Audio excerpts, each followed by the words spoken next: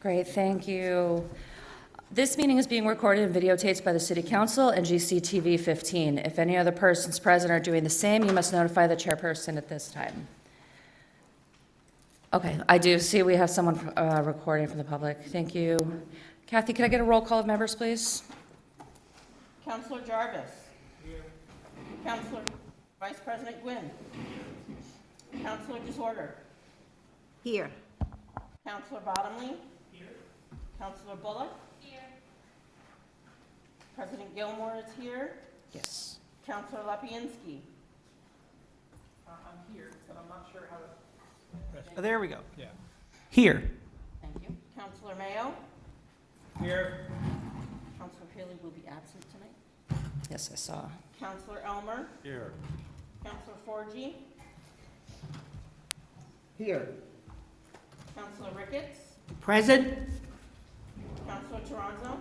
Here. Madam President, you have a quorum. Thank you. Next, we have the Pledge of Allegiance, and this is voluntary.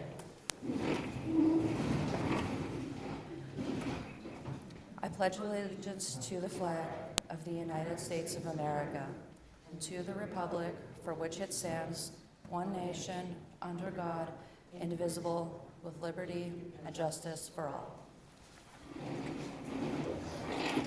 Thank you. Do I have a motion to approve the March 16th, 2022 City Council meeting minutes? So move, Ricketts. Second, Forgy. Did you get that? Okay. Any discussion? Yeah, I have a couple of corrections to page 11, which I believe is page 11 of the whole agenda, but that's the page number I have.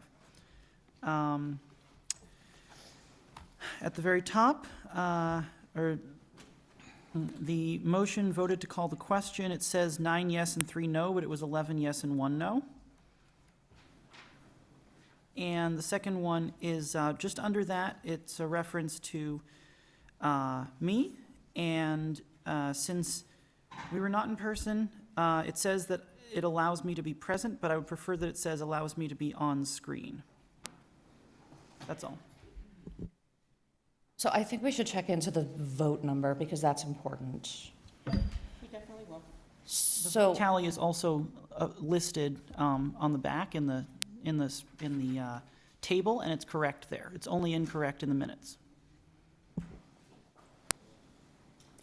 does anyone else have any recollection of this? If not, maybe we would table it and make sure that they're correct. One yes and one no. Mhm. So this one is the one that's Yes. correct? Yes. Okay.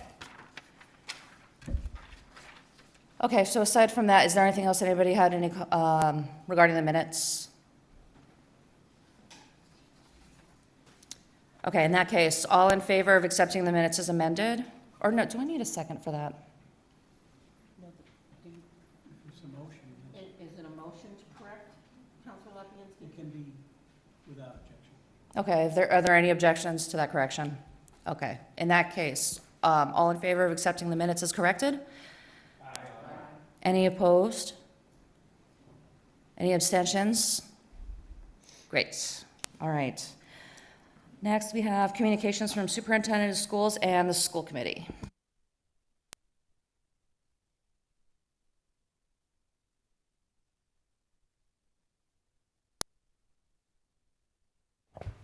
Hello, everyone. You just get me again this month. It is April break. The superintendent is on a much-needed and first vacation since August, so we'll let her have that. I didn't prepare a whole lot. And many people have started to ask when the last day of school is for the year. I used to count snow days. Now I think we should call them emergency closure days based on our previous experience in the past 2 years. And barring any emergency closure days, the last day of school will be a half day on June 16. And I think that's about what I would cover for tonight unless there's questions. Does anybody have any questions? Okay, you're off the hook. Thank you. Have a great night. Okay, and then I have communications from the mayor, city officers, and employees.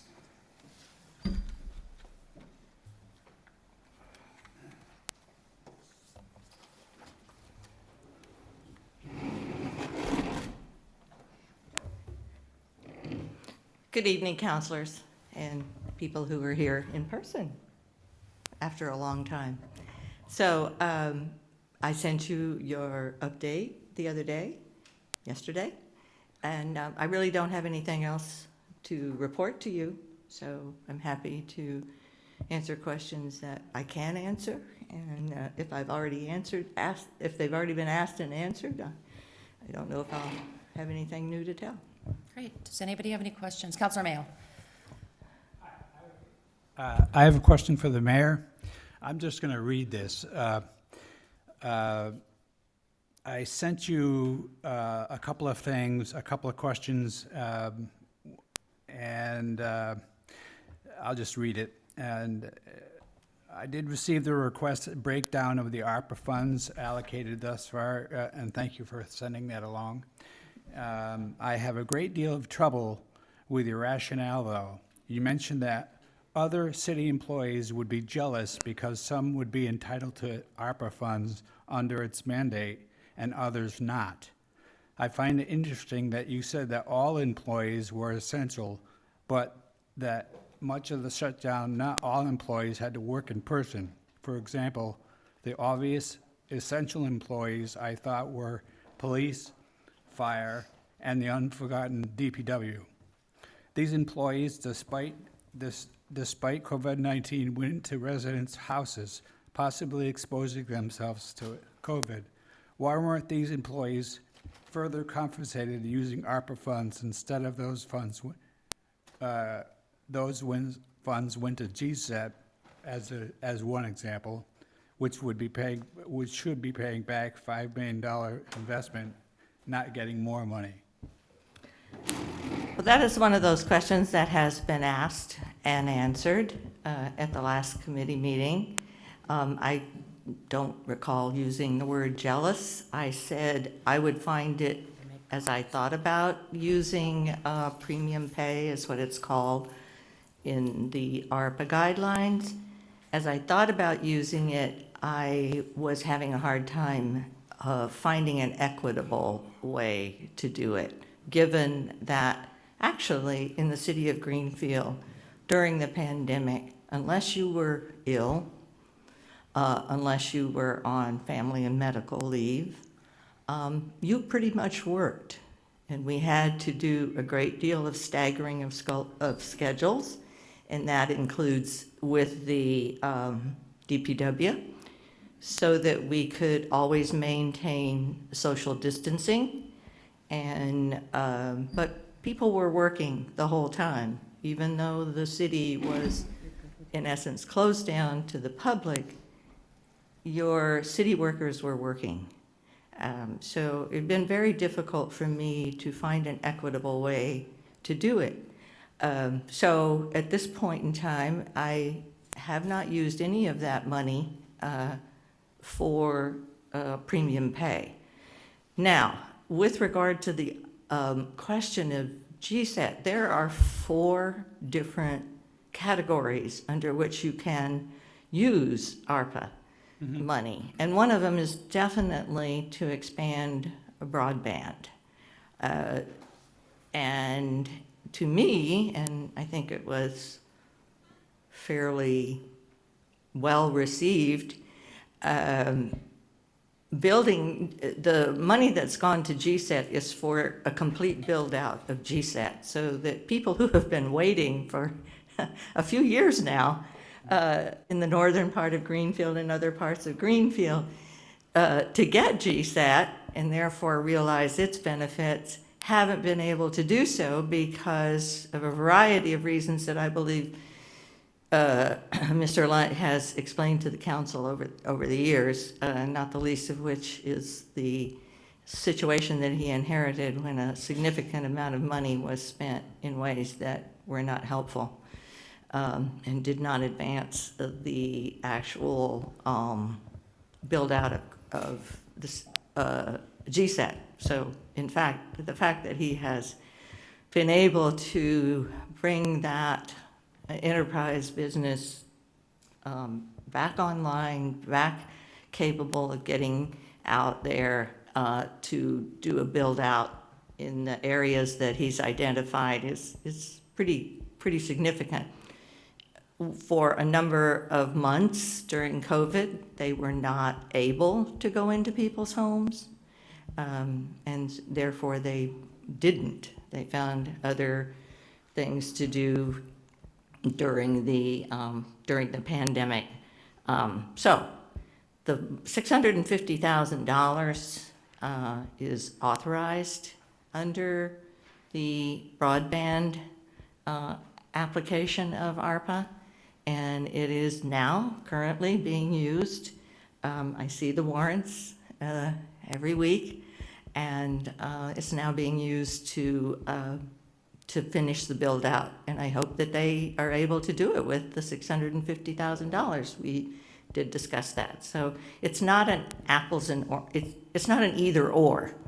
There were 4 different ways in which I could spend that money. Not to say that I'm a. So, not a actually, Councilor Mayo, before you go on, because we did talk about this last month, I think that there's a little bit of a miscommunication, so hopefully, if I'm able to clear this up, there are certain ways that the mayor was allowed to allocate that money, and premium pay was one of those options, but it wasn't a requirement. I think that's where the misunderstanding lies. That is correct. There is no obligation under the federal government to apply premium payment, and different communities around us are doing it in different ways or not at all. If I may, you said that it's, GSET did not go into the homes because of COVID, but the DPW did. I don't believe so, sir. I think you're incorrect. Well, They, We can- there was we have sewer- people here who can sewer and water answer that. issues. There I'm- were sewer and water issues that the employees had to go into. I'm sure if there was an emergency, yes, that did happen. Yes. With the permission of the people who were there. But in general, that was not something that they were asked to do. So those people. Nor were they allowed to do in many cases. So those people were not deemed to get a premium pay. It's So I not, don't think anybody actually got premium pay through ARPA funds. that is correct. No one did.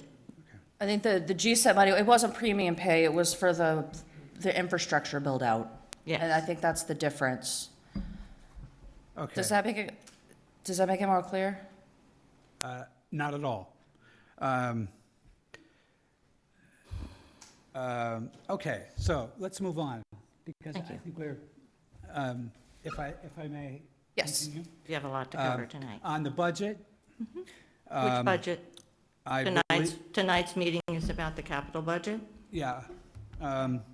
I believe and have heard from at least a dozen people from either the phone or via email that they feel the police department budget is extremely bloated, asking, for example, an on-site car wash.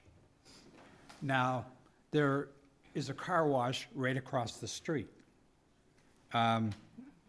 This is ridiculous when the local car washes and needed businesses when there's literally one across the street. Why has the DPW, the underdog of the city, when it comes down to funding, been cut again? Is it any wonder that there are so many vacant positions open? Morale from top to bottom is in the dumpster. They continually are doing the work for caring for the city streets and infrastructure with fewer and fewer people. Bloating in other parts of the budget should go to the DPW instead. Point of order. Thank you. Yes. This is on the agenda as our main focus tonight, both Yes, the I was police gonna- department and that, so I'm not sure why we're asking questions Right. at this point. I was going to ask Councilor May if you can hold, because Chief Hague is going to give his presentation later this evening. That meeting wasn't recorded like the other Ways and Means meetings were, so I thought it was important for all the councilors to be able to hear that. I haven't seen him, but I thought he was attending. He was invited. Is he up next? I thought so. Well, I can't pretend to be the chief of police. So, thank you. You're talking about two different budgets. I don't want to argue about it this evening. Your agenda items this evening are on the capital budget. I think he can explain to all of you again, for those of you who have heard it, and anew for those of you who haven't, what the difference between a Sally Port and a car wash are, and why, among other things, the Sally Port needs to have one. Thank you. Did anybody else have any questions for the mayor? Okay, thank you. So, I did invite Chief Haig to attend tonight. I'm not sure if he's going to be able to join us. If we wanted, I could entertain a motion if we were so inclined, to suspend the rules of procedure and move public comment next on the agenda, and then save communications from Chief Haig until after that, but I would need a motion. So moved. Toronzo. That would be great. Point of order, if we Yes. don't do that, then isn't public comment next anyway? Public comment is next, yeah, anyways, yes. Because if he's not here, then we don't have to suspend the rules of procedure for public comment to be next. That would only be necessary or useful if he was on the way as we speak. Am I correct? I don't know if he's going to be attending this evening or not, but I don't want to waste a lot of time, because I know we've got a pretty hefty agenda ahead of us, and people would like to get home at some time Got it. before midnight. Yeah, because he could walk in, so good point. He could. Thank you. Okay, so I have a motion and a second. All in favor? Aye. Any opposed? No. Any abstentions? Okay, great. We're going to start public comment. And I'll go get the sheet.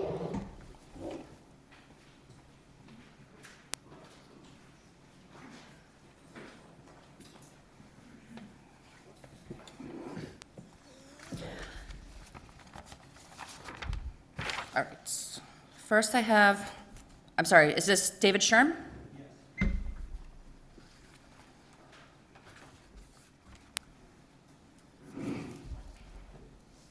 Hello, I'm relatively new to the city and town here. Moved here 19. I'm sorry, I hate to interrupt, I'm sorry. I need you to state your name and your address for the record, and then you'll have 3 minutes. Okay, David Sherm, 375 Barton Road, Greenfield. All right, moved here relatively recently. I understand there's going to be a outdoor pot farm over on Country Club Road. I'm opposed to it. There are 125 homes between the underpass and Barton Road that are going to be directly affected by this. I understand there's going to be 3 100,000 grow sections, plus drying buildings and so forth. The road system over there is going to be impacted by this. There's no egress for large vehicles underneath the underpass. So everything is going to be going over to Barton Road and Leiden Road. The smell from these plants is evidently horrendous. There's been trouble in Pittsfield and other areas where they've had to increase the setbacks to 500 feet, and even then it was obnoxious to the homeowners in that area. Evidently, from what I understand, the drying period is from July or August through November. That would mean that people who are over there are not going to be able to use their outdoor spaces during that time. It's also going to devalue their homes. There's going to be 35-foot tall buildings plus a grow farm. I think it's outrageous to do that without any clear benefit to the town. If there is a clear benefit to the town, I think everybody would like to hear what it is that would offset the cost to these people's homes. Thank you. Next I have Pamela Goodwin.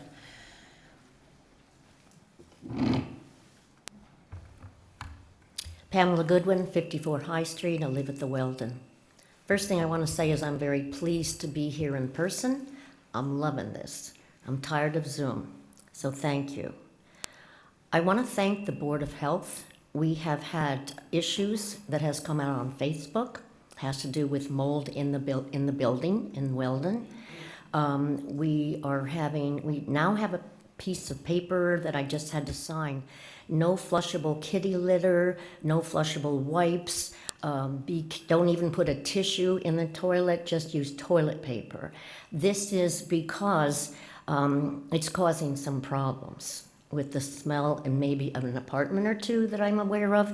But I wanted to say that I bet Marlowe, I can't speak for him, but I think that because we live in New England, these sewer pipes and water pipes are pretty ancient. So I don't know who invented kitty litter that's flushable. I think it's a huge mistake.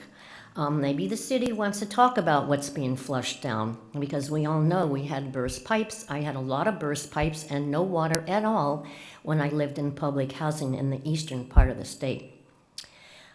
Secondly, I want to urge that there's a proper lunt property cleanup. I just was on the front page of the paper wearing my sun hat. I can't be in the sun because of cancer. And the DEP was there, the Board of Health was there, and several of us were there with our signs. So we welcome, I was a member of, I think it's called PIP, and we're welcoming further in-depth study with correct scientists, because we know that that is a toxic environment that's carcinogenic. I'm a 4-time cancer survivor. I don't really want to go to the DT office. I wouldn't work there if I had to be there on a steady basis. So please work on that, the city of Greenfield. I have been a dedicated member of Housing Greenfield for several months, I guess years now. This was a town when I was born. And now it's a city with a whole different framework of government. I have recently been elected to a state public housing board. We're working on a convention right now. We had one when I was elected with 4 other new people. And this has been an inordinate amount of my time, and I'm sad to say that I've had to give up world peace. I used to go over there on the common. I have just had to say Housing Greenfield with the wonderful people in that group. That I have to step back because there's just not time in my hours. I've been an activist for many, many years. You could call me a raging granny. We lobby all the time at the State House. I'm used to doing it in person, and we are now lobbying like heck for public housing. We never get the money we need, but we just won something that was wonderful. And we also won resident service coordinators. I'm pretty sure Greenfield will get that magnificent person too. I thank you for your time. Thank you. Next, I have Alan Collins.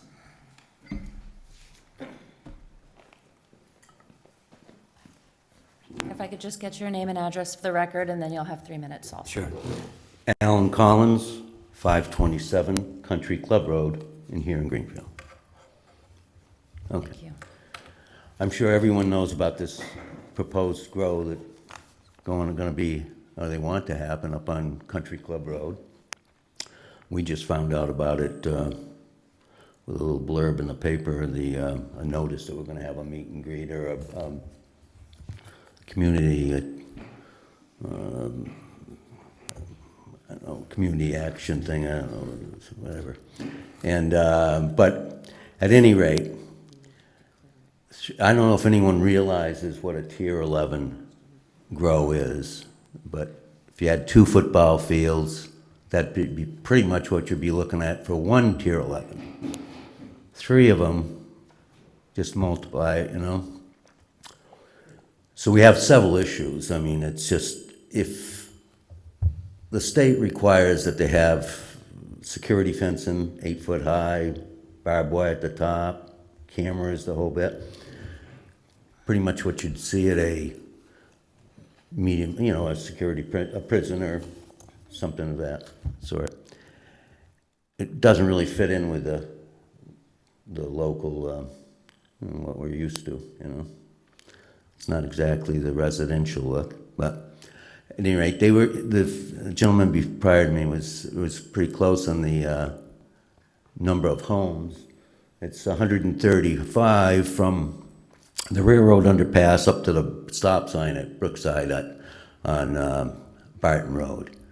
So that's about $36 million worth of assessed property values at whatever it is, 22, 32, whatever. They're going to take a hit if we have a grow like that going on. The stench is just unbelievable, they say, and he indicated, again, that there was addressed in Pittsfield, where they had started out with a 300-foot all the way around the butters, property line setbacks. 300 didn't work, the people were up in arms, and they didn't have as heavy a residential area as we have. So they changed it to 500 foot. 500 foot didn't cut it. They still had the same issues. It could have been a half mile away, it wouldn't have made any difference at all. That terpenes from those plants just travel. So they said, that's enough of that. We're putting a ban on any outside grows. Pittsfield has inside grows, as well as a lot of other communities, and they can control the inside grow through filtration and whatnot. But they can't on the outside. Your Mother Nature takes care of it. The wind blows and the stuff flows right across you, and that's the way it is, you know. And you can't, anyone that's I've spoken with all the way across the country have said the same thing. The growers as well as the people that are involved nearby with it, to say you can't, outside grows, there's just no way to control that smell from the terpenes and whatnot. I thank you, Alan. That was, the timer just went off. That's the problem, 3 I know, I'm sorry. I have to be fair to everybody. Thank you for your time. Thank you for coming. Please think about it. And then I apologize if I get your last name wrong. Ruth Gemperlin?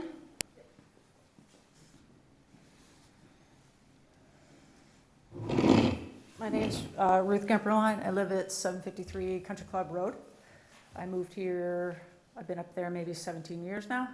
Came down from Vermont, where I was a state trooper up there. Was really happy to live in Greenfield, but I've seen things go really south in the last few years, and this, I'm not right on top of this, but I'm pretty close. I ask you to put yourselves in the place of where these people live. Go there, go sit there, or go see what it's gonna look like, feel like, smell like. The traffic there is horrible now. Out on Barton Road, you might as well call it Route 5. There are tons of walkers, tons of bikers. It's part of the Franklin Bikeway. We're gonna put up barbed wire in these massive, massive buildings. It's ridiculous. It's just not the right situation. There are right situations for this. This is not the right one. But I urge you to go. If you haven't, look at that location and feel those neighborhoods. And tell me you want that where you live.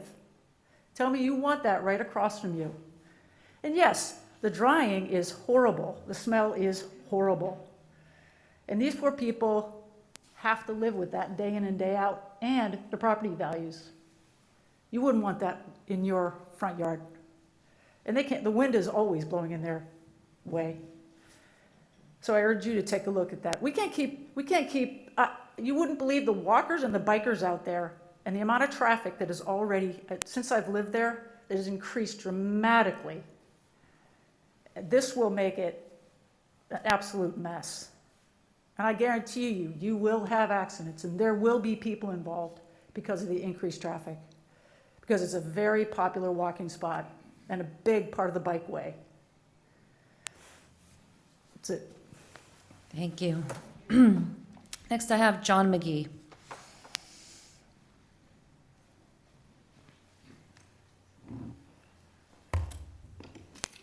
Hope this works through the mask. John McGee, 14 Green Street. Thank you, everybody. I just want to say, we're in the middle of budget season. This is a slog. I appreciate that it's hard work, so thank you for everything you're putting into it. Yeah, I'm just here, I'll be brief, asking you to reject or reduce the police station upgrades. I would love to hear an explanation for why we should spend $1 million on a car wash in addition to the Sallyport. The plan last year was for $290,000. I'd like to know what changed about that plan. For $290,000 for the Sallyport was the estimate last year. Also, $700,000 for the parking lot. I would love to know why the police station parking lot is going to cost quite that much. There's a lot of curbs, stone curbs in the plan, a lot of rebuilding the existing covered parking. It's just not clear to me why this has to be done. Especially when the fire station is $5 million over budget. It's taking up a lot of our ARPA funds, being that far over budget. We have lots of other needs in this town, so I would just ask you to consider those things and reduce or reject the police station upgrades. Thank you.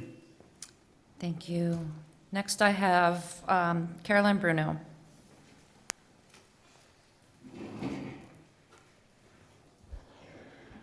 Hello, I'm Caroline Bruno. I live at 92 Peabody Lane.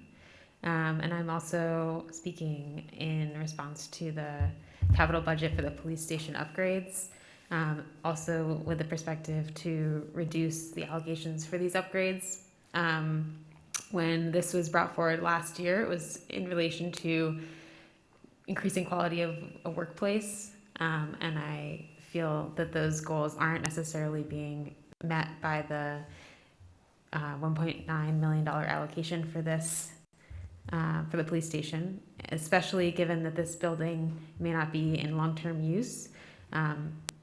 Putting in expensive upgrades at this point doesn't seem to make sense for the long-term future of the town infrastructure, given especially because of other ailing town buildings such as the Sanderson Street complex, schools, and environmental cleanup at the Lunt property, which will have a bigger impact on the health and wellness of our community.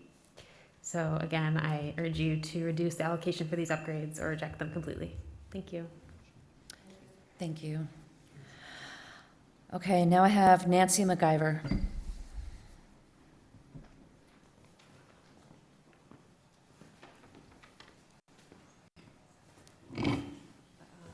Nancy MacGyver, 20 Plantation Circle, Greenfield, Mass.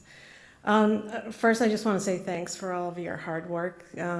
After speaking to many of you lately and emailing, I've recently become aware of how much work you're actually doing. So I just wanted to review some things that might impact your decisions on a zoning change. I've done more research than I probably would ever have wanted to on marijuana, but here's some of it. So just to review, what's proposed is 3 Tier 11 grows, which is 90 to 100,000 square feet, which would be approximately 3,000 to 5,000 marijuana plants.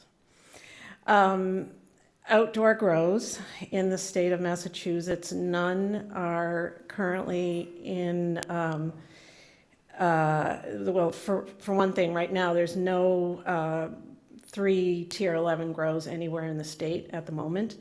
So I'm just going to go through, there's several more outdoor grows, but I have about 10 that I reviewed.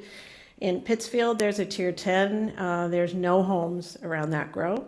In Wareham, there's a Tier 11. There's no homes around that grow.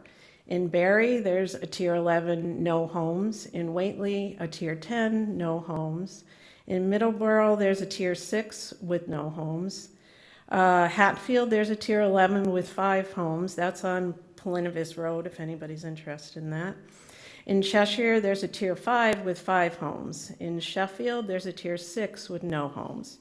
In West Stockbridge, there's a Tier 1 with 9 homes. In Conway, a Tier 11 with 5 homes. So, as I said, there's no facility in the state that has the amount of homes that this facility would be potentially around.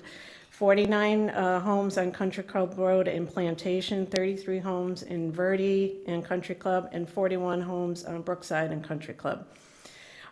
We are zoned RC, which is rural residential, which specifically says that it should be low residential. I'm not sure how you can call low residential with that amount of homes. Country Club is a very busy road, as has been said. There's many children, especially now. There's more children than there has been in the past. There is many pedestrians. There's the Franklin County Bikeway, which has contributed to that, and there's also no shoulder. There's no sidewalk, no shoulder. The last thing I want to say is I know that the Facey Farm grow, which is a tier 11, is happening now. I've driven by that. It looks like an appropriate spot. There's not homes that are close to that. It's set way back, and that's it. Thank Thanks. you. Okay, next I have Otis Wheeler.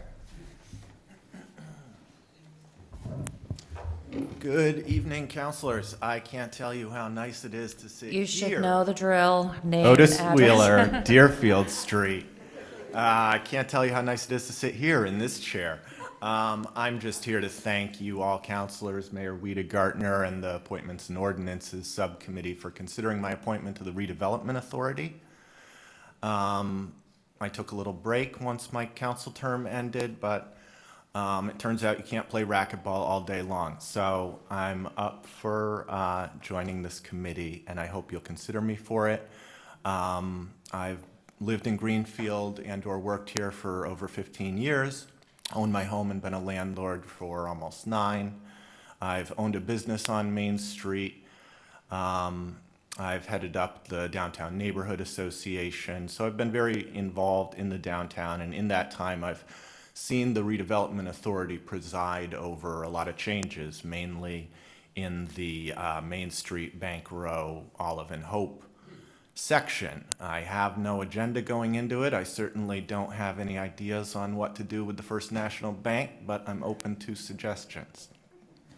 I hope that you will all consider this appointment, and I thank you for your time. Thank you. Now I have Ella Condon.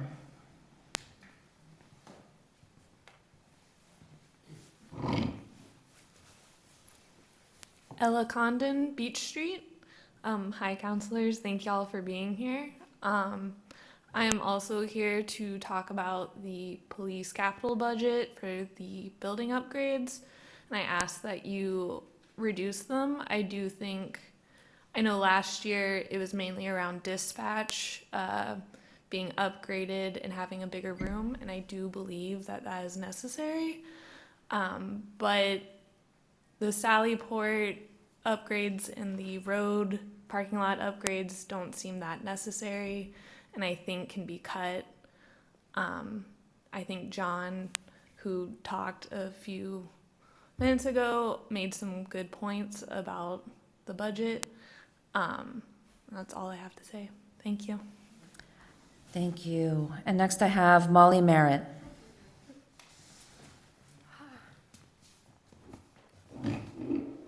Molly Merritt, oh, that's so loud. Solar Way, Greenfield. I also just want to echo my appreciation for all the hard work that I know you put in. And I know you're really busy right now, so a big appreciation to all of you. So I'm also here to express my strong opposition to the $1.9 million allocation for the police station upgrades. I am urging you all to reduce this allocation at least by half, or either to vote to reject it. Like others have said, the $1 million on the Sallyport seems really excessive. The $250,000 for the parking lot similarly just seems like a huge number, especially when we have so many other urgent infrastructure needs in our town.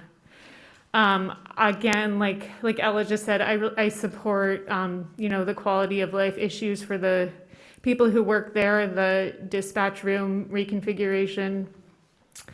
I know there's some other issues like water mitigation and reconfiguring the booking areas. I wish there was a way that we could just cut this budget in half and do the things that were actually going to improve the working environment for the people who work there, and skip the things that are really unnecessary in light of all the other really important projects that need to be done in this town.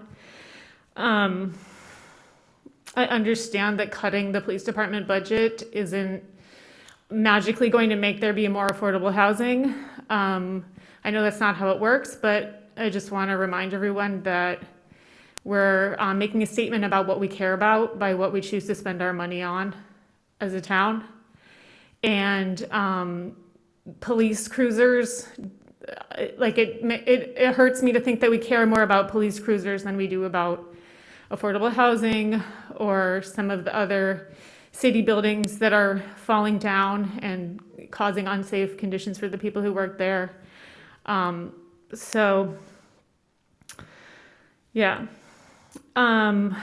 It is really nice to be here with you all in person, but I'm also really concerned about the accessibility issue, the aspect of removing the remote option for council meetings and other city meetings.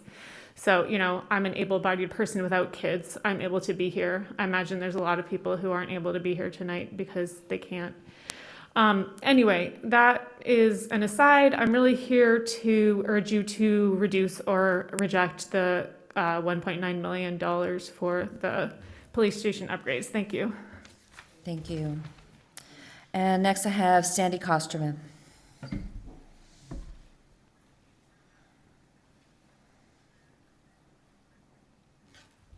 Good evening.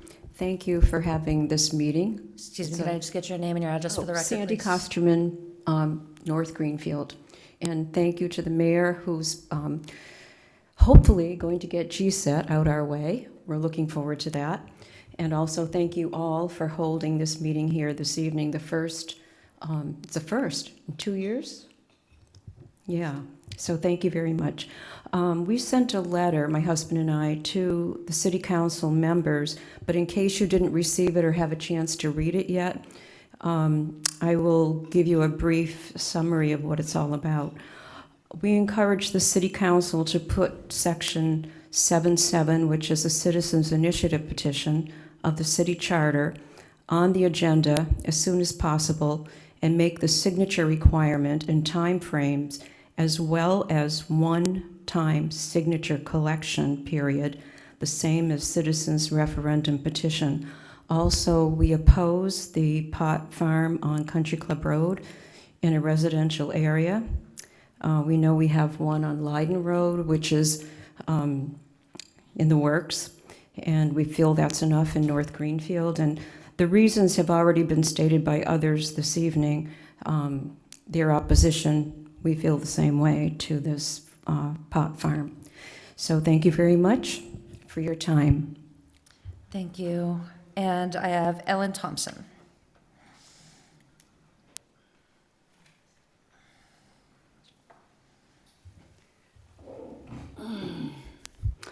Ellen Thompson, Greenfield, Mass.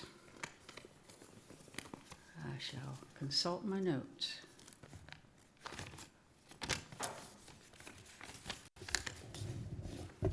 We have a town, not a city, in spite of our public servants wanting to call it that so they can grab more and more grants. Still, taxes stolen from the people, while taking the people's money through criminal property taxation and funding things that are not beneficial for the people of Greenfield, who fund everything, who owned everything. You people are called to be good stewards of the money that you are supposed to provide services to the people, and you're not doing that. Where's the money going? We're talking about vast amounts of money. Our library belongs to the people. For years now, we've been told there's not enough money to keep it open very often. Really? Where did that money go? There are less workers at the DPW. They take care of the town's infrastructure. For the amount of taxes that you're taking, our roads should be pristine. This sounds to me that you people are spending money like it's water, with no sign of that ending. We didn't ask for the huge expenditures that you're imposing on the people of Greenfield. We have a library. We have a fire station. We don't need a poorly designed and placed parking garage. We don't need to have our parking downtown stolen from us.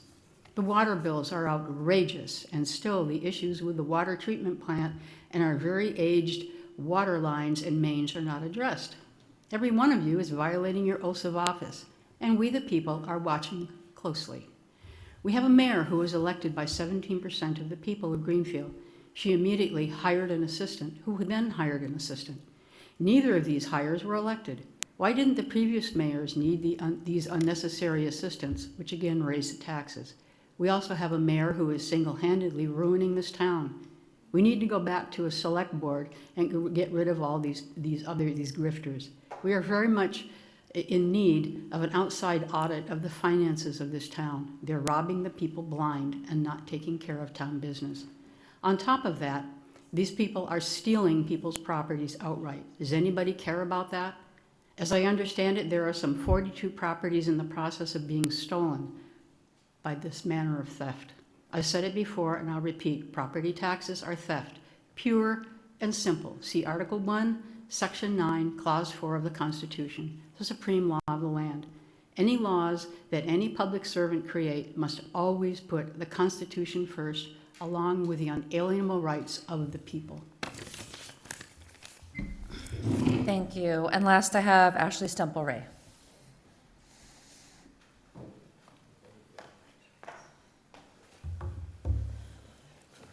Well, hi everybody.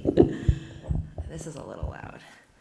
I'm really happy to be sitting here Get your tonight. name and address, please. You both forgot. I'm not used to sitting on this side. I'm sorry, Ashley Stumple-Ray, 277 Conway Street here in Greenfield. I want to say hello to my former colleagues and hello to their new colleagues. And I want to thank you for your hard work during budget season. You guys are in the throes of it with the Capitol tonight. By all accounts, you're doing a great job. I've been watching on Ways and Means from home with my little girl. I came here tonight to talk about my potential appointment to the GRA, but I did want to take a little bit of your time to talk about something that is near and dear to my heart, and I think everybody in this room, and that's speeding in Greenfield. It's not a new issue. We've heard about it for years. I think one of the lasting impacts of the pandemic is that people might have forgotten to drive, because I feel like speeding is at its all-time high right now, especially now that the warmer, nicer weather is upon us. So I want to encourage, I work from home on Conway Street, and so I get to see all of the cars driving all day long. And there's businesses, there's residents, there's visitors to this community, but there's also departments of this very city who are speeding way too fast down our community roads and streets. And I want to thank the DPW and Director Marlowe for taking the signs and taking the time. We have a few of those radar signs, and the DPW are such great people. They take them and they rotate them throughout town because evidence shows that those signs work. When folks see that they're speeding and it becomes not this subliminal thing, when they see what speed they're going, they slow down. But that only works when the sign is there. So when the sign is removed from that community, the sign goes away, and so does the speeding. It goes up. And so I want to encourage you guys. I know there's a lot of stuff on our plates. We're talking about different styles of police, infrastructure being funded. One thing that I think we really need to invest in as a community are more of those radar signs. It's a little way to deter speeding in our community, and all people from all walks of life can agree that these signs make an impact in our town. So I just wanted to put that bug in your ear. And then I know I don't have much time left, but I want to thank A&O. You guys have so much on your plates right now. So to hear our possible appointments to the Greenfield Redevelopment Authority, I want to thank you for taking the time to do that. I'm very excited and looking forward to filling a vacancy on this committee. I joined the ranks of community service here in Greenfield back in 2015 on the SGIC, Sustainable Greenfield Implementation Committee, only then to join the council and serve for 6 years on the premise that I am so passionate about the renaissance of our little vibrant city. And I think this is a great way for me to refocus my energy and to contribute back into Greenfield. My time is up. I hope that you'll take me, and I look forward to potentially working with you all again. Thank you. Thank you. All right, that's it for public comments. Was there anybody else who would like to sign up who didn't get a chance? Okay, seeing none. How long? 15, 20 minutes? I don't think we want to hold it for that long because the deputy chief is here. So Would you feel comfortable giving this presentation, or? Okay, I hate to put you on the spot. What happened was we were recording all of our Ways and Means subcommittee meetings so that all of the counselors could hear from all of the department heads, even if they weren't able to attend at that time. And this one didn't get recorded. And not every counselor was there. And I know I was there, but I still wanted to review it the next day thinking I had more time. So I'm sorry to put you on the spot, but not everyone has heard the presentation. I'm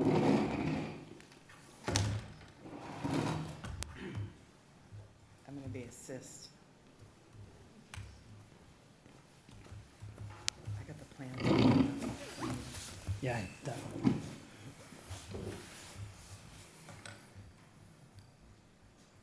So the Capitol Police, this is the floor plans. That's the order, and if you can't see it, you can make it bigger. Great. I'm much better at answering questions than making the plan on itself.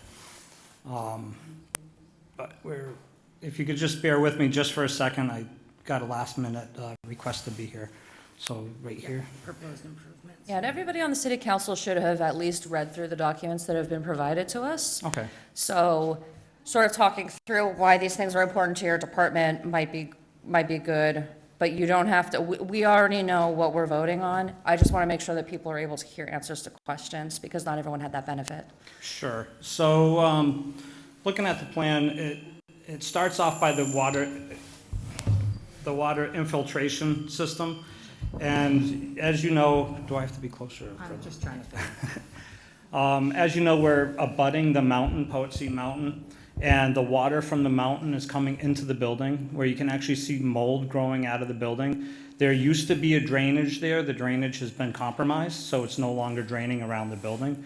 So that one is pretty self-explanatory. The Sally Port. The Sally Port is what people seem to have the most contentious feelings about, and I can explain to you about that. When we first got into the building, there was no Sally Port whatsoever. We ended up needing to have a place to put large items and to bring prisoners into the building and protect their privacy from people in the public. So we put up a tin structure. It's the cheapest alternative that we could have, but we quickly learned a couple of the problems with the tin structure. One, it's dangerous for the officers. It's made out of tin. Tin is sharp. A lot of our officers have gotten injured going in and out of the doors. So that's a pretty obvious problem there. Another issue is it's not insulated. And as you know, we live in New England, and 6 months out of the year, it's freezing cold. So that's a problem when we're trying to wash our equipment. And it's not just washing the outside of the car. I mean, we learned definitely during COVID that we have to disinfect our cars.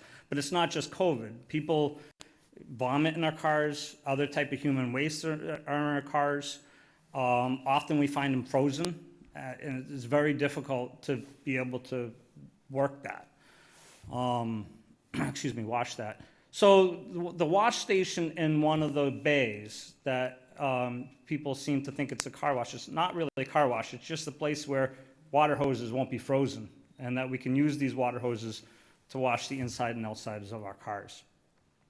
The other problem with the Sally Bay that we have right now is that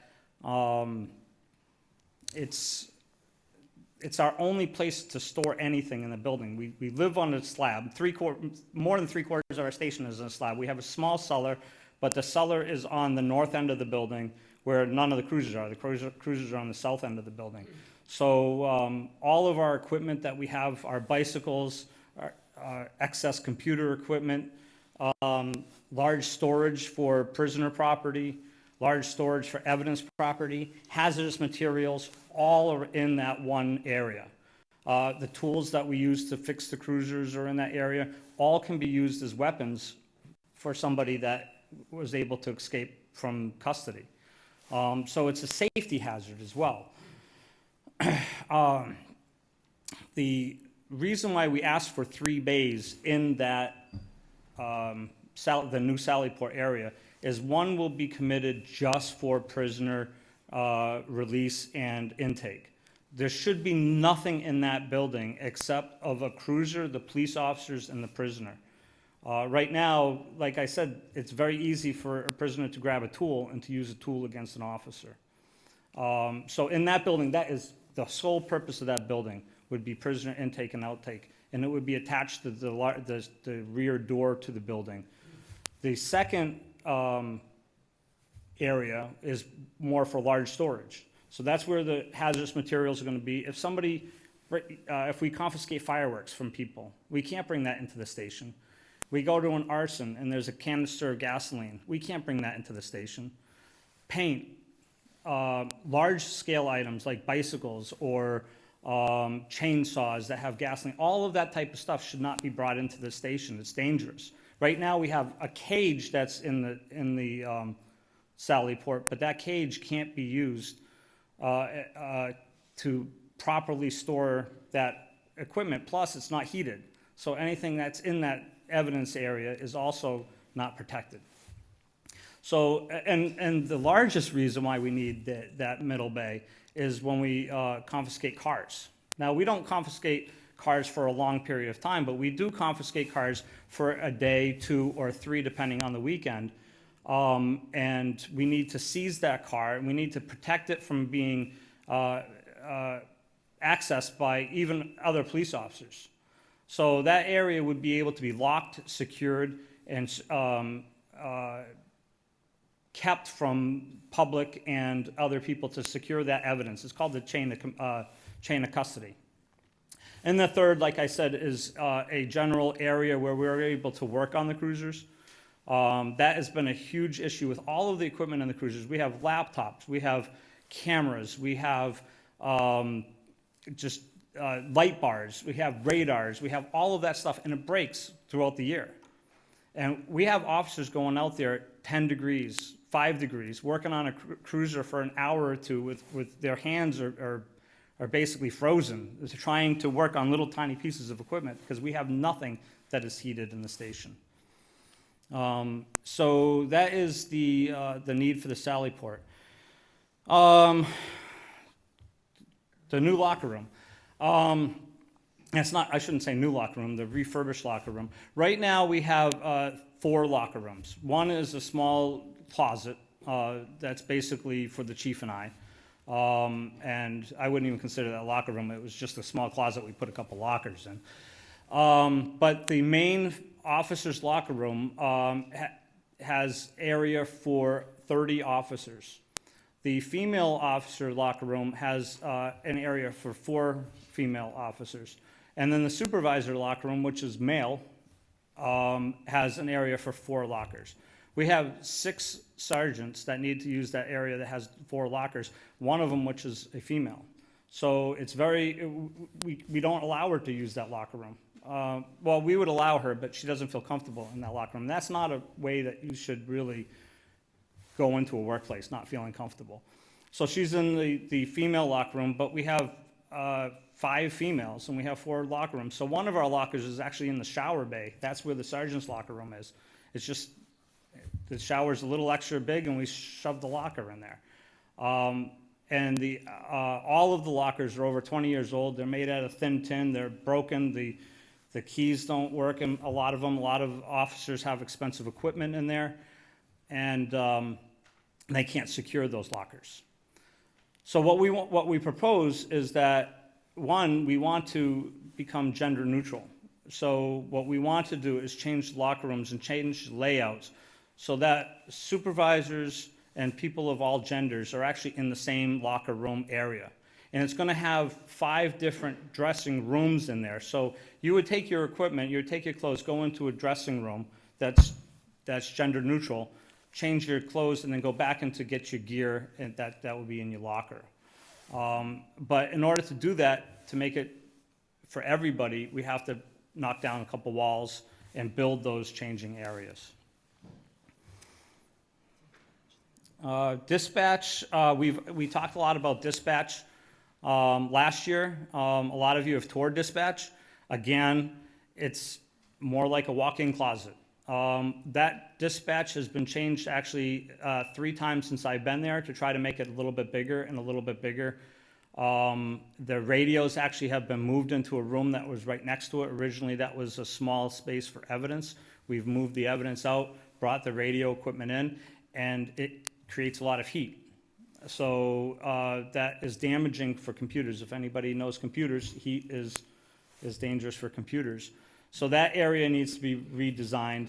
The area of which the dispatchers are in is they don't have any windows to be able to see the outside world.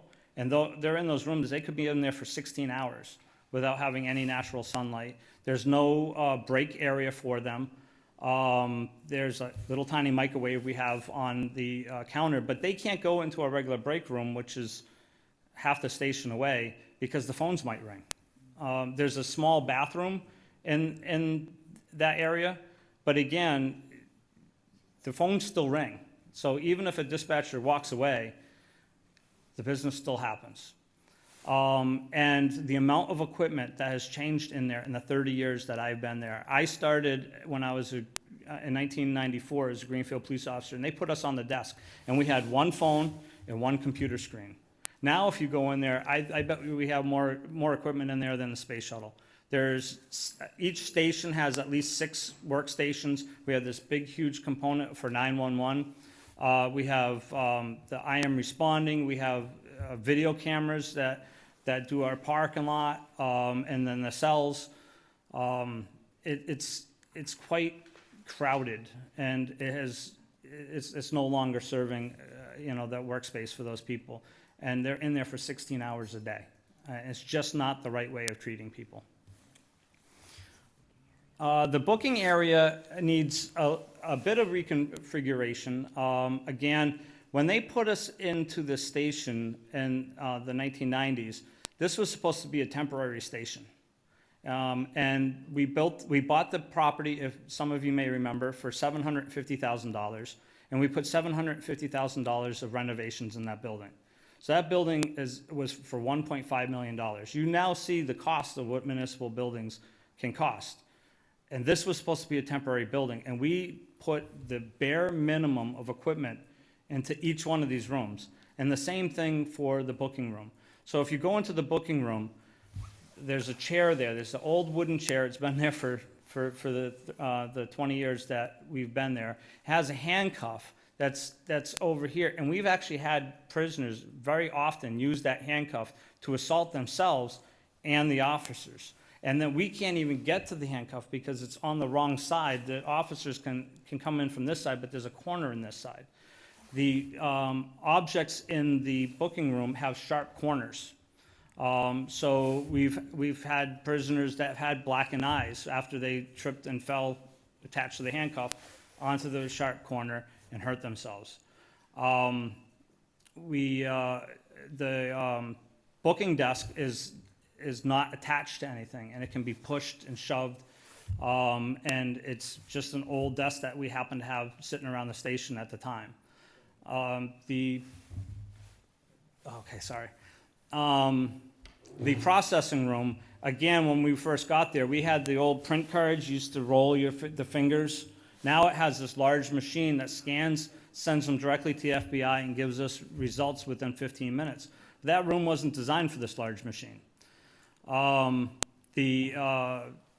have the breathalyzer machine. Again, we didn't have at the time, and it takes about half the table. So the area is just, one, it's dangerous for prisoners, it's dangerous for the officers, and it doesn't hold the equipment that we need to have in there anymore. The reconfiguring, is this for next year or is this year? This is this year, right? Priority second year. So, Yeah. so should I go on to this, or? I think you should talk about it. So the parking lot. The parking lot, one, hasn't been paved since I've been there. So the pavement's 20 years old. It's crumbling. A lot of there was islands in the parking lot that we had that were torn out and kind of patched over. The lines are there. The lines are no longer there. Although those are kind of small expenses. There's handicap signs that are bent over. But the larger problem, if you've been in our parking lot, we're up on that big hill. And then there's a guardrail that used to be there that would prevent our cars from going up and over the hill down to the car wash station. That's been removed. It was removed about 10 years ago. And there's a cliff there. And every day that I come in, I'm praying that I don't see a car hanging over the cliff. You have icy conditions. The drainage at the end of the parking lot, if you go there, you'll see cones there because the drainage is falling apart. I went for a walk the other day and I stepped on that drainage and almost fell through. So the drainage needs to be redone. The guardrail needs to be redone. The blacktop needs to be done over because it's crumbling. The carport that we have no longer actually fits the cars, and we're damaging the cars when we're backing them in because there's only about an inch on each side of the mirrors. And we've sideswiped a lot of cars, a lot of the cruisers as they back into that spot on the wooden poles. The cars hang out because they're bigger now. They're SUVs. When we bought them, they were smaller cars. And the ice will fall off of the metal roof onto the hoods of our cars. And then there'll be a big lip there when you try to drive over because the snowplow can't clean up that area very well. So the plan is to redesign that carport to make it be able to fit the vehicles, to bring it closer to the center of the lot, to make them more pull-through, and to have better clearance for those cruisers. So is there any questions that you guys have? Because I'm really much better at answering questions. Yes. Or who? President Gilmore, right? I'm sorry, I didn't see who raised their hand first. Can I put you on the honor system? Councilor Elmer, go ahead. Oh.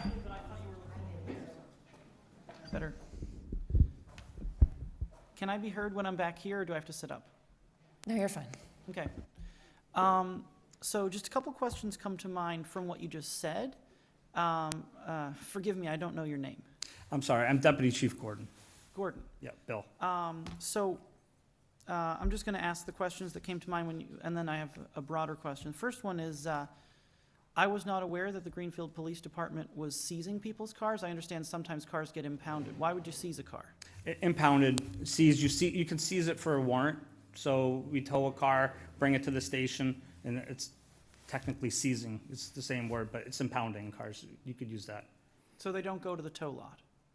Some of them do go to the tow lot unless they need a warrant. If they need a warrant to be able to search the vehicle, then we can't bring it into a public tow lot. We have to be able to have the vehicle in an enclosed area where it can be kept securely from public and other people from interfering with the evidence. Okay. My second question relates to the locker rooms, and I appreciate some of the motivation behind it. I'm a big fan of being gender neutral. My question is this. One of the reasons for it, as you said, is the comfort of female officers and male, any officer. If they're not comfortable in a locker room, how are they going to be able to go out and do the dangerous job that the police supposedly have? That just doesn't seem realistic to me. Isn't, violent crime more of a discomfort than a locker room? Well, everybody deserves a place to be respected when they work, and so do our female supervisors. And a female supervisor that is not treated like the other supervisors is not making it a comfortable work area. Not comfortable as in like sitting on a nice comfortable chair, but being treated the right way.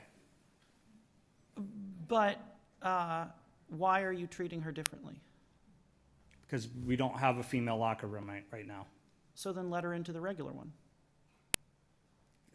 We asked her if she would like to do that, and she does not feel comfortable getting changed in front of the male supervisors. Yeah, so I don't think that we want to go down this road. I think that there are women who might feel uncomfortable changing in front of their male coworkers for a number of reasons. But if we could stick to, the merits of funding this proposal. I'm discussing the merits.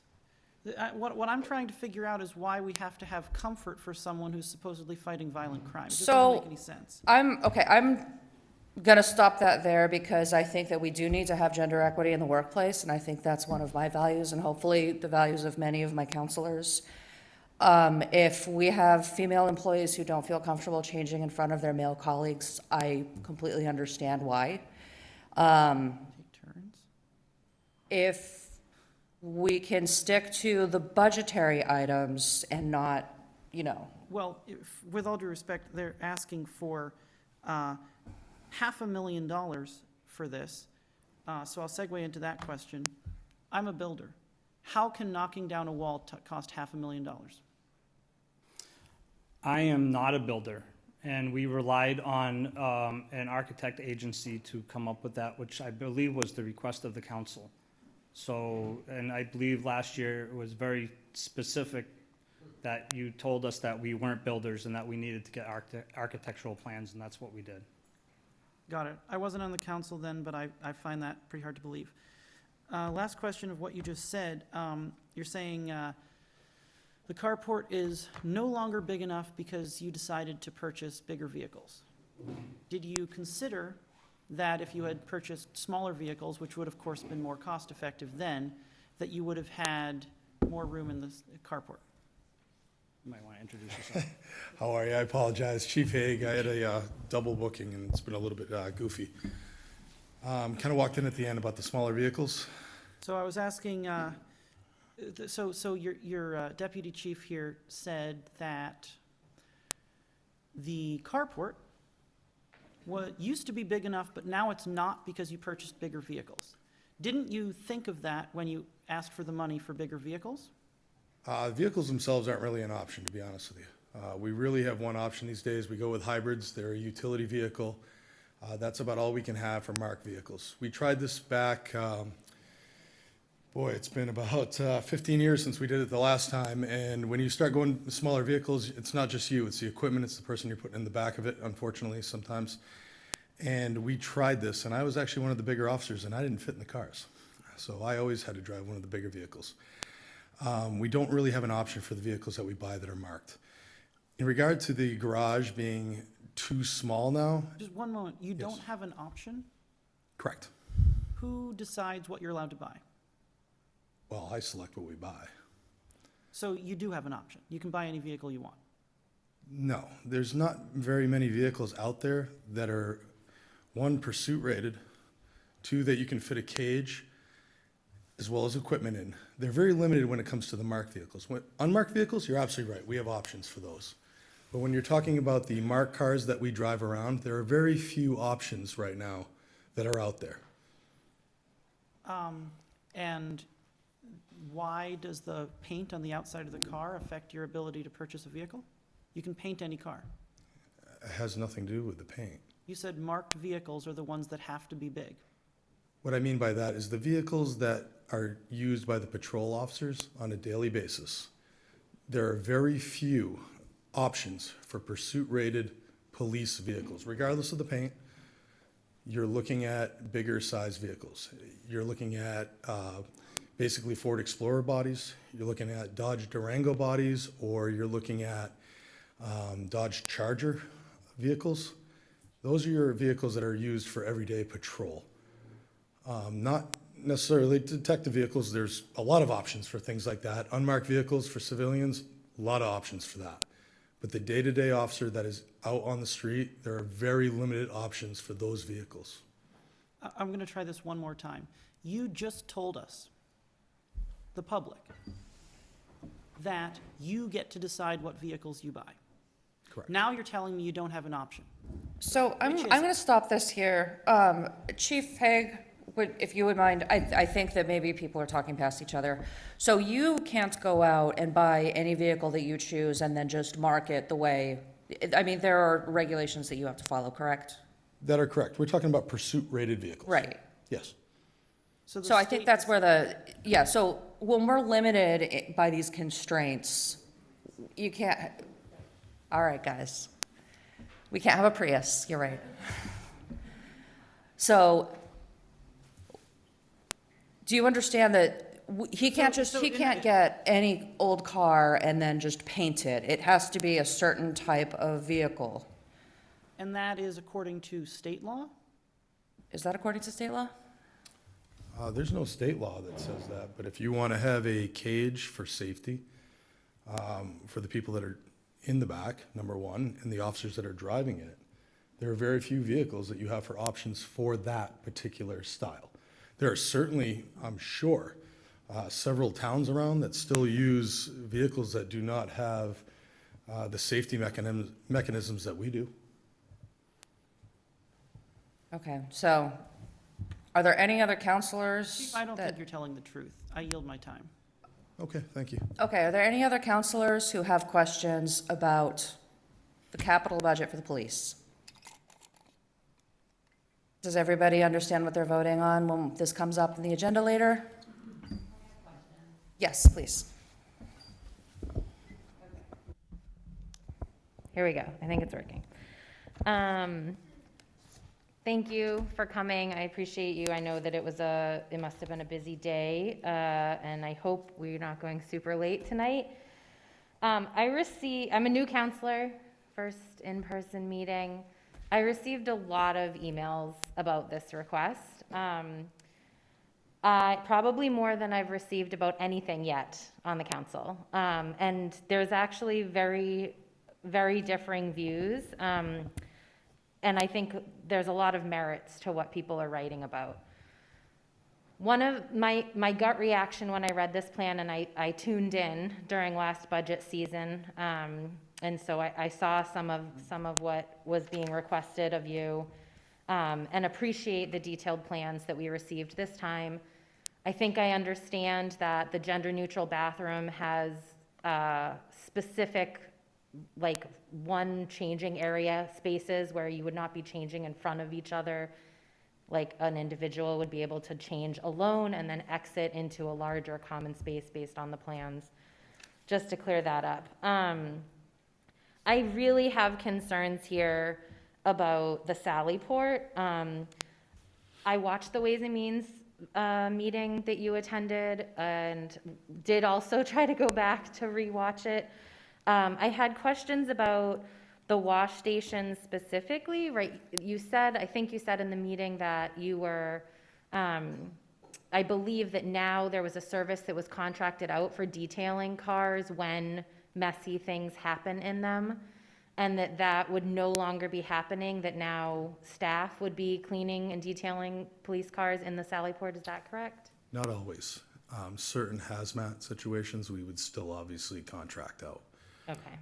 Day-to-day washing, as well as the occasional bodily fluids, we wouldn't. But there's certainly times that we would still contract out for a hazmat type of cleaning. The cruisers have plugs in the back seats, so you can wash out the back, they drain. Currently, right now, we pay privately to have the cars washed. In the summer, it's a little bit easier. We wash outside, but then we are outside washing the vehicles. It would be used as that and other. You'd have the ability for multi-use.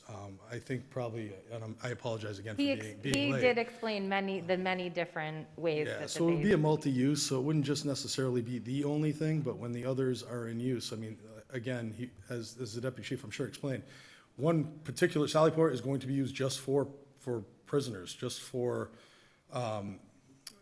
security points to get inside the building. There won't be any extra stuff that's in there like there is now if you come and see. We have cages and boxes and things that are not safe. The middle would be for, the evidence, the bigger stuff now that we're talking about that are still in that other side right now. That's what that middle portion would be used for, or the end, depending on how they configure it. And then you would have that additional bay for any general maintenance that needs to be done that we can do there, and cleaning. It would be an ability to have something in the wintertime that you can utilize inside. Even the subcontractors need a place to. I have another question about how many, do you know off the top of your head, I tried to find this through a few Google searches over the last week, but how many people in Greenfield are arrested per year? Off the top of my head, I don't know. We can't, about 300. That'd be safe. maybe 300-ish Okay. physical. So Yeah, maybe one a day, two a day on a busy day. maybe. Yeah. Okay. So I have questions about why we need a dedicated bay just for people who are arrested. Oh, wow. When you're only arresting one person per day and you're gonna then have 2 extra bays that are there. Great question, and I can answer it just with simply safety. One arrest can go very bad very quickly. One person gets combative, and we have 2 people going over, and we have an officer backing into something that could hurt them or hurt the person that we're bringing in.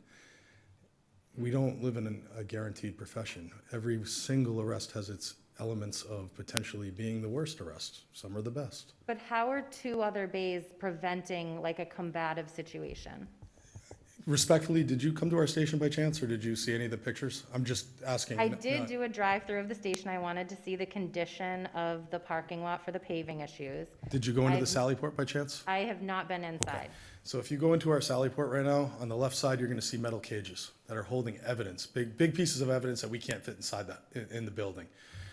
As well as things such as the vacuum cleaners, the bicycles for bike patrol, racks on the walls with those bikes on there, trash barrels.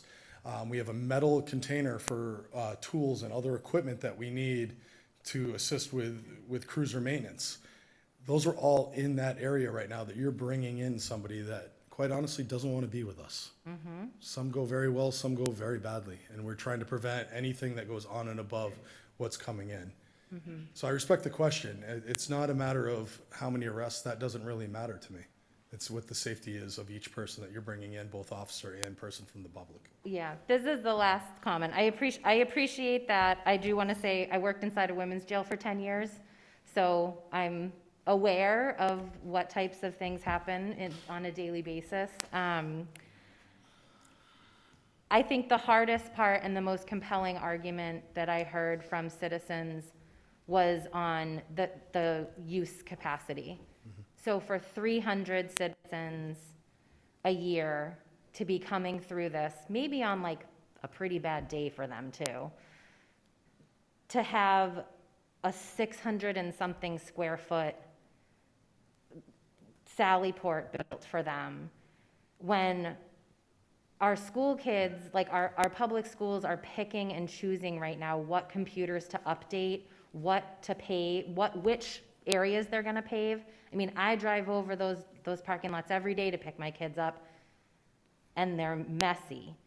And to think that I could vote positively on something that seems extravagant. There's some of these things here that 100%, I'm on board for this. We need to invest in our infrastructure. The issues, the water issues we live in a town with rivers everywhere, so we need to fix those. But there's some things here that I can't fathom how we would invest so much money in getting used by so few of the citizens. And I appreciate that. Money's always a question in everything we do, and I pay taxes here in Greenfield too. I live here, I get it. But I also look at this as we're not going anywhere for my career, and probably, to be honest with you, the next chief's career. We're gonna be in that building for a very long time. And investing now is going to save you in the future.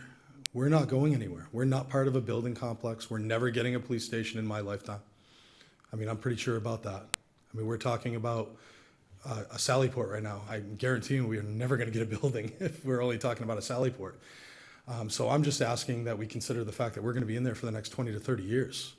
And right now, if you walk in there right now, that's not a 20 to 30 year structure that we have attached to our building right now. I hope to God that we never have anything happen, but I'll be honest with you, if something were, I'll be back here to let you know about it, because this is what we're trying to protect. We're trying to protect everybody. And I'd rather not be talking about that in 5 years because we decided not to do a third bay when we're talking about a roof structure. If we were talking about $1 million one bay, I would be in 100% support of what you're saying right now, but we're just not. So thank you, though. Thank I you, appreciate your it. comments. Yes, Vice President Quinn? Thank you, Chief. A couple of quick comments. When we're talking about the Sally Port, and you just went down the path that I was going to talk about. We're going from 1 to 3. If you know, one bay that's multi-use to 3 bays that have specific uses for safety and maintenance and such, is there a way that we could do it more conservatively? Is there a way to go to 2 bays and then be able to have something in the future that maybe we could scale this back at this time, but obviously do the things that you're trying to achieve? Looking back on it, I probably should have been an engineer or an architect, and I'd probably be able to answer you on that and probably have a better opinion, but I don't know that answer. I honestly don't. I don't know what the cost would be to put an additional bay and additional roof. I didn't break it down that way. I wasn't asked to break it down that way. I went to folks that do this for a living, that this is what they do. We gave them what our needs are, what we're planning on for the future, and this is what they came back. So I wish I could answer you, Counselor. I can't. And I do appreciate having everything broken down as we requested last year, and you went and did that extra effort, and I think it's going to be beneficial to the police department in that last year we didn't do too well as far as getting things that I felt were necessities done at the police station, so I think this allows us that. So I did have that concern. I do understand some of this stuff is first year, second year that we're talking about. Like we were talking about the parking lot, and that wouldn't be done this year. That's 2 years, right? That's If I'm correct. reading this correctly. Yes. And I see the need, and I get the fact that manufacturing of everything has changed, and you have specs that you have to follow. You know, I understand where we can't, you know, if it was that easy, we would have been able to use that in the fire station, and we could have got, you know, ordered shorter fire trucks. And I understand that's not possible. They're made to spec, they're made to systems, and I get that. But some of this isn't the first year. So yeah, the Sally Port was the one question, and my only concern, just wondering if we can do that. And I understand that's not your forte nor mine, so I don't want to go there. I guess I'll stop there, and if I have any follow-up questions, but thank you. No, and I appreciate it because last year I didn't present a very detailed budget, you know, so I appreciate the fact that you're even reviewing it this year for consideration. So, thank you. Thank you. Counselor DeSorger? Hi, I want to thank you first for coming and filling in at the last minute tonight. You did a great job answering all the questions and going through what the setup was going to be like. And Chief Haig, thanks for being here with us tonight also. I had a question. Would you be willing to look at a modular Sally Port? I read about many police stations, I brought this up before, that actually had a modular Sally Port. Like, I found about 100 of them throughout the United States. They're much less expensive. I toured the police station with you. I can see the need for all of the things that were there that you brought up this year. But I did feel that the figure of $680 a square foot was high for this. I think it's going to be 1,450 square feet, and I'm wondering if you would be open to the idea of looking at a modular setup for the Sally Port. Again, with all due respect, this is not my forte. That's why we hired somebody to give us a design. I wouldn't be able to answer that with any sense of accuracy. I'm sorry. Thank you both very much. Counselor Rick, did I see your hand up earlier? Yes. Okay. Okay. Please go ahead. Okay, thank you for coming, and thanks for pitching in. Great job. I was just about to say give him a raise, but too soon, just joking. But thank you, Chief. Like Councilor Gwynn said, you know, we might not have done good by you last year. I can stand proudly and say I did, because I did vote for the things that you asked for last year. And we did get this same amount of mail, if not more, last year when you just wanted the dispatchers and, you know, the women to be separated and stuff. And everyone was beating council up, saying no, no, no. So this year, well, you fixed all that because now the Sally Port is what everybody's upset about. And now the dispatch finally looks good to them. And it's so, I feel bad that something else had to come just for people to see how important these things are. I've taken a tour of the place, I've been there, and yeah, the dispatch is such a hole to work in, and I don't know what's going to happen with the Sallyport. I don't totally understand it, but as a counselor, I'm just really upset that we did get so much pushback last year on some of this necessity, and that, you know, people just think it's easy to take it away and maybe put it someplace else, and it's just not how our budget works at all.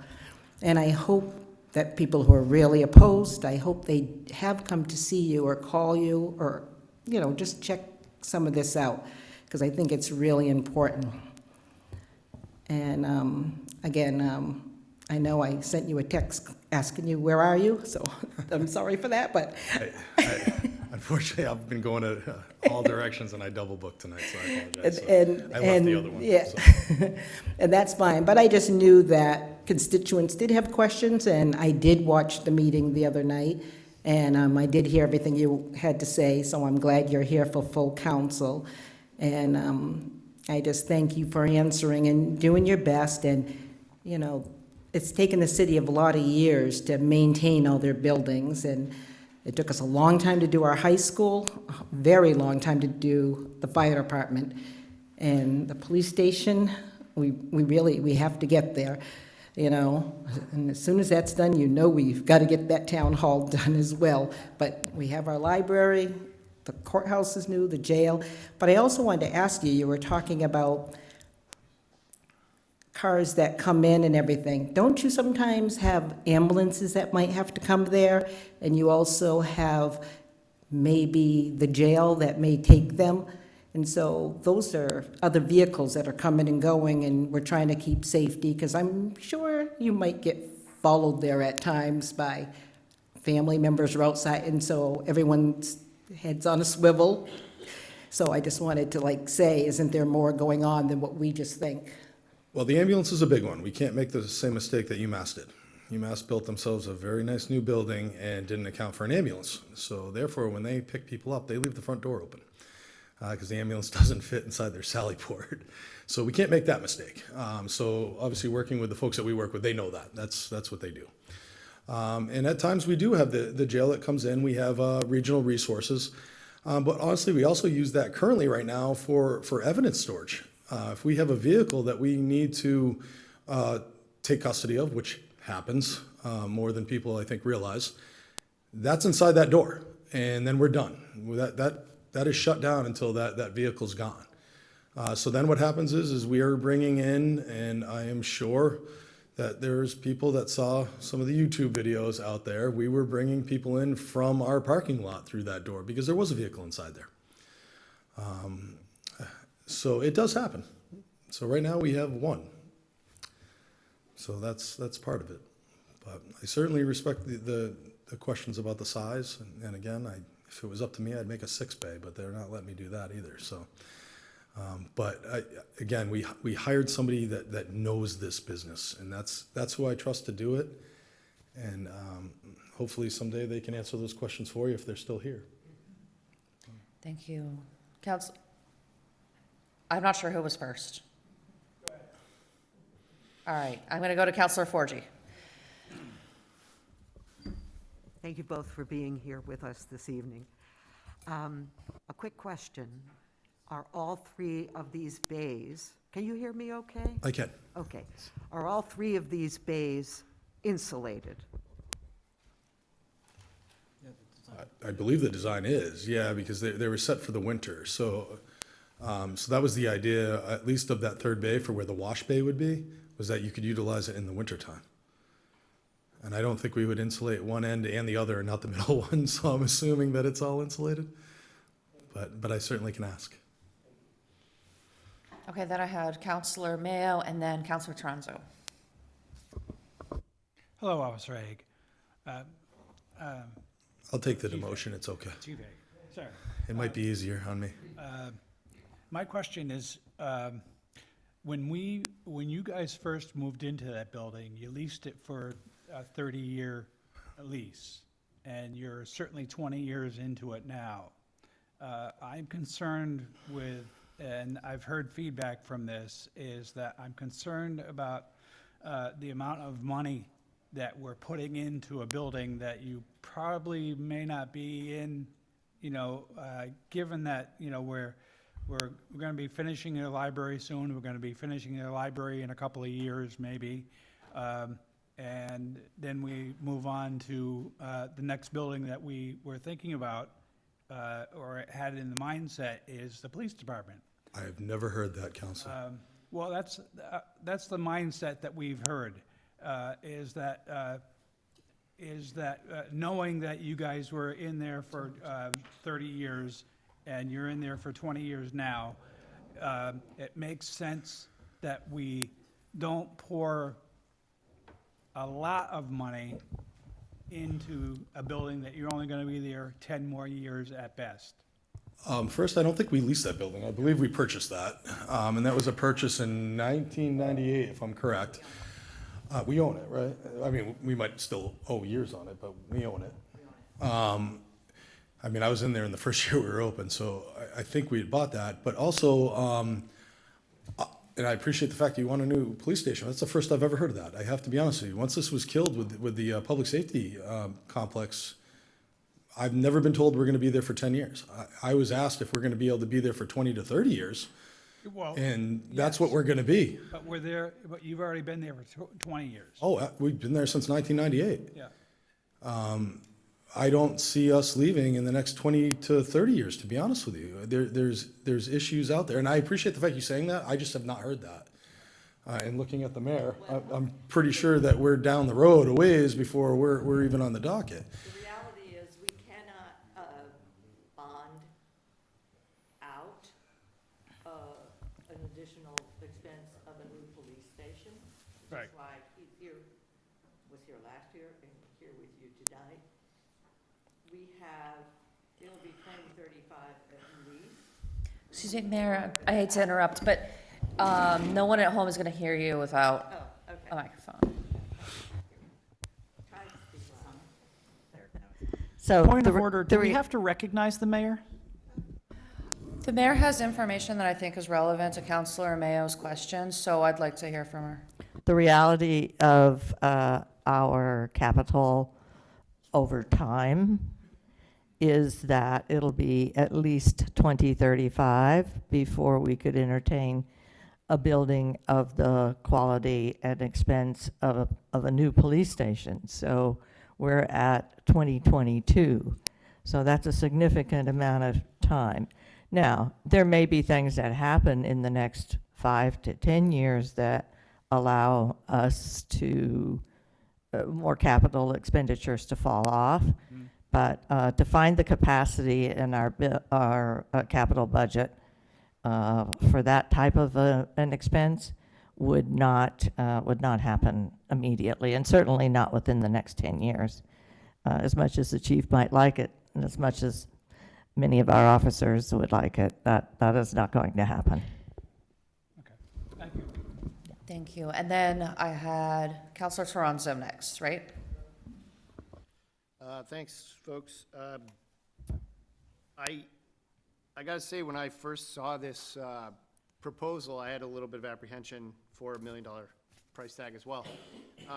And I've talked with a good number of folks and had discussions back and forth about their concerns. And I've honestly got to say that after more research and more time spent on the issue, it's kind of flipped my script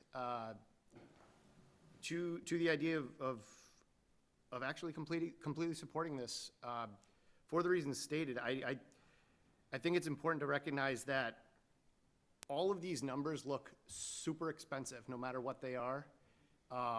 Municipal finance, anything done with procurement and state is, you can never compare to what you're doing at your own home. I had electrical service done at my house.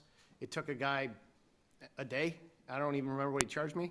But having kind of the same thing done on a municipal project all of a sudden becomes 60 hours somehow, and you know, prevailing wage and all those price tags go way up.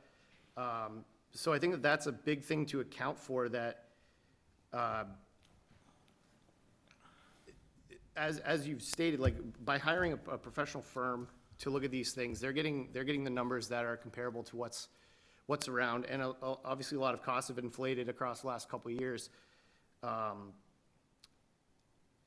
think it's important that, just like if somebody said we shouldn't have a garage for the fire trucks and they'd be outside, if we shouldn't have garaging space for DPW trucks to be able to do their things, it's actually kind of shocking to me that we haven't really had garageable space for some of these things you're talking about. And heated storage for evidence, to be perfectly honest, is I don't know. I mean, that just seems a little weird in at least my cursory knowledge of the law. Like, that could compromise things, or just access to it, easier access to it. I'm not saying that this might be the only way to go about solving those problems, but I think it's been asked previously, it's been now proposed, and as also stated, knowing that there's, you know, a snowball's chance in that fiery place that you're getting a new building in the next 15 years, I don't really think that, you know, 1.8 and what I think the total for the next 2 years, I mean, and again, the next section could always be revisited and reconfigured if need be, but I think the initial ask here, stemming it out, I mean, that's what,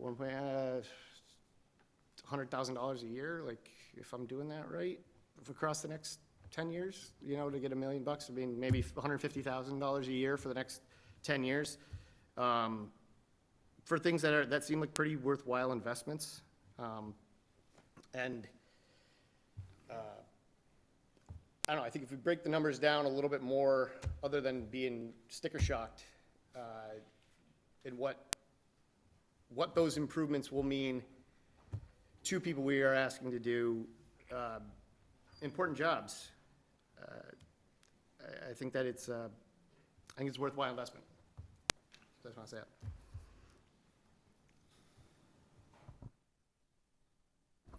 Are there any other counselors who have questions for the chief before we move on? Okay, seeing none. Thank you, Chief and Deputy Chief. I'm sorry to put you on the spot, but Thank you, and I your meeting didn't get apologize again for reported, being late. so. Okay, before we move on, I am gonna ask for a 5-minute recess. I'm gonna get up and stretch my legs a minute. And if we can be back in 5 minutes, then we can get started with the public hearing. Thank you so much. Folks, if everyone can start to find their seats.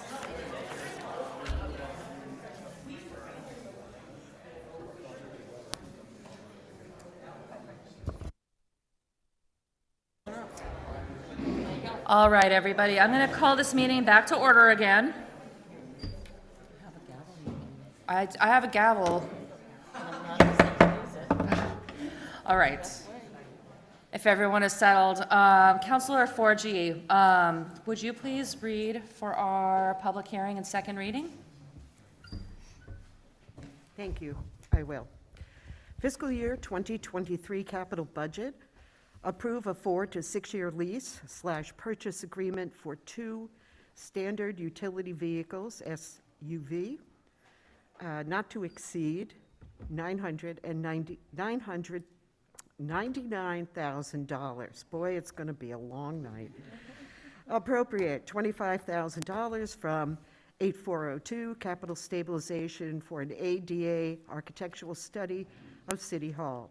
Appropriate $40,000 from 8402 capital stabilization for a health department vehicle. Appropriate $1,848,900 for upgrades to the police station. Appropriate $275 for Main Street reconstruction, parentheses B2 engineering. Appropriate $200,000 for the highway fund. Appropriate $25,000 from 8402 capital stabilization for engineering Mill Street Bridge repairs. Appropriate $136,000 for sidewalks. Appropriate $60,000 for mill and overlay paving, Phase 1 of Legion Avenue parking lot. Appropriate $285,000, to purchase a curbside trash collection truck. Appropriate $95,000 to design a replacement for Shelburne Road culvert. Appropriate $50,000 from 8402 capital stabilization, 1/3 share to purchase roadside mower. Appropriate $42,000 from 8402 capital stabilization to upgrade fire suppression system at transfer station. Appropriate $80,000 from 8402 capital stabilization for repairs to the Sanderson Street building.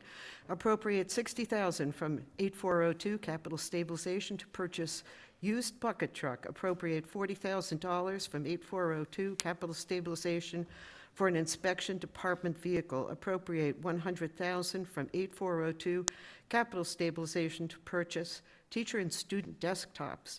Appropriate $75,000 from 8402 capital stabilization for paving at the Federal Street School. Appropriate $100,000 for equipment and related costs for GSET, GCET, Municipal Light Plan Telecommunications System expansion. Appropriate $55,000 from fiscal year 21 sewer retained earnings, 1/3 share to purchase a roadside mower. Appropriate $150,000 for sewer upgrades, repair, and replacement for West Street Phase 2. Appropriate $90,000 from fiscal year 21 sewer retained earnings to replace Ford F-350 truck number 15.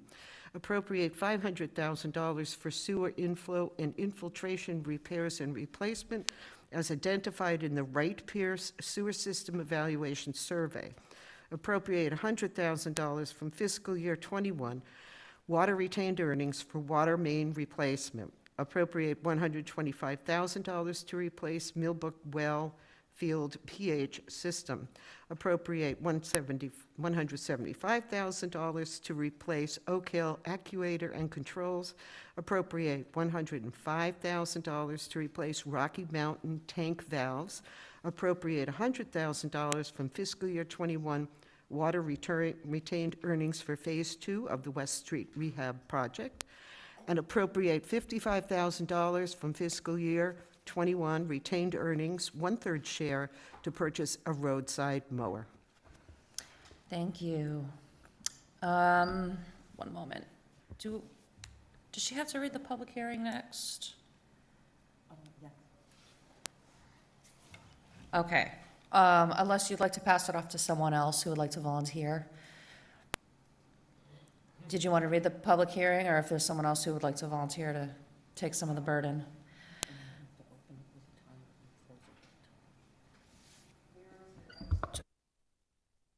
So I'm looking at page 19 with the public hearing.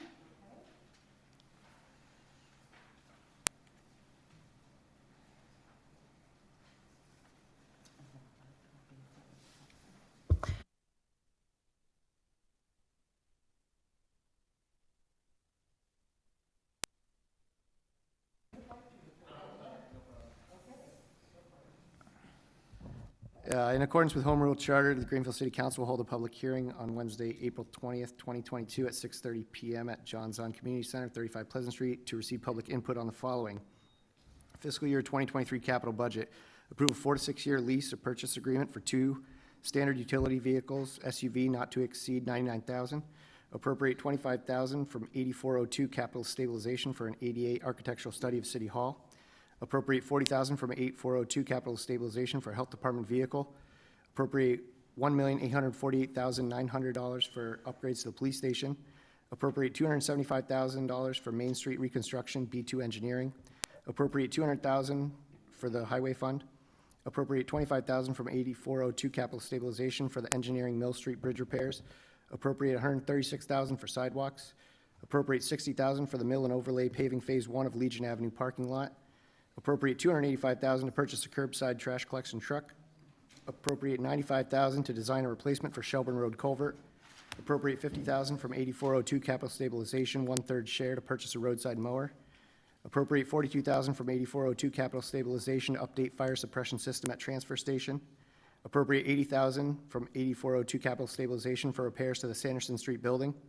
Appropriate $60,000 from 8402 capital stabilization to purchase a used bucket truck. Appropriate $40,000 from 8402 capital stabilization for an inspection department vehicle. Appropriate $100,000 from 8402 capital stabilization to purchase teacher and student desktops. Appropriate $75,000 from 8402 capital stabilization for paving at the Federal Street School. Appropriate $100,000 for equipment and related costs for GCET's municipal light plan telecommunications system expansion. Appropriate $55,000 from fiscal year 21 sewer retained earnings 1/3 share to purchase a roadside mower. Appropriate $150,000 for sewer upgrades, repairs, and replacement for West Street Phase 2. Appropriate $90,000 from fiscal year 21 sewer retained earnings to replace Ford F-350 truck number 15. Appropriate $500,000 for sewer inflow and infiltration repairs and replacement as identified in the Wright Pierce Sewer System Evaluation Survey. Appropriate $100,000 from fiscal year 21 water retained earnings for water main replacement. Appropriate $125,000 to replace Millbrook Wellfield pH system. Appropriate $175,000 to replace Oak Hill actuator and controls. Appropriate $105,000 to replace Rocky Mountain tank valves. Appropriate $100,000 from fiscal year 21 water retained earnings for Phase 2 of the West Street Rehab Project. Appropriate $55,000 from fiscal year 21 water retained earnings 1/3 share to purchase a roadside mower. Do I have to read the rest? The City Council may consider the same on Wednesday, April 20th, 2022 at 6:30 p.m. at John's On Community Center, 35 Pleasant Street. Materials can be obtained from the City Clerk's office, 14 Court Square, from 8:30 a.m. to 5 p.m. Monday through Friday, or phone 413-772-1555, extension 6163. Sheila Gilmer, Greenfield City Council President. Thank you. Is there anybody here? Okay, I am opening the public hearing at 8:31 p.m. Is there anyone here who wants to speak on any of these items under the public hearing? I don't see anybody, so I'm going to close the public hearing at 8:31 p.m. And then next, we move on to motions, orders, and resolutions. And the first one on here is from A&O. So Vice President Gwynn, if you would please guide us through this next part, that would be great.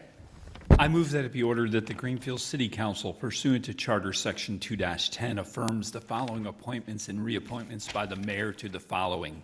Council on Aging, Michelle Delicio, term expires December 31st, 2024.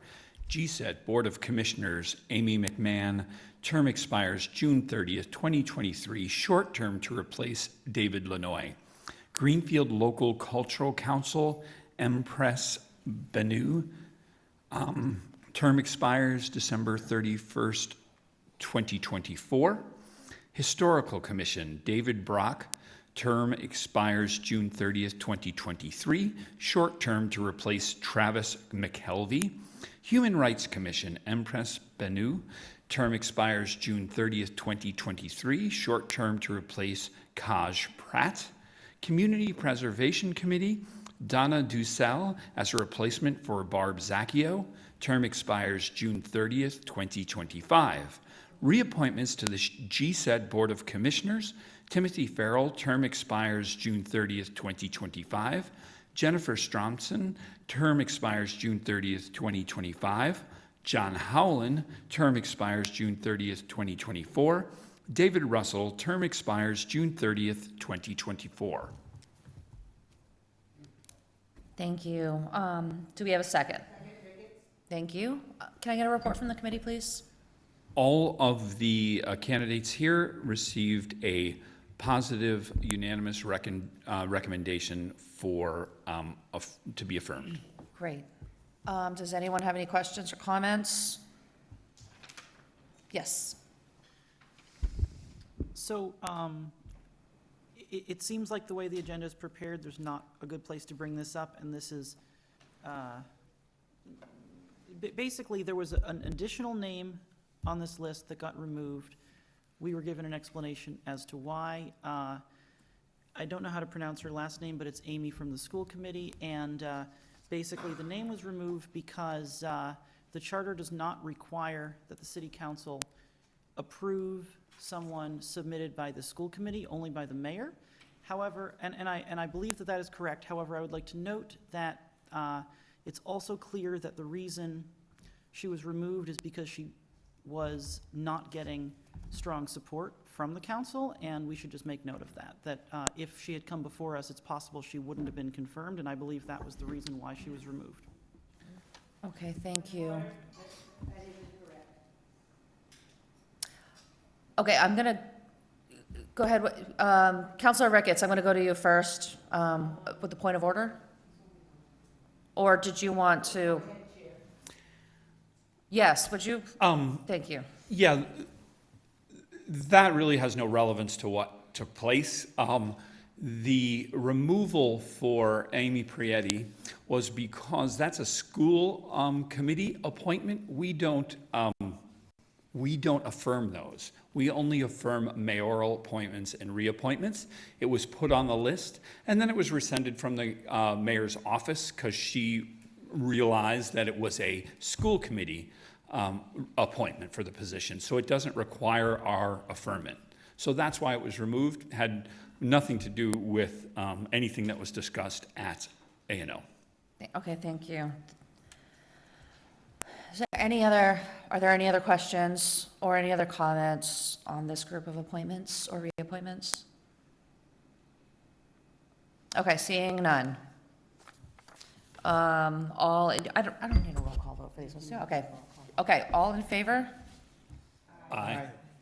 Any opposed? Any abstentions? Abstain. One abstention. Okay, so the motion carries. All right, Councilor Nguyen, if you could move on, please. I move that it be ordered that the Greenfield City Council pursuant to Charter Section 2-10 affirms the following appointment by the mayor to the Greenfield Redevelopment Authority, Ashley Stemple Ray, for a term to expire December 31st, 2024. Do I have a second? Can I get a report from committee, please? This was a positive recommendation, but not unanimous. Thank you. Does anybody have any questions or comments? All right, seeing none. All in favor? Aye. Any opposed? Any abstentions? We have 4 abstentions. Is that 4? Okay, so the motion carries with 4 abstentions. All right. Vice President Quinn? I move that it be ordered that the Greenfield City Council pursuant to Charter Section 2-10 affirms the following appointment by the mayor to the Greenfield Redevelopment Authority, Otis Wheeler, to replace Charlene Galanka for a term to expire December 31st, 2024. Second, Ricketts. Thank you. Sorry. Can I get a report from committee, please? This was a positive recommendation, but not unanimous. Okay, do we have any questions or comments? Okay, seeing none. All in favor? Aye. Aye. All opposed? Opposed. 2 opposed. Any abstentions? 1 abstention. So the motion carries with 2 opposed and 1 abstention. All right. So I think we're done with the appointments and reappointments, correct? Yes. That is correct. So now we're moving on to the capital budget.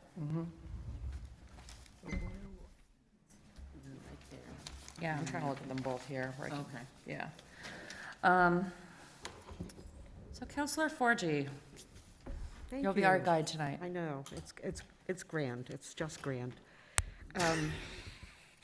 I just want to say thank you to everybody who participated in this project. I know it's not easy to do these types of budget things, it's very difficult. I'm sorry, Counselor, I'm very sorry. I want to interrupt you very quickly to let you know that we're bringing Liz Gilman on the line via cell phone so that she's able to answer any questions councilors might have at the last minute. I'm sorry. Go ahead. That's okay, thank you very much, and I'm glad Liz will be here with us this evening. I just want to say I give a whole bunch of credit to the Ways and Means Committee. They have been troopers. They have really done due diligence. A lot of hard work has gone into this.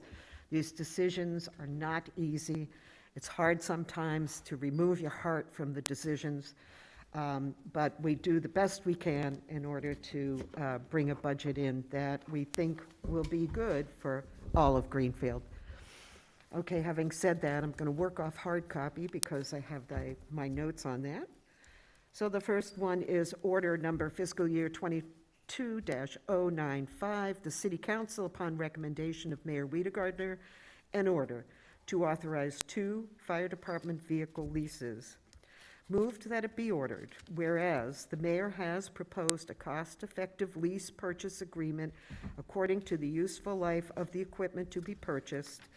With the council's approval, the mayor will enter into a 4 and a 6-year lease arrangement to procure 2 standard utility vehicles, SUV, not to exceed the finance price of $99,000 and subject to approval as to form by the city's legal counsel. The annual lease for each vehicle will be budgeted in the Fund 1580 Fire Prevention Departmental Revolving Fund. Further, the council's affirmative vote permits the mayor and other officers jointly and severally to take any and all action and to execute and deliver any and all agreements, documents, and certificates which we may deem necessary or advisable in order to carry out, give effect to, and comply with the terms of agreement. 2/3 vote required. This was a unanimous recommendation coming out of Ways and Means Committee, and I do want to draw the council's attention to the fact that we're not only authorizing the amount of money requested, but we're also authorizing the mayor to go ahead and extend into a 4 to 6 year lease for these, the purchase of these 2 vehicles. Thank you. Do I have a second? Thank you. All right, and Clerk Scott just brought it to my attention that you read it 4 and 6 year, but it's 4 to 6 years, so it is a 4 to range. 6 years. Yes, Thank a you. range of time. And also, Counselor Forgy said agreement, but it says arrangement on the first line. Oh, thank you. I didn't pick up on that one. Purchase lease arrangement, okay. Yes. Perfect, great. Thank you, I stand corrected, thank you. Does anybody have any questions or comments about this motion? I'm sorry, you volunteered the Ways and Means recommendation to me, didn't you? Yes, it was Okay. unanimous. It was Yeah, unanimous, great. Unanimous positive, yep. All right, all in favor? Aye. Any opposed? Any abstentions?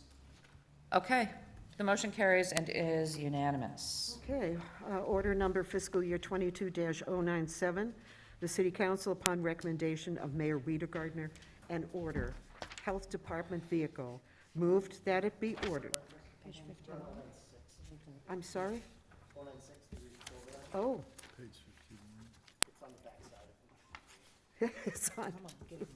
Wait a minute. Okay, you're confusing me now. Page 40. Okay, hang on. Oh, 96, yes, thank you very much. Oh, Mike wanted to read this one. Okay, Mike, go ahead. All Go right, ahead, foot Mike. and mouth. You can read them all if you'd like, go right ahead. Order number fiscal year 22-096. The City Council, upon recommendation, Mayor Wiedegardner, an order for ADA architectural study, City Hall. Move that it be ordered, the sum of $25,000 be appropriated for City Hall ADA architectural study, and to meet said appropriation, transfer $25,000 from Fund 8402 Capital Stabilization. 2/3 vote required. Second, Ricketts? Thank you. Can I get a report from committee? Yes, this was a split vote. There were 2 in favor, 2 opposed, and 1 abstention. Okay, thank you. Do we have any questions or comments on this motion? Yes, Vice President Quinn. If memory serves me, we had a study done on all citywide buildings to comply with ADA. I'm just wondering why we find it necessary to have a second one done at a cost of $25,000. Have we implemented what was in the first ADA report on the town hall, as that would have been included? My understanding is it was not, nothing was implemented, correct? No, I don't know. Yes, yes, just please use the microphone. So our viewers at home.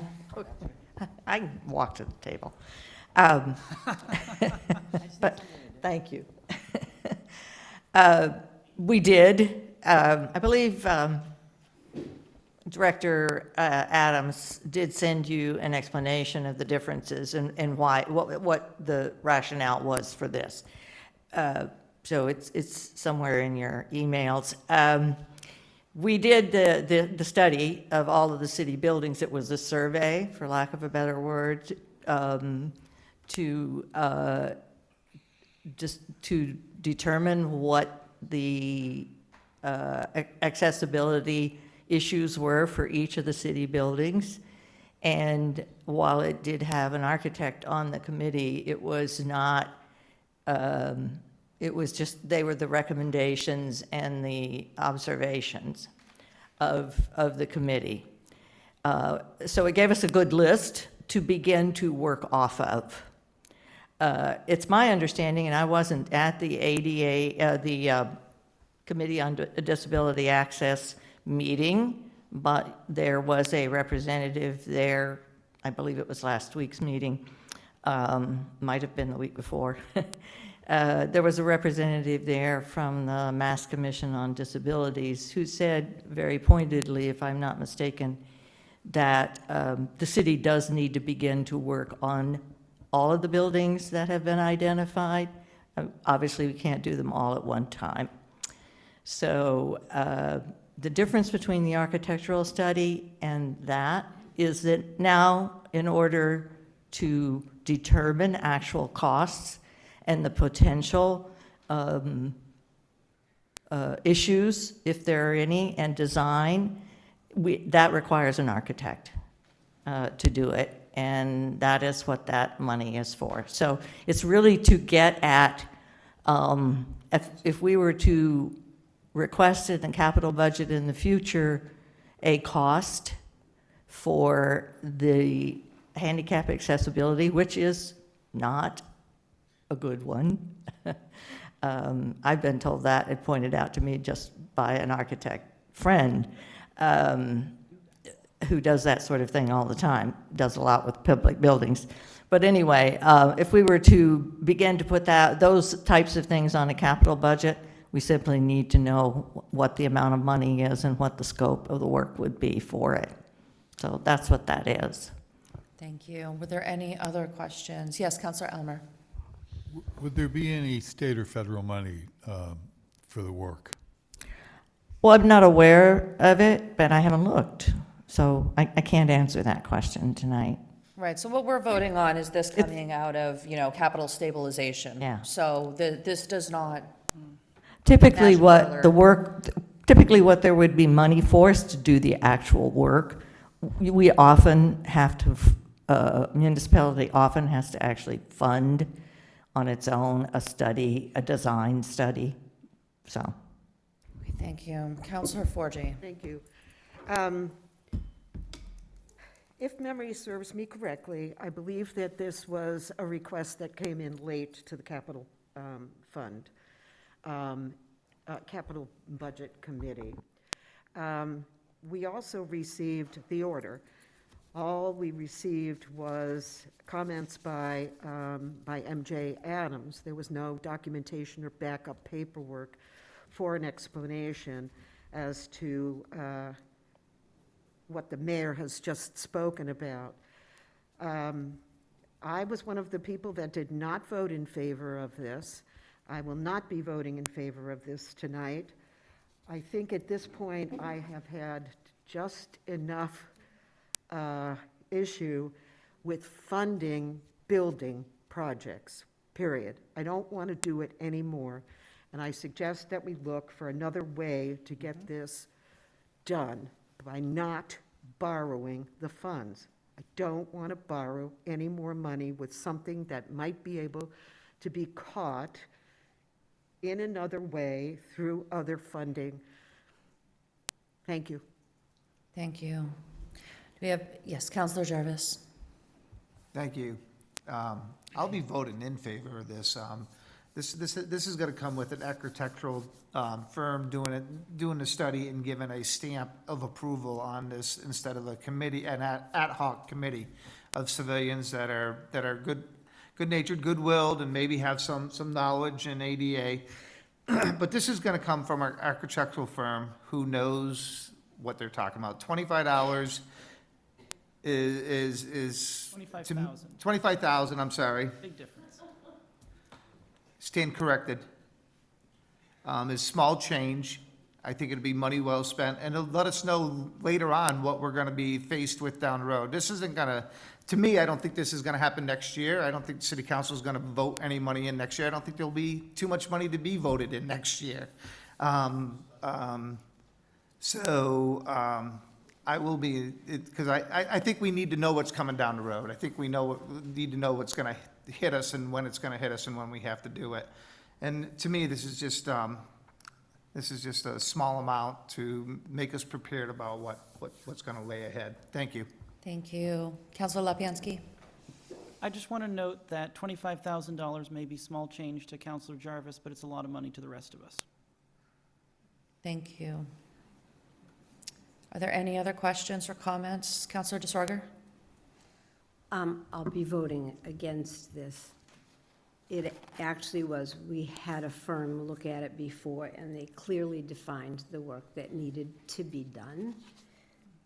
There was 10 pages on City Hall itself, and they listed each thing that needed to be done and cited the law and the dimensions. It was not done by a group of volunteers. And we haven't done the things that needed to be done. The biggest problem there is the bathroom. And it was clearly stated what it was. I think you'd probably have to make it a one-stall bathroom, truthfully.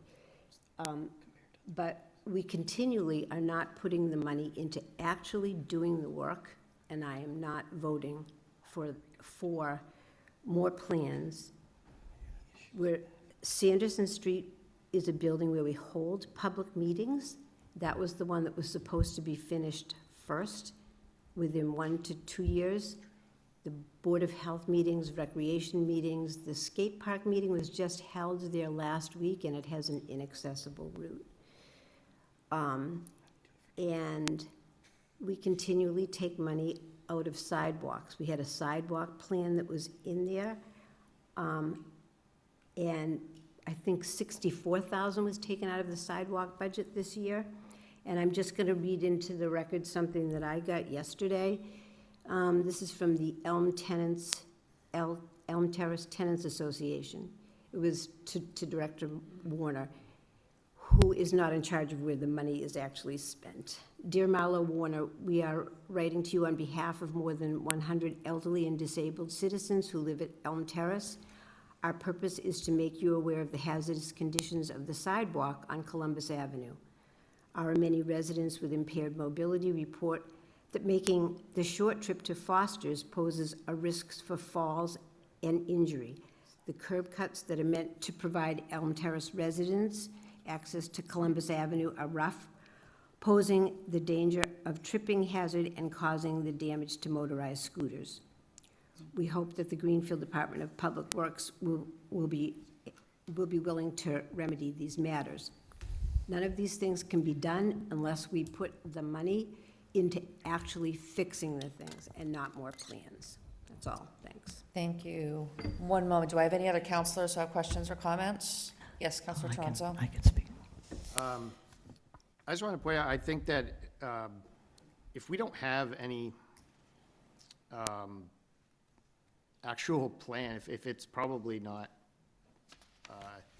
something that would be improved next year feasibly, I think that for now, we could put off this money for a study until maybe there will be some sort of grant or federal money that would be able to help with that. And at that point, even though then it would be at our cost, it would give us time. I mean, those things don't go away in like 2 months. So, I mean, I think if something came up that we could apply for and get money to do the actual improvements on it or have a timeline for it, that could be the time to appropriate this money into a new study, because then it would actually be more relevant as well to the time of the cost. If we get a study now and we don't end up getting any money to do this for another 3 years, well, that's gonna be a very outdated cost probably, so I think that would be, that's my 2 cents here.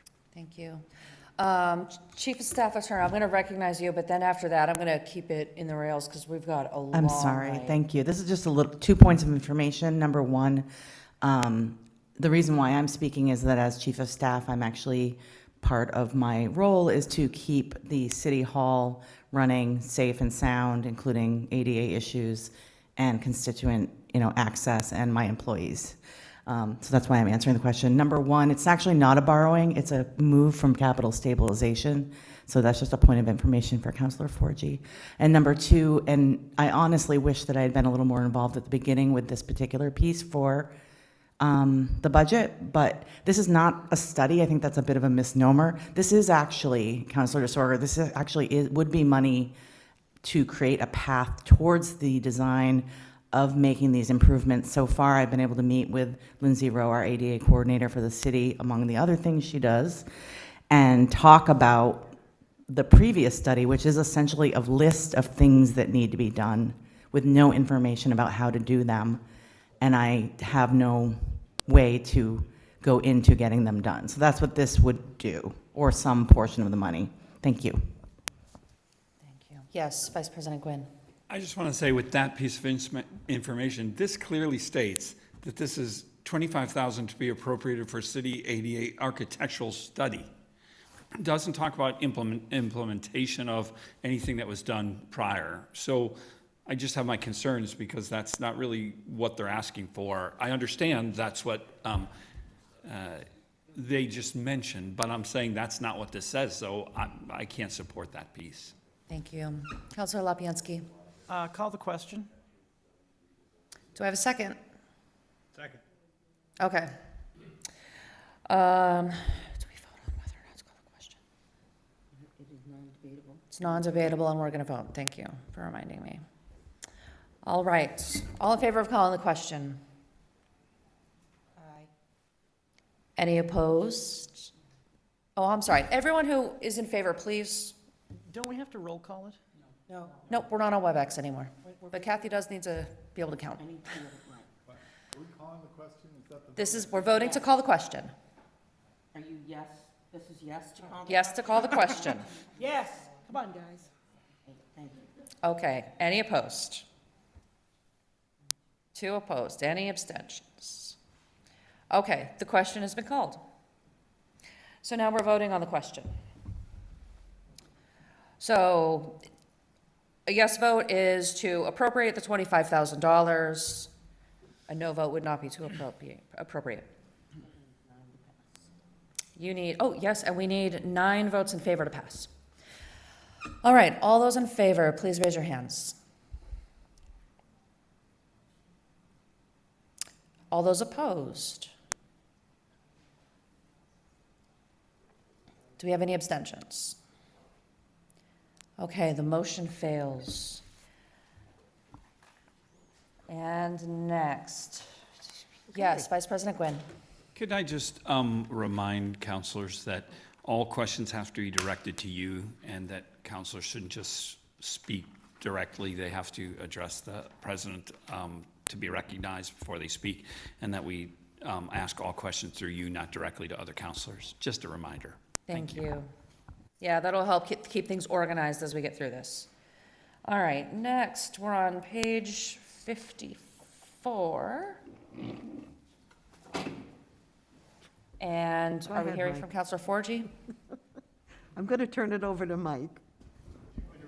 To Ron's, yeah, go ahead. I want you to read it again. That's okay. I'll be reading more, but you go ahead. Order number FY 22-097, the City Council, upon recommendation of Mayor Weidergartner, an order Health Department vehicle.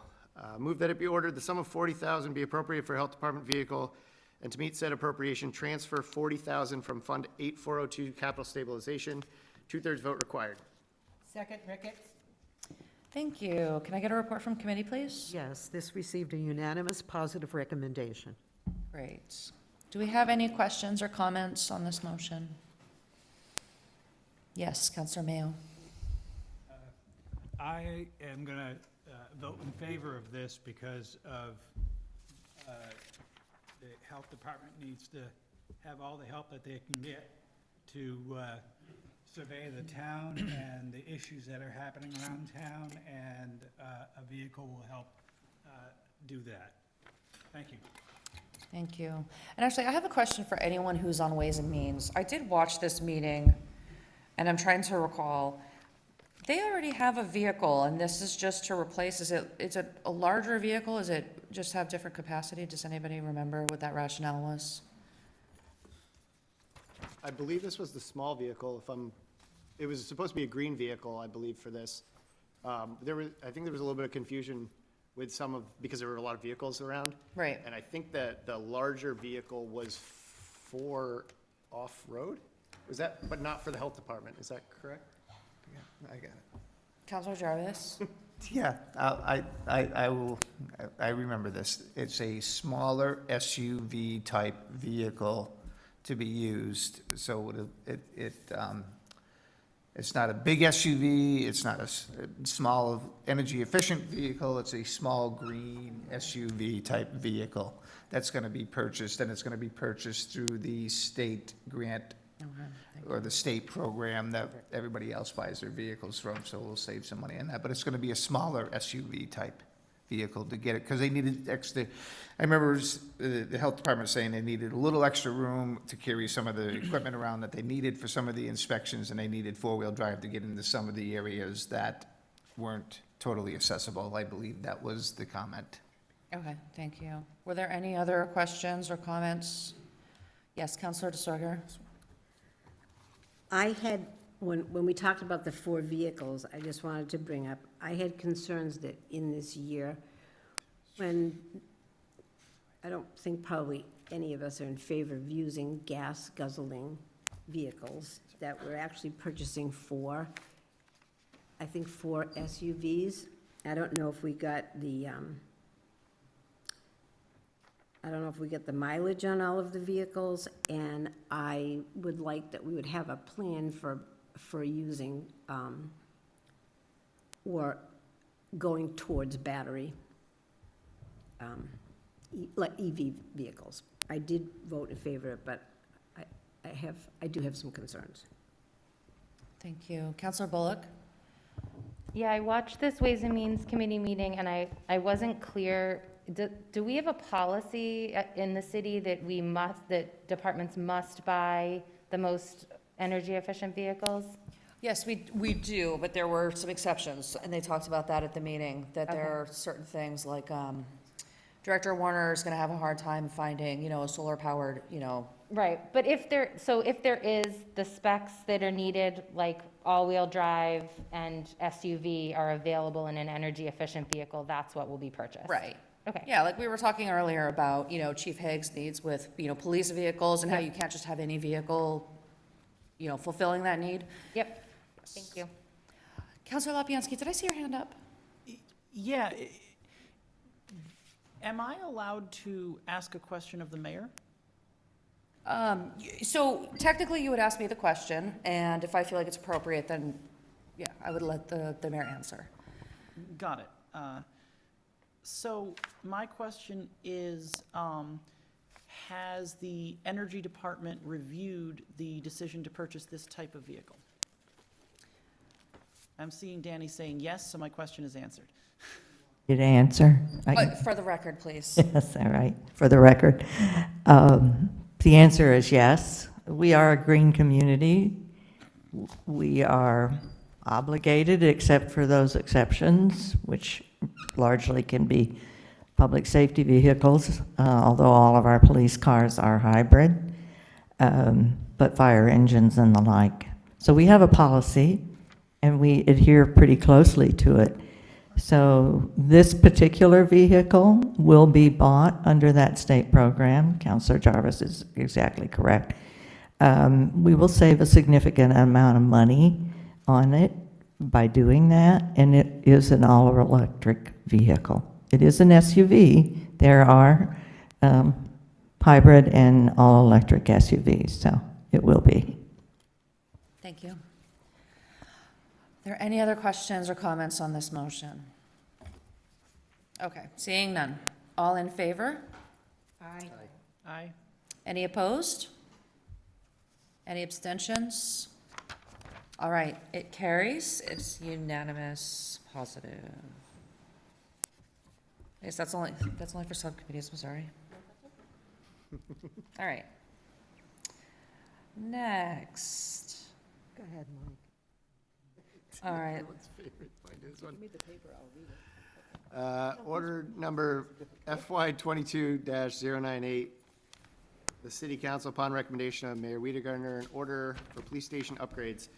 Move that it be ordered the sum of $1,848,900 be appropriated for upgrades to the police station, and to meet said appropriation, transfer $56,000 from Fund 8402 Capital Stabilization, and the treasurer, with the approval of the mayor, is hereby authorized to borrow said sum of $1,792,900 pursuant to Massachusetts General Laws, Chapter 44, or any other enabling statute, and the mayor is hereby authorized to apply for, contract for, accept, and expend any federal and/or state grants available for this project to be used to reduce the within appropriation, and further, the mayor is authorized to take any action necessary to carry out the intent and purpose of these projects. 2/3 vote required.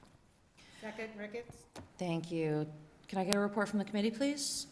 Yes, this decision was, came out, there were 4 of us that voted in favor. There was 1 that was opposed. Thank you. I'm sure there are questions and comments. Who's going to go first? Counselor Jarvis. I usually go last, but I'll break tradition here and go first, I guess. I'd like to point out a couple things, and one important fact that I overlooked the last time, Counselor Healy actually pointed out during the meeting that I missed is that to keep in mind, even though that this has a high price tag on it, especially in the first borrowing, that if all the money isn't used that we borrowed this time around, if there's leftover money, say that the hot potato in the room is the Sallyport, and say that comes in under budget, we don't do the 600 and something, and we spend 400 and something per square foot in the construction, that money can be used in phase 2 next year, so the borrowing next year would be less. So that's just something to keep in mind. I actually kind of missed that. Councilor Haley and myself both are involved in construction and in building, and we do see slips and we do see materials. The other thing I'd like to point out to people on the committee and to the public is Patrico and Ross is a firm that we hired to do our fire department. Their forte is public safety buildings. That's what they do throughout the nation. They win national awards, which they've just received one for Lexington Fire. They don't get those awards because just the building is pretty. The building is functional. So they ask important questions to determine the size and the functionality of every aspect of a building that they're going through. We entrusted these folks to deliver us a new fire station. And I entrust them to make the right judgments for the components that we're asking them for our police station now. I have some other notes. And I like numbers, so people throw things out like car washes. Well, and we can use a car wash across the street. If we did 4 cruises a day, and we did, say they only washed them 200 times a year, that's not being washed every day. And then we expand that over the 20 years that this facility is going to be there. That's $240,000 for car washes. So I've heard people have got emails that they can take it to the car wash across the street. $240,000 to wash their cars. That's a pretty small, that's a pretty huge amount. And we can build a building where they can take care of that problem. And I don't know if anybody's ever seen the back of a cruiser. I haven't sat one, I just seen them, so I know that they come with plastic seats. They don't have cloth seats in them. Oh, yeah. For the reason that they need to be cleaned out and they need to be hosed out. So I haven't been riding in the back of them, I've looked in them. And I'm sure Mr. DeLeva would not want the police cruisers being brought over to his car wash and human waste and blood-borne pathogens and COVID gets sprayed all over his facility that other people are going to. And keep in mind, when these sally ports are built, and they're gonna have a drain in them, so the drains have a oil separation that has to happen also, so that adds to the cost. Prevailing wage is expensive. 2x4s used to be $2, $4. I purchase 2x4s now for almost $10 to $12 for a 2x4x8. Councilor Lipinski, would you please keep your facial expressions while I'm talking? Thank you. I appreciate some courtesy.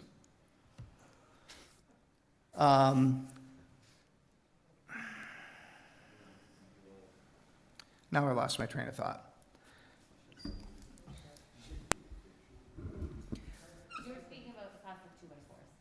Thank you. So the cost of construction has tripled.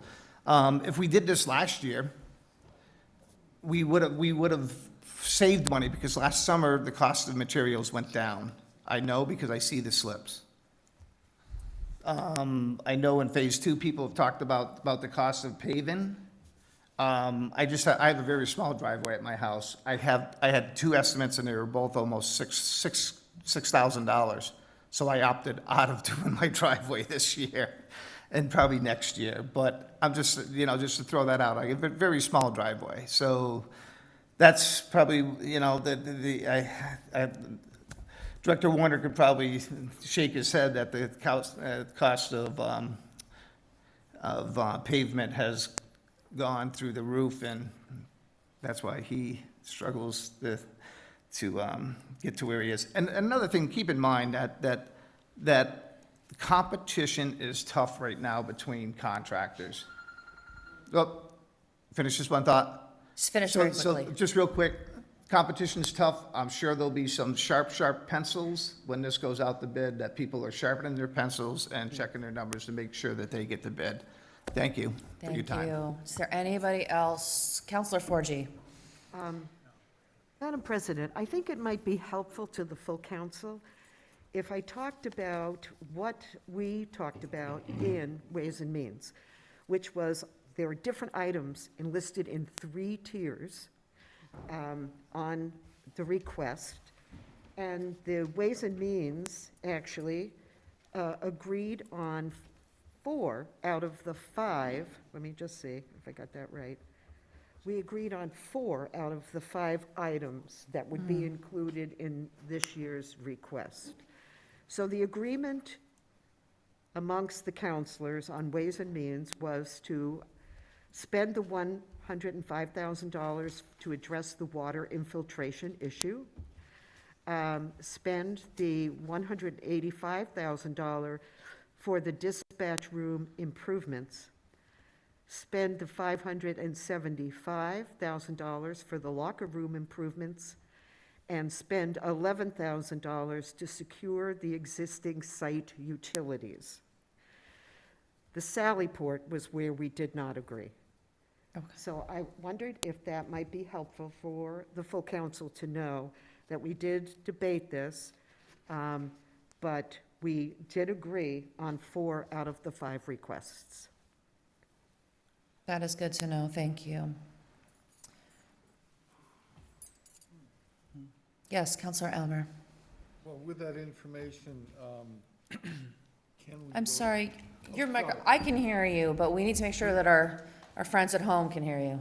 That suggests that we would vote for some of this money, but not all of it. Or can we do that? That's always an option, yes. We can amend down, we're not allowed to amend up. Yes, Counselor Bullock. I think that some of the things, Counselor Jarvis, that you've said actually highlight some of the points where I feel strongly why we should be more frugal in this. Stick building right now is very expensive. I'm married to a contractor, so by proxy, I hear about what's going on in the building trades. And I think there's been this idea of having a modular, or another configuration, having another design. Many times when you design something, you have multiple options before you decide on one.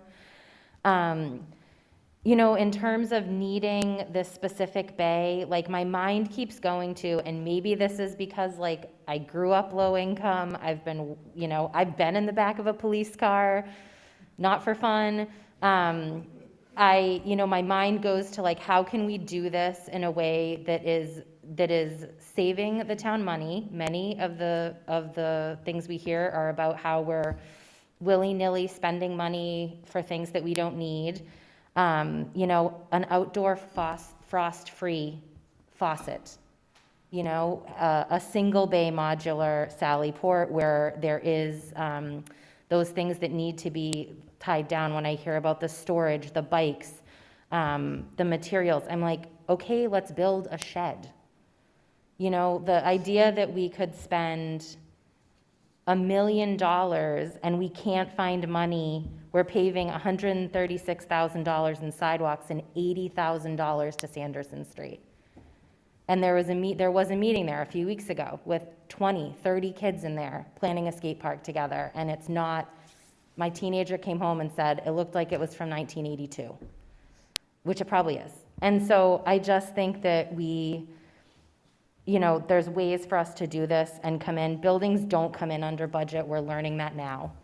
And so I think it's sort of magical thinking for us to think that we're going to approve a budget. I work with budgets every day. You spend out your budget by the end of the year. That's what you do.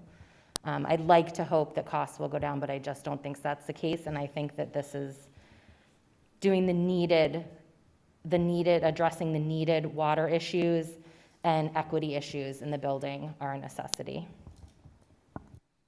Thank you. Counselor Forgy. Thank you for recognizing me a second time. I think it would also be beneficial if we talked about what went on last year on council floor. Maybe it would be helpful to our new councilors. There was a request last year. I believe it was in the range of $1.3 million. It was part of a 5-year plan that was put forward, and when I say a 5-year plan, it's a 5-year capital plan, because what we're doing this year with capital, there are other things that are in the pipeline that we see on capital reports coming in from the mayor, who may at any time change those things, but that was the original piece. Last year, we didn't have plans. This year, we do have plans. So the other piece was, the original project was for $5 million. And now, if we're looking at what is being requested, I believe it comes out to $3.6 million, something like that. And again, this is background information for our new counselors and people that might need to, think about these things in last year's terms, as well as what we're going to vote this evening. So thank you for recognizing me again. I hope that's helpful to the council. Thank you. Was there Counselor Lapinski? Yeah, so when we're discussing money for the police department, I think it's important to recognize the full scope of what we're talking about, because the police department is a lot more than this list of upgrades. My first experience with the Greenfield Police was right after I moved here the first time in 2014, when I was pulled over on my bicycle by a cop that was so drunk he couldn't talk straight. We have the lawsuit for racial discrimination coming down. We have, the chief said you have to have cars that are souped up, but the souped up car allows you to drive 83 miles an hour on High Street and kill someone. The list of complaints people have about the Greenfield Police and about the police generally is obviously very long. And I think that most of the officers on our force are there for the right reasons, and they do a fantastic job. But the job they're being asked to do is mostly not related to law enforcement. And so I would say we should examine their whole budget and find what they don't need, such as the $30,000 clothing allowance in addition to their salaries and in addition to the uniform expenses. And we should also ask whether they have their act together enough to be able to wisely use this money, or whether they deserve it if they're not going to serve us with dignity and respect. Yes? I know. That is true. The operating budget. May I finish? I'm speaking about I'm the actually, capital so budget. I'm just gonna let you know that next month we're doing the operating budget. I know. And that's where we're talking about this other piece that you're mentioning. Right, but if we don't talk about the police as a whole, then we can't understand how egregious this request is. It's not simply a question of, do they need this, do they need that? Why do they need it? What else, and specifically, why do they need us to borrow the money? It's because they are wasting the money that's appropriated from the general fund. And if they didn't waste $30,000 a year on clothing, in addition to all, if you force us to separate this, we won't ever be able to serve the people. So no, I think it's relevant. I'm talking about this order right here, but I'm saying that this order comes into being because they are squandering the money we give them every year, and because they are not, and I'm also saying that this order is inappropriate on its face, but it's also inappropriate because this is a department that runs roughshod over our civil liberties. The Greenfield Police intervened and told me it was against the law to collect signatures for my petition to be here right now. Turns out it's not. So I object to this order. I'll be voting no. If you gave me an order that had only water infiltration and no other things, I might consider it next year. But this year, I think that they have overstepped. And among other things, I think the chief owes me an apology for lying to my face about an hour ago. Thank you. Do we have any other questions or comments on this motion? All right, in that case, are we ready to vote?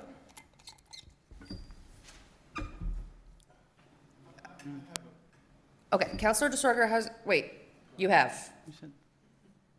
You've spoken on this motion. So Counselor Elmer and then Counselor DeSorger. Well, several things. This is a capital budget. This involves keeping a building working.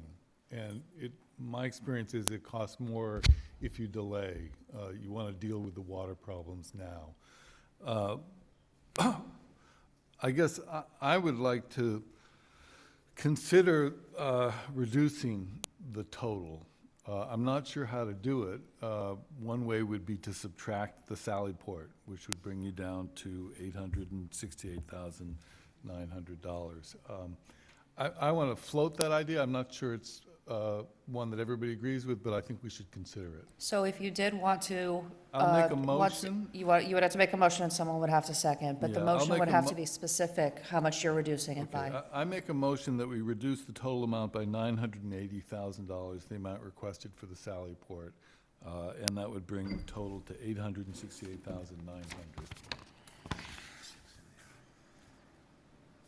What was the total, Phil? I missed it. We would subtract, the total, if you I'm sorry. subtract 980, would be $868,900. I'll second for the purpose of discussion. Okay, so Counselor DeSorger, I recognized you earlier before this motion was made. Did you? Yeah, it's, so I can hold it unless you're talking about something very similar. No, it's not whether or not she's allowed to speak. It's, did she want to speak to this or did she want to wait? Because maybe that was a game changer for her.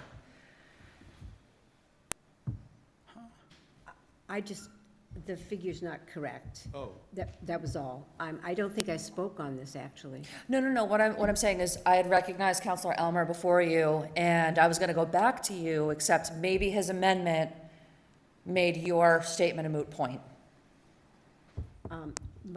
I was going to suggest something similar to Counselor Elmer. I just want to make sure that we get the right figure on the table. And at Ways and Means, we concurred that there was a problem with addition. And the figure that we actually have in our packet is incorrect. The 1,848,900 is incorrect. I do remember that now that you pointed out. Counselor Toronto saved us like $1,200 or something. $3,900. $3,900. Vice President Gwynn, your hand was up next. I would just like to say that I would support a reduction, but not this full reduction. I think that the Sally Port has to be improved. I don't know if it has to be improved from a single bay to a triple bay. So I would be willing to forward something in a lesser amount. If it's 980,000, I would consider or recommend that we reduce it by 480,000, leaving a 500,000 to work with what we have, so we can have the safety of our officers and our citizens that are brought into that Sally Port. Okay. I believe I saw Counselor Ricketts before I saw Counselor Toronto. Oh, it's a, okay, thanks. Okay, thank you. I just want to say that I agree with Counselor Gwynn. I wanted to do the reduction from the beginning, but I too wanted to do it like half of what that Sally Port is, and then give that to the police station and say, this is what you have. So whether they decide to go modular, or they decide to just do 2 bays or whatever, they can figure it out. And if they just don't want it at all, they just give it back and just do everything else, and they put it off another year, then it's a decision that they have to make. So yeah, I would like to do half the amount of that Sally Port. Thank you. Counselor Toronto, I saw you next, and then Counselor Mayo. I just wanted to note, as Councilor Forgy had brought up about the 5-year plan, there is nothing in the pipe right now for the police department after year 2, maybe short of I think it was like 30,000 for possible bulletproof vests was maybe the only thing I saw. So if we take this figure and draw it out across 5 years rather than 1 year, or let's say if we take even what might be in the pipe for next year and include that across 5 years, it comes out to like 500, and I think it was 545, roughly for each year for the next 5 years, which I don't think is really all that ridiculous for the investment that we'd be making. While we did talk about at the committee about possibly, amending this further than the so frugal $3,900. It was also made clear that though it might appear in bad taste, if we lower the number, it doesn't necessarily prohibit the money being spent on something we're not thinking it should be spent on. We can't specifically say we're taking this money away from you because we don't like the Sally Port, and we put the exact figure there that kind of says that. The rest of the money that's appropriated could still be used for that Sally Port because those can be adjusted. That is correct, yes. So it's, though it would be a good statement if that were the way we wanted to go, I just wanted to caution that it could be almost like overridden just by the nature of the way the budget works. Yes, and so for anyone who's new, because we have several new folks here, that it works exactly that way. We give them a figure and that's their budget, but once they take that, we can't say no Sally Port. If that is the priority and that's where the money goes, then that's where the money goes. What we can do is we can amend the motion down and say that it is our preference that you do this with the money, but we don't have control over that. I don't understand.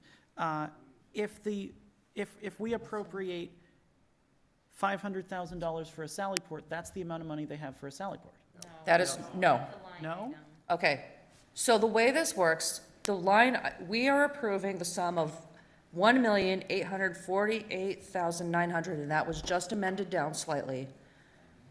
But what Counselor Toronto says is correct. If the chief decides that he wants to build the Sallyport no matter what, he still has the option to do that. We can take away a certain amount of money. We can't take one piece out, because we're not voting by line items.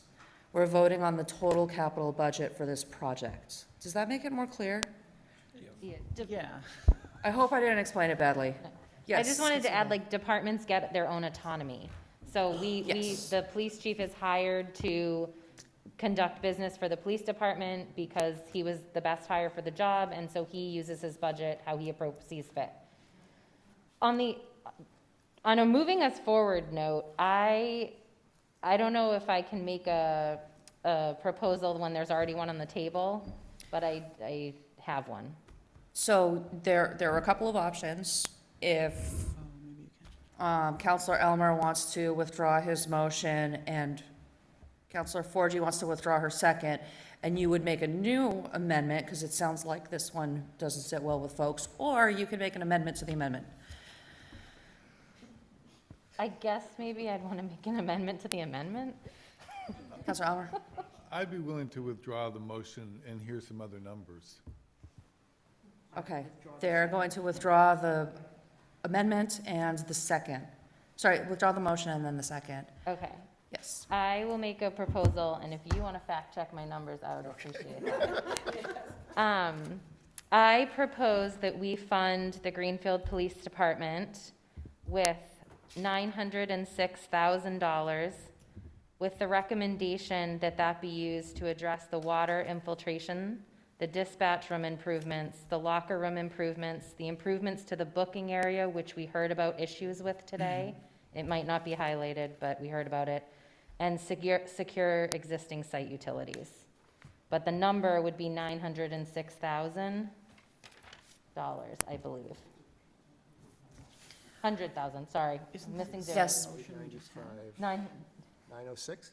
So can you repeat just a little bit more slowly for the record? Yep, so I'm proposing that we allot the Greenfield Police Department $906,000 with the recommendation that that be used to address the water infiltration, which is $105,000, the dispatch room improvements, which is $185,000, the locker room improvements, which is $575,000, the improvements to the booking area, which is $30,000, That's what she's saying. and to secure existing site utilities for $11,000. We're doing 1, 2, 3, 4. So the total would be $906,000.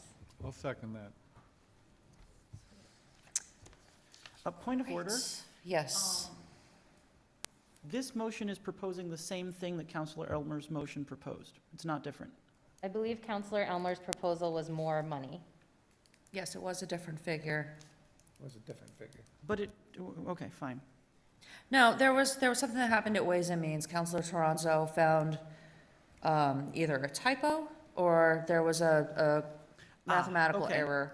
This takes care of So both. this is funding the same things, but it's accounting for the math error. Got it. Thank you. Vice President Gwynn?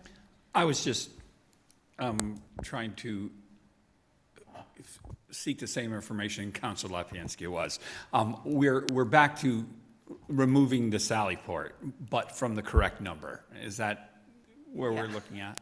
That's what this is saying. It's removing the Sallyport, it's removing the reconfiguring parking. Those weren't on this year. Right, well, neither is securing existing site utilities, but it's, in terms of the entire budget, it's removing a few different things in second year and third year priorities. Point of order, are we voting for the second and third year priorities tonight? No, and knowing we can just make a recommendation for what this is spent on. The number is $906,000. Right. Okay, so, yes. I'm finding this very confusing, and I'm usually pretty good at this. if we're talking about the first year priorities, and that was what was in the original motion of 1,848,900, and it didn't have the second and the third, it just gets a little hard to follow on what we're doing. You know, what we're putting in and what we're not putting in. I agree with you. Can I speak to that, Madam President? Yes, please. Okay, so the asks are in 2 years. One is for the 18489, which got amended to 1845. And then the second year is for 952,000. What the priorities are on here of highest, secondary, and tertiary are the priorities that the chief made on what they consider what they would use the money for first. And when we got the little highlighted one tonight, those were saying what was included in year one. And when you add those five items up, that came out to the 1845. So if you take the other four, which would be the parking, the booking area, the kitchen, and the flooring improvements, and you add those together, that would be what was going to be in year two's ask. So there's only 2 years of asking for money out of those 9 items on there. Does that clarify for anybody? I think where it gets confusing is when Counselor Bullock talked about the priorities that she saw, she included the booking area, which is not supposed to happen this year. And that was that extra $30,000.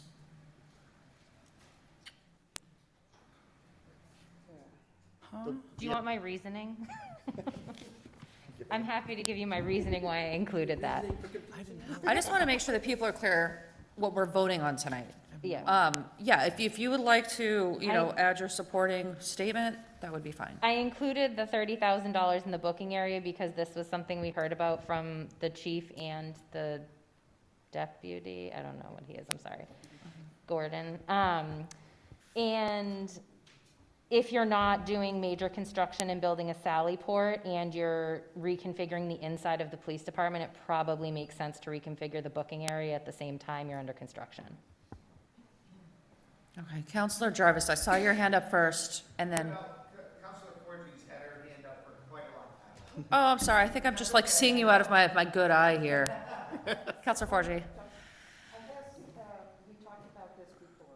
The bottom line, we vote a bottom line. Yeah. We don't get to pick and choose. So the bottom line that I am interested in seeing happen this evening would be, let's see, 1,803,900. That would remove 450 from the project. And it stays within the priorities that the chief has identified in the first year. So, right now we have a motion on the floor for $906,000. We can, if you would like to make an amendment to that, you can. Otherwise, we could see this through and vote the amendment up or down and see where we land. Vice President Quinn? Yeah, I was just going to say that in this form, I can't support this motion, this amendment, but I would be willing to entertain a change once again, as Councilor Forgy is suggesting, where we go back to looking at that Sallyport number and reducing it by half that Councilor Ricketts mentioned. But that would need to be a separate amendment or a separate motion, but I can't support the motion that Councilor Bullock made. Thank you. Does anybody else have any comments on this amendment that's on the floor? Okay, so we are going to vote on the amendment, which is $906,000. Point of order, I request a roll call vote if I'm allowed to do that. Yes, we can do a roll call vote. That actually might be helpful for this. And I'd prefer roll call votes on everything related to this item. For this particular amendment, I do want to do a roll call vote. Let's see how things pan out the rest of the discussion, and then we'll decide. Okay, Clerk Scott, could I get a roll call vote, please? Okay, just to clarify, so we all know what we're voting on, this is to give the police department a total of $906,000 to complete their capital projects. As they see fit, we can recommend as much as we want, but they would do it as they see fit. Is everybody clear on that? And we're ready to vote? Do folks need a minute before we vote? Is there confusion still? If I could, I was just asking Counselor Forgy if she had the right number when she made an alternative suggestion.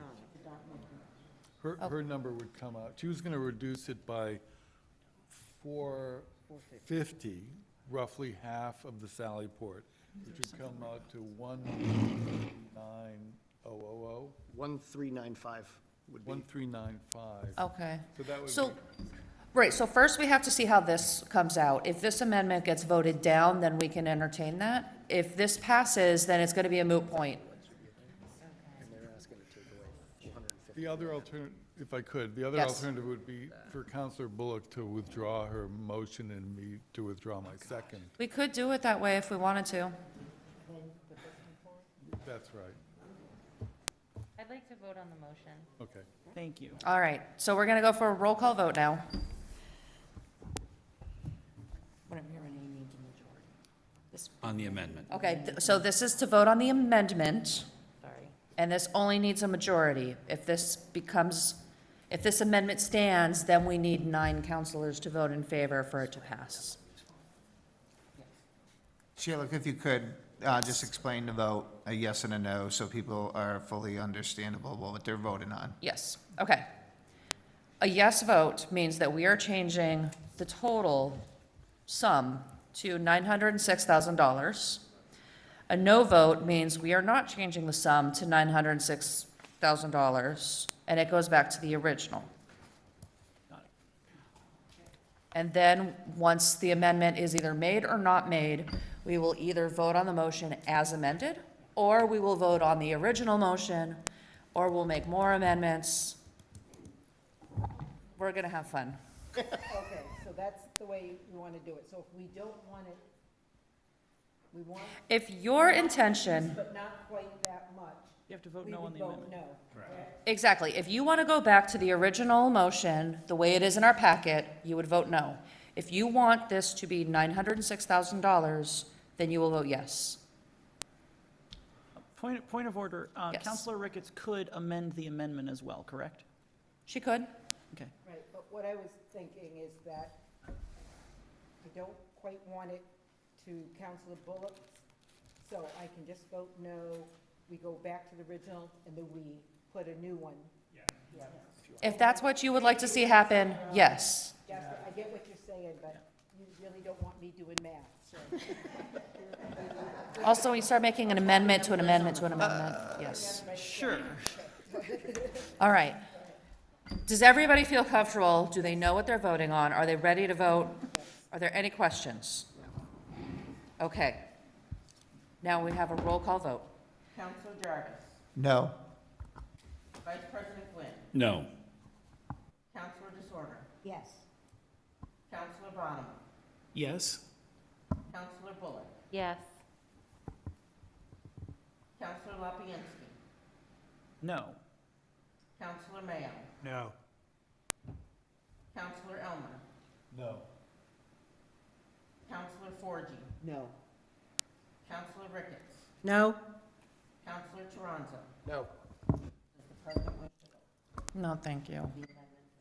Okay, so that amendment failed. Sorry, I was trying to keep track of my head. That amendment failed. We are back to the original motion of $1,848,900 to be appropriated. 5,000. Point of order? I'm sorry, did I say that wrong? You said you 1 went back to the million. original. It's I have 1,845. I have $1,848,000, $48,900. That was from the typo. Is that, oh my goodness, I'm looking. Yeah. It's, It says the sum of $1,848,900 be appropriated for upgrades. That is on page 57 in our packet. That's what I'm looking at.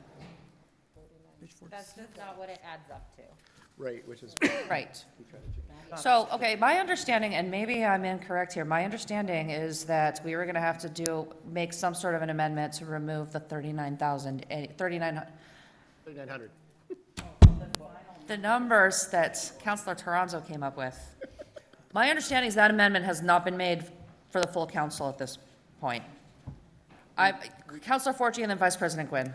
Point of order. Yes. We have Liz on the line? Yep. Okay, why don't we ask Liz for the figure?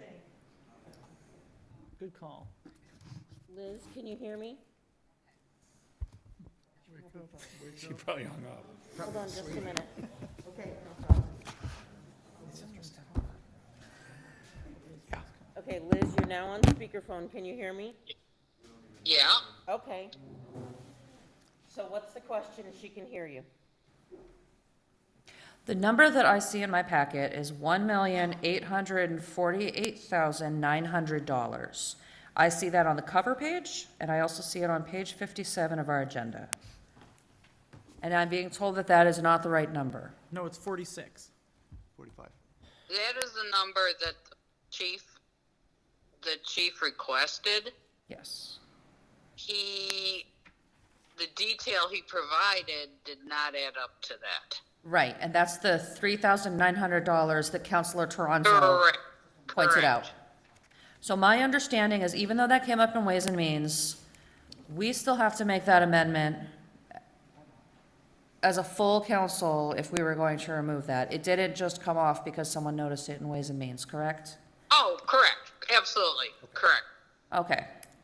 So, councilors, what we're looking at now is the sum of $1,848,900. If someone wants to make an amendment to remove the 3,900 so that we're not talking about that for the rest of the night, someone can make that amendment and So then we can. moved. No. Second. No, No, somebody has to make the amendment. okay, so Councilor Mayo, I'll recognize you. Make a movement to, or a motion to remove the 3,900 or whatever. Oh, yes, put your microphone on, please, because there are people watching at home. So. You're on mute. Make a motion to remove the 3,900. Thank you. Do we have a second? Second. Thank you. All in favor? Aye. I'm sorry, is there any discussion? None. Thank you. There's just one point of discussion. Yes. If we do this, then isn't the motion just gonna immediately change to us voting on 1,845? No, we can still amend it We further. can still make And amendment, then no, make- we're just voting to on amend this it further? amendment to remove that part that doesn't add up. Yes. Should We we can just make come up further with a number amendments. for once and not No. an amendment? This is the correct way to do it. Okay. I digress. Are we ready to vote yet? Where are we? I'm sorry, Counselor Forgy, I thought you had your hand up. Did you have your hand up? When I called on Counselor Toronzo? All I would say is, at this point, all I would say at this point is ask Liz for the appropriate figure. Oh, no, so that's the figure that was meant to be in our packet. There was the 3,900 that Counselor Toronzo had pointed out during Ways and Means. Now we're talking about whether or not, you said that in your committee, there was some discussion about the Sally Port. There's been debate back and forth about whether we would reduce it, whether we would completely remove it. So if that needs to happen, this is the time when that would have to happen.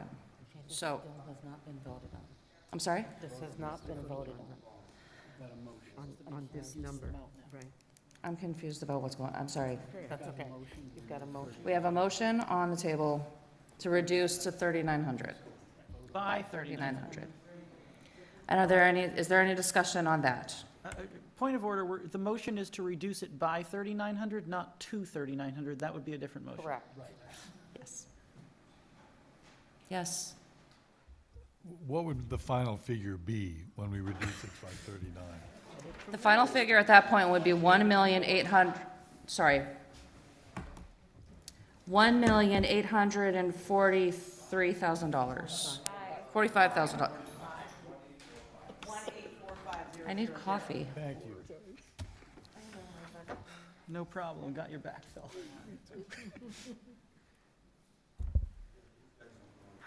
I call the question. Point of order, are we allowed to call the question on the amendment, or are you calling the question on the entire? I just want to vote on this $3,900. So we're calling the question on the amendment? Yes. Got it. Yes. Second to call the question. I need a second to call the question. Second. Let me write down this number one more time. 4.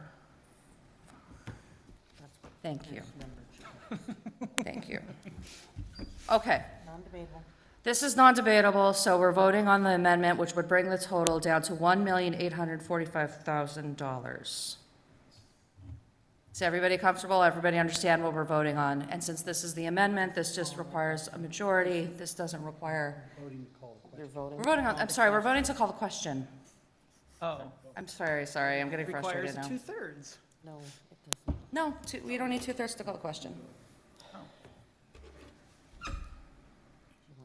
Yes.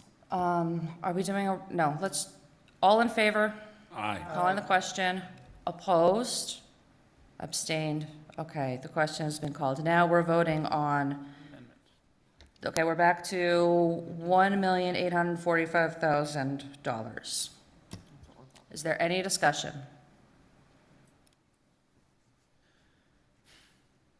Yes. Counselor DeSawyer, yes, I put your just want microphone to on. make sure that everyone is clear that right now we're just voting to correct the figure to 1 million, so that we're all clear. We're just voting. No, I don't think that's what's happening. I think Okay. at this point, we would be voting on this 1.845. We have to vote. Did we vote on that, or did we only vote to call the question? No, the vote is to reduce that number Right, by $3,900. and at that point, the total would be 1,845. Oh, we would continue with the discussion, okay. Yeah. So there would be another opportunity if someone wanted to make another amendment to bring this down. This is the amendment. The question's been called. Yes. This now needs to be voted on. This has to be voted on now. So, On the amendment.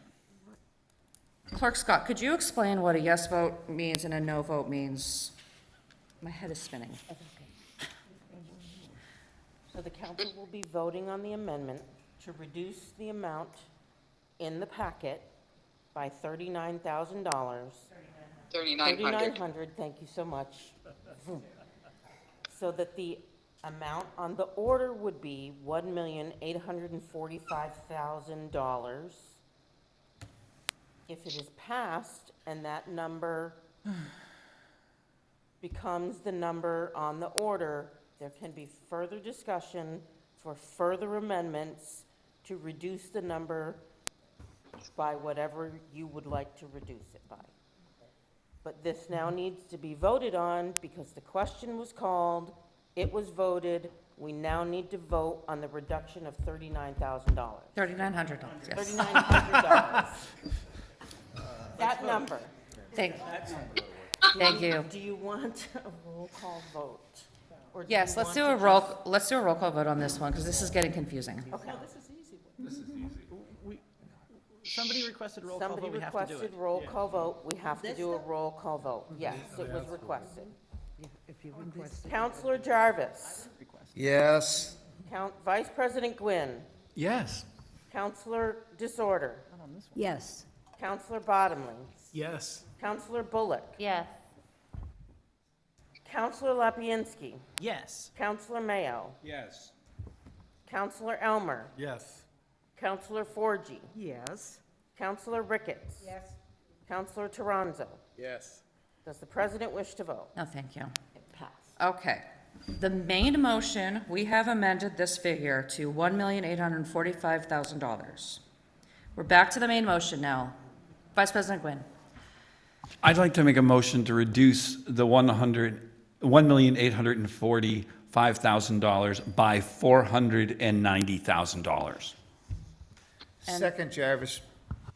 What's the new total gonna be? 490,000? 1,355,000.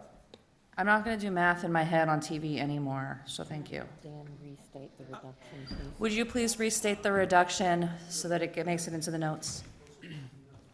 I recommend that we reduce the number by $490,000. Thank you. Thank you. Do I have a second? Jarvis, They you said seconded, 90? yes. Yes, he did, Liz. Thank you. Okay. Would you Any like- discussion? Yes. Could I get the new total? The new total is $1,355,000. Right. Yes. Second. Oh, Counselor Jarvis already seconded, but thank you. She's done. She's seconded. You're reading for the Vice rest of President the Nguyen, go ahead. That number is, the rationale would be what Counselor Ricketts and I recommended earlier, and following on Counselor Forgy, to take $490,000 or 50% from the Sallyport project. Recommended. Thank you. Do we have any other discussion on this amendment? I have one question, if Yes. I may. The chief said numerous times that he basically doesn't have any information other than what these guys gave him. So if we change the amount on the Sally part, does that mean that he has to go back to these guys and hire them again? And if so, how much would that cost? So what would happen is if we don't fund the full amount, then, he's gonna have to go back to them anyways, because this is gonna have to go out to bid. Got it. Right? And there are only a certain number of contractors that are, working in this area that are gonna, take this up. Once they get involved, then they have to, start talking about what's gonna be possible. Okay, I So. understand. Yes, Counselor Elmer. I will add that as the husband of an architect, numbers get cut back all the time. They deal with this kind of stuff. Right, thank you. Is there any other discussion on this motion? Sorry, this amendment. Yes, Counselor DeSorger? I just want to say that they're going to have to go back and look at this. Somebody's going to have to go back and relook at it and redesign it with that figure. And that person, when they're looking at it, should look at, in my opinion, should look at what we're looking at next year for the parking lot, because that figure, in my opinion, is too high. The going rate with what I figured for the parking lot should be $126,000, because it's 42,000 square feet. Could go up a little bit between now and next year. That would mean that the Sallyport would be $575,000, which I think is probably high. So when they're coming in to look at that, I'll be hoping that they'll just reevaluate that outside part of that for next year also, to save us some money. But I could vote in favor of this. Okay, is there any other discussion anymore? Yes, Counselor Bottomley. I still have to say I'm concerned. I think this figure is too high. I think it's an extraordinary amount of building that we're doing in the city right now, and it's an extraordinary amount of borrowing we're doing. It's a tremendous amount, and we have a lot of unknowns left. We don't know the cost of the fire station, but we know it's gonna need a new outbuilding. And we've already questioned the cost of the Sallyport. So I'm concerned this is almost all borrowing. So that's what concerns me. So for me, this is still too high, so I would be voting no. So we're still talking on the amendment. Okay, so we're still discussing, yes, we're still discussing this amendment, not the main motion yet. Is there anybody else before we vote on the amendment? Call the question. Yes, please. Call the question. Okay, all right. Do we have a, yeah, we don't have any more debate, so yeah, we're gonna go into it. Okay. You have to specify. Are we still doing roll call? Yes. Counselor Hopkins, Yes. All roll call on Yes. this motion. Okay, so we're gonna have a roll call vote. Okay. So just to be clear, this vote is on the amendment to reduce by $490,000. Yes, so we just A need a yes majority. vote reduces it, a no vote leaves it the same. We have to vote to call the question first. No, we do No, not. we're There's just no voting. more I'm discussion. just having a vote. Oh, okay, I understand. Okay, Counselor Jarvis, Yes. Vice President Gwynn, Yes. Counselor DeSorger, Yes. Counselor Bottomley, No? Counselor Bullock, No. Counselor Lapinski, No. Counselor Mayo, No. Counselor Elmer, Yes. Counselor Forgy, Yes. Counselor Ricketts, Yes. Counselor Toronzo. Yes. 1, 2, 3, 4, 5, 6, 7. That is 7. That is a majority. Does the president wish to vote? I don't need to. Okay. Motion passes. All right, so we have amended the budget to $1,355,000. Is there any more discussion on the main motion now? Any other, yes, Counselor DeSorger?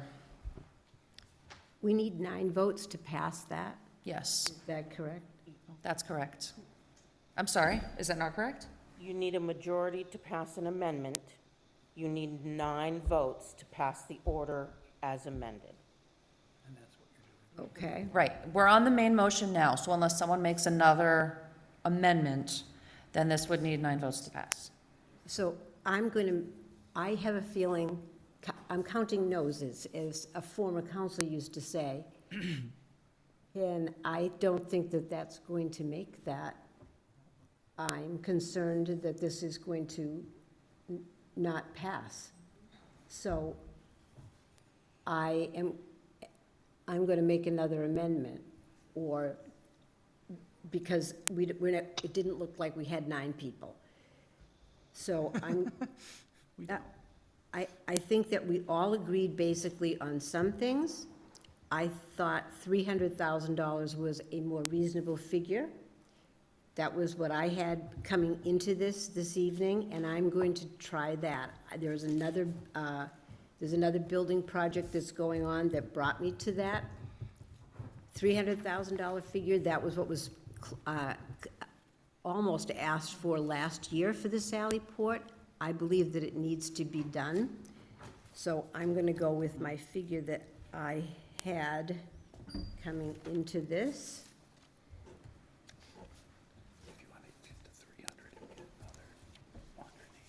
Okay, so, I want to make sure that we take the 56,000 out of capital stabilization too, because I don't want us to do more borrowing, but, so I'll hold this thought for a second while I take out my pencil and paper. And I have a question for Clerk Scott while you do that. If we amend this, well, and we've already amended it down to the, we're on the main motion now. Does that change the 56,000 from capital stabilization, or does it automatically come out of borrowing? Or is that not a clerk question? Maybe that's a. That's a Liz question. Liz, Treasurer are you Gilman there? still there? I am. I would reduce the borrowing. Okay, thank you. So, But are we on the main? we're in a pause right now. We are, Liz. Okay. yeah, considering an amendment, President Gilmore? yes.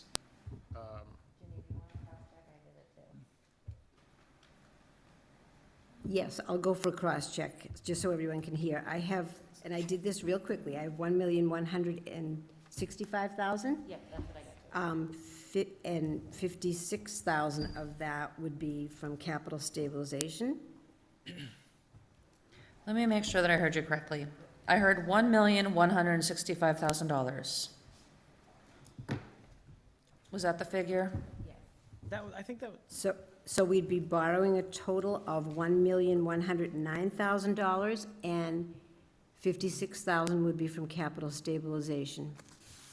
Thank you. That doesn't add up to, It doesn't? no. Okay. Are we Point still of at order, is that 490? Is that the figure before the amendment, or is that the figure after the amendment? She's changing it to this figure. So if 56,000 is from borrowing, sorry, if 56,000 is from capital stabilization, then that means 1,109,000 would be borrowing. So what I Are we heard- still at a 490? Point of order, what I heard Counselor DeSorger say was that we were amending the total amount down to 300,000. Was that not correct? No.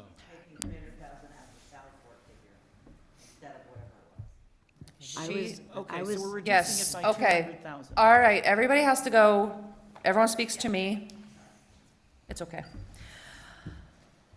Right now, the amendment is to give the police a total of $1,165,000 for their capital projects to spend as they see fit, with the recommendation that they take out the most unpopular pieces. Is that correct? Do I have a second on that amendment? Second. Okay. Do we have any discussion on the motion, on this, before we vote on the amendment? Yes, I saw Vice President Gwynn first, and then Councilor Tronzo. I believe these numbers are correct. I would favor Counselor DeSorger's amendment. Shall we ask Liz? Thank you. Let me get Councilor Tronzo first. I mean, I guess I'm hoping that it would turn enough heads. I mean, we're breaking down the number. I don't know where the line is that will be the compromising line for this, what's going to be a satisfactory number, because I'm sure that some people out there want a big fat zero. But that's unrealistic. And I just wanted to reiterate again, A, we can't tell them how to spend it once we give it. And B, I think a lot of these figures were honestly inflated. And I mean, they did make a footnote on their cover page that it was taking into consideration a lot of the volatility of the market right now. So even if we think that it may only cost $300,000 and that's what they try to build with, then what do we run into being asked for extra money after the fact? Once it's already in construction with change orders and all that, it becomes a headache. Whereas kind of as Councilor Jarvis had alluded to earlier, if the number is a little bit higher and they don't end up having to spend it, or the bids come in lower, well, then that's gravy that gets to be pushed to the next year or to different projects. It's hard, for me, it's just hard to try to pick a budgetary number and pinch it so tight around what we would hope that it would cost to build something, especially because, well, I don't know, myself, I'm not an architect, I deal with budgets a lot, but, so a lot of these look super expensive to me all the time. But it doesn't mean that even if you know, if they can't get the Sally port for $300,000, it's gonna go somewhere. And like I said, it may just be redistributing the rest of the funds, and then you're losing $300,000 out of, you know, locker room improvements or what have you. That's all I'm. Right, yeah, and we have no way of knowing that. Right. I just wanted to reiterate that. Okay, I saw Councilor Lapinski and then Councilor Elmer. So my question is this. Well, first I'm going to say, no construction project in the 21st century is going to come in under budget. Not going to happen. But let's say hypothetically it did, wouldn't the remaining money go to free cash? No, it would have to be a similar project, so, is my understanding. So, and since we're talking about the first year of a 2-year project, it would probably just kick over to next year. It's not going to happen, so. Yes. If it's a borrowing, we just don't borrow it. Oh, okay. Thank you. Councilor Elmer.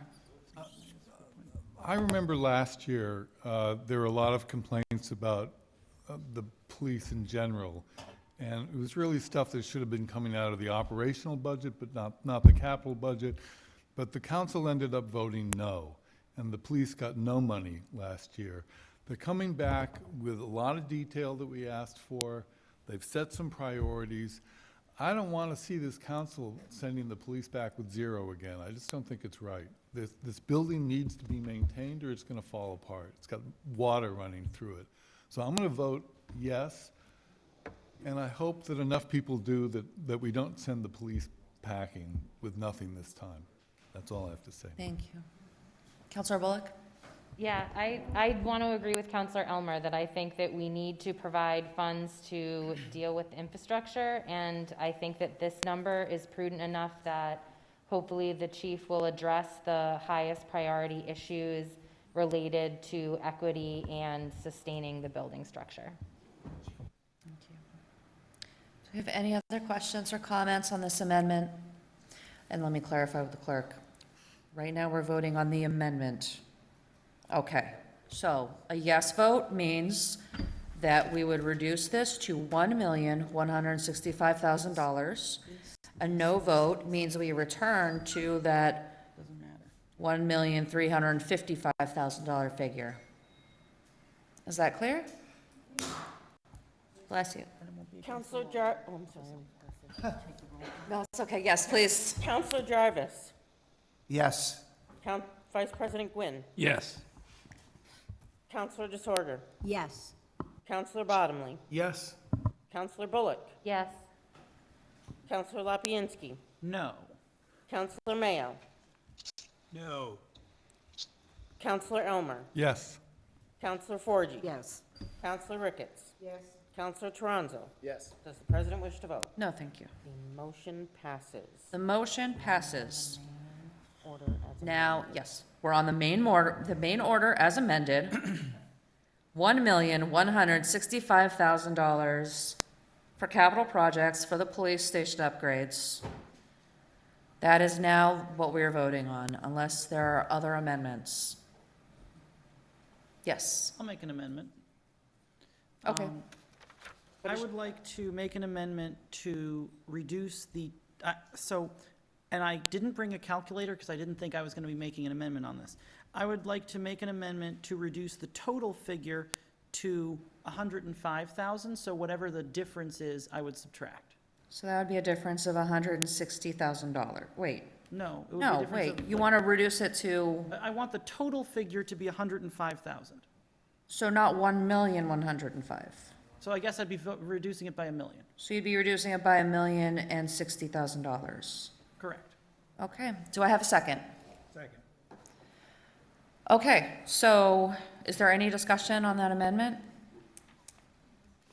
Yes, Councilor Elmer. That sounds like an arbitrary, unhelpful amendment. I believe that the number is to address the water infiltration. Is that correct? That's correct. So this amendment would only address well, it's the total that would address water filtration, but like we already rehashed. Yes, Councilor Ricketts. Make a motion to call the question. All right, so now we are voting on this amendment. Yes would reduce to, So she made a motion to call the question. You need a second. There's no to call. second. oh, sorry, I'm sorry, I need a second to call the question. Second. Thank you. Okay, now what we're voting on is an amendment to give the, I'm sorry, let's vote to call the question. Do we need a roll call for this one, or? Just yell it out. 10 o'clock. Let's do a roll call. Okay, roll call. Roll call is non-debatable. Counselor Jarvis. No. This is to call the question. This, that. This so- is to no, call this the is question. To call the question. Sorry, I was confused. Yes. I understand. So you're Gonna calling be the a question. late. Yes, we're calling the question. Okay. Counselor Vice President Gwynn. Yes. Counselor Disorder. Yes. Counselor Bottomley. Yes. Counselor Bullock. Yes. Counselor Lapinski. Yes. Counselor Mayo. Yes. Counselor Elmer. Yes. Counselor Forgy. Yes. Counselor Ricketts. Yes. Counselor Toronzo. Yes. The question has been called. Thank you. Motion on the floor is to reduce the amount, please correct me if I'm wrong, to $106,000, period. 105,000. $105,000. $5,000, period. Of which 56,000 comes from capital stabilization and the rest comes from borrowing. Okay. Counselor Ricketts. The motion, call the question? No, we're there. Did You that. already- We're Oh, no, there. no, we're there. I we're was just there. Now we're clarifying. talking about, This is the next. we are now debating the amendment. No, I know. Okay. I'm calling. So, oh, you want to, okay, call the question on the amendment. We did already. Just did that. That's what we did. We already voted to call the question, now we're voting Now on we're the voting on the amendment. amendment. I'm sorry, I'm getting This is very, the Vote on amendment the made amendment. by Frustrated. Counselor Lapinski. okay. Voting up or down, the question's been called and Thank request a you. roll call. Counselor Jarvis. No. Counselor Vice President Gwynn. Absolutely no. Counselor Disorder. No. Counselor Bottomley. No. Counselor Bullock. No. Counselor Lapinski. Yes. Counselor Mayo. Yes. Counselor Elmer. No. Counselor Forgy.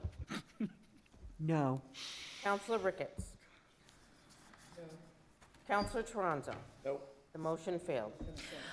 Thank you. Back on the main. Now we are back to the main motion, which is $1,165,000. Is there any discussion on that figure?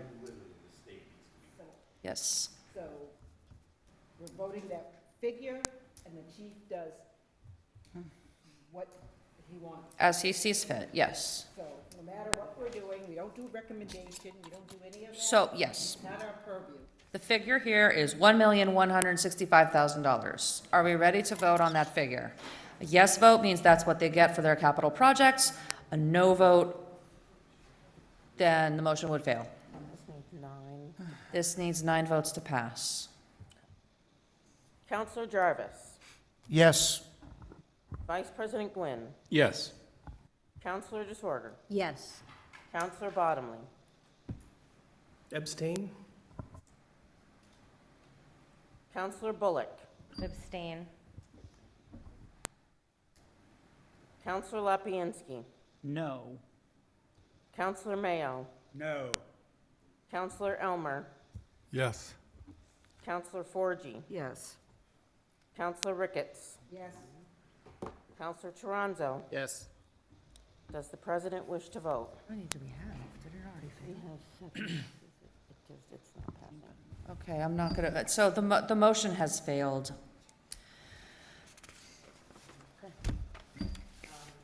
Point of clarification. Yes. Parliamentarian, a question. Yes, please. When you have abstentions, does it go to the prevailing side? Right, that's what I thought. Yes. What? Yes. Yes, it's Robert's rule. Abstentions do normally go to prevailing side, but we've been framing this as needing 9 votes to pass, so now he's going to verify that. Would we mind taking a quick recess? We'll let the parliamentarian do his research. I know we're all getting tired. I'm getting very tired and I'm ready for my nap. 5 minutes, please? 5 minutes. They better recall the vote. Yes, okay, we're back to order. Back at 10:29, just for the. Okay, we are back at 10:29. We were looking at whether or not abstentions count on the prevailing side or for the purposes of something where we've been thinking of this in terms of needing 9 positive votes to pass it. Abstentions usually go with the prevailing side. No, they go negative. Or, no, abstentions go, I'm sorry, I'm going to turn this over to our parliamentarian. Yeah.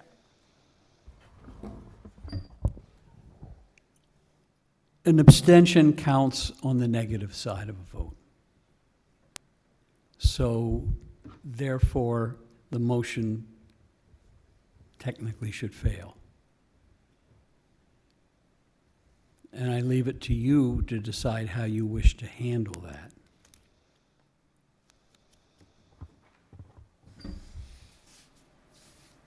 President Gilmore, I have a proposal. Yes.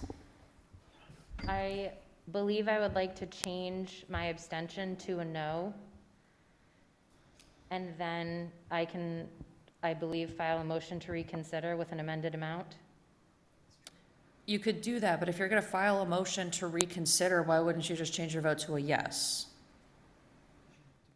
Because then it'll pass with the amount of money that I don't want. She votes no. If she votes yes. I'm sorry. The motion has already failed. The motion, No, the motion No, it hasn't been called hasn't yet. been declared. yeah, because I technically haven't voted on this yet. My understanding is that since I'm an abstention, if I haven't voted on this yet. I'm going to vote no.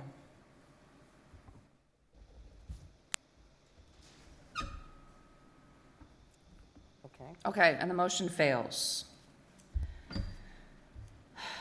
Okay, it is 10:31. We still have a lot of agenda to get through.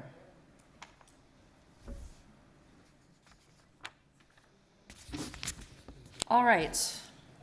Yes, Councilor DeSorger. I have a question for our parliamentarian on who can bring something forward for reconsideration. Anyone who votes on the prevailing side. So if you're talking about the last motion, anybody who just voted no can bring this forward for reconsideration, and then we have to vote on it again. So I'd like to do that, since I changed my abstention before it was called to a no vote. I'd like to bring a motion to reconsider. We can do that, but we're not at, that's later on in the agenda. That is gonna happen.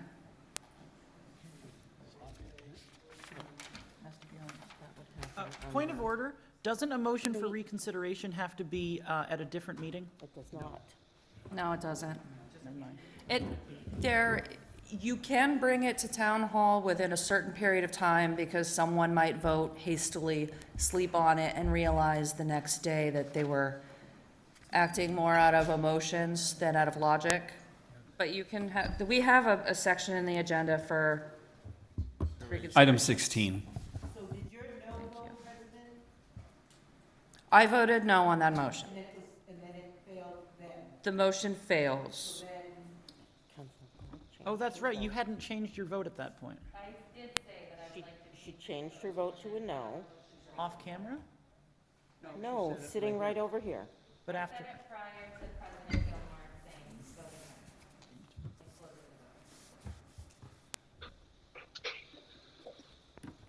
I want to caution you one thing about reconsideration, and is that once you vote for reconsideration, it's dead. You cannot vote for reconsideration more than once. what's that got to do with it? And you can vote for reconsideration at the time of a meeting or within a narrowly prescribed period of time, which is spelled out in the rules of procedure. I believe it has to be by the noon of the following day. It is not, they extended it. They extended it. Yeah. It gets very complicated, yeah. Saw Vice President Quinn first. And if there was a motion to reconsider, it just brings us back to the main motion. Brings you back to the motion, No, I think it would be the motion that was on the floor. the motion that was defeated. The vote, As yes, amended. So the it would motion go- that was defeated. It brings us Right. back to that motion, and then anything can change from that point to that motion. Yes. That could be amended in the Yes. new reconsideration. Thank you. Okay, and then I saw Counselor Lapinski next. I just want the public to know that during the recess, when the cameras were off, some counselors were discussing how to rearrange their votes and/or change their votes in order to set it up so that it would fail in a way that it could be reconsidered, and I think that's shady and shouldn't be allowed. Okay. Yes, and for the record, the parliamentarian said this was an appropriate discussion because we were talking about whether or not abstentions were able to change their votes, whether or not abstentions were able to file a motion to reconsider, because we did have someone who abstained who was considering filing a motion to reconsider. Moving on. I have 275 for Main Street reconstruction. Counselor Forte, are you reading these, or is Counselor Toronzo reading the rest of them?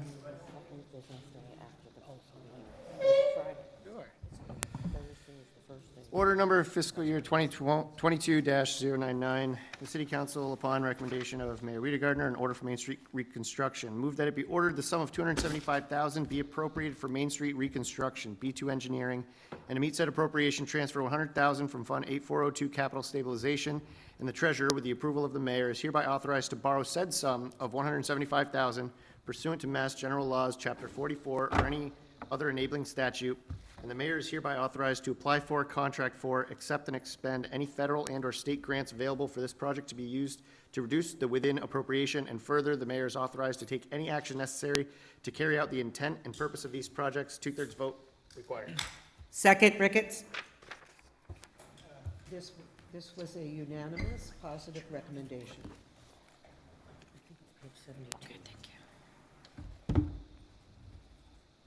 Sorry about that, I was trying to catch up and get on the right page here. All right, is there any discussion on this motion? I'm sorry, Counselor Mayo? I have a question. You read that as as 175,000? 100,000 from capital and 175,000 borrowing. Right. Oh, okay, because mine says 275,000. That's the total. The Okay. total is 275. Okay, gotcha. Yep, 100,000. okay, thank you. 275. Okay, are there any Going other, by the agenda, not the actual motion. are there any other questions? Thank you. Yes. Yeah, so I asked, I spoke with Liz Gilman earlier today, and I asked the question, are we going to pay back the money we're borrowing? If you subtract from the money that we're going to get back after the state grant helps fund the library, we owe about $46 million right now, and we're borrowing more year over year. So we pay off some of the money that we owe, but we borrow even more, which means that we never pay off the money that we owe. I'm concerned about that. I don't think it makes any sense that we should always owe more money than the year before. If we really need the stuff, we should be paying for it. And if we don't need the stuff, that's fine, but it doesn't make any sense to say that our grandchildren are just gonna pay for the stuff that we need now. If we want the stuff, we have to pay it in taxes. That's just the So, way government works. Point of order. The motion on the floor is for the $275,000 for the Main Street reconstruction project. That's correct, and 175,000 is from borrowing, so I think my comment is on topic.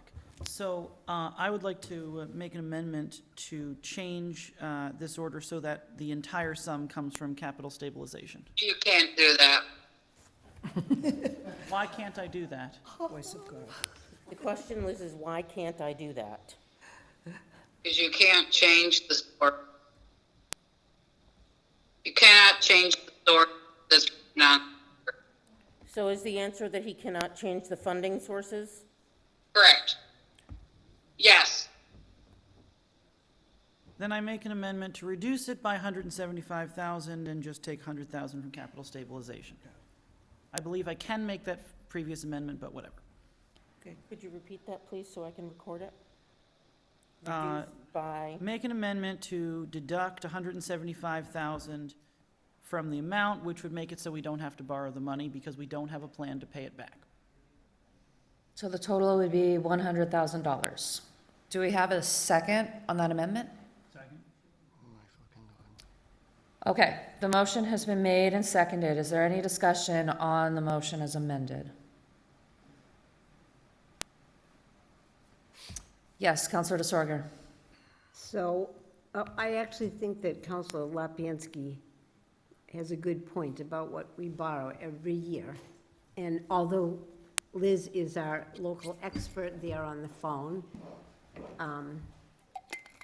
we do continue to borrow and borrow and borrow. And we have a lot of money in capital stabilization. We're only using half of that.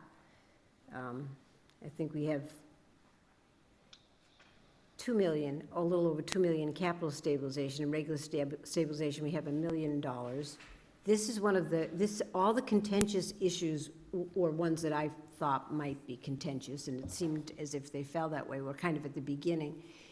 This one, I've already had people reach out about the number of parking spaces downtown, and I wasn't actually able to get quite the answers on the differences in the parking, the spaces. We can't know that now. We don't know it yet. Okay. All right, I just wanted to say that I had some concerns about that. I had concerns from a disability standpoint and from the number of parking spaces, because I had people that wrote about that were concerned, but I do think that we would be losing the $5 million for redoing the surface of this from High Street to Coleraine, is that correct? And I just think that we did not have this discussion at Ways and Means. I was going to bring it up, but I was a little undone at the time, so I'm just bringing it up for what it's worth. Okay, thank you. Is there anyone else? Yes, Counselor Forgy? Oh, yes, please. You know, when we were virtual, it was always, we can't hear you. I know, this is the new mute. That's right, okay. Thank you. Just leave it on. I wonder if it might be helpful to council. You understand that this is, we have already, this is an ongoing project, and the whole idea behind the project, we just, and I see Director Warner at the back of the room, but we already took our first step in this project. What is going on right now is that this has to be the second piece, and in order for this project to go forward, in order for us to be ready to accept, we hope, a $5.8 million grant from the state, and it involves the state, Mass DOT, we also have highway concerns in there. There is a number of pieces to this. The first one, if somebody knows this answer, I don't know this answer, but the first piece was already put in play, and I don't know what that dollar amount was. You have to ask the chair. Yes, that would be great. I'm going to need you at a microphone, though. That was the question, President Gilmore, was should he come up to the microphone?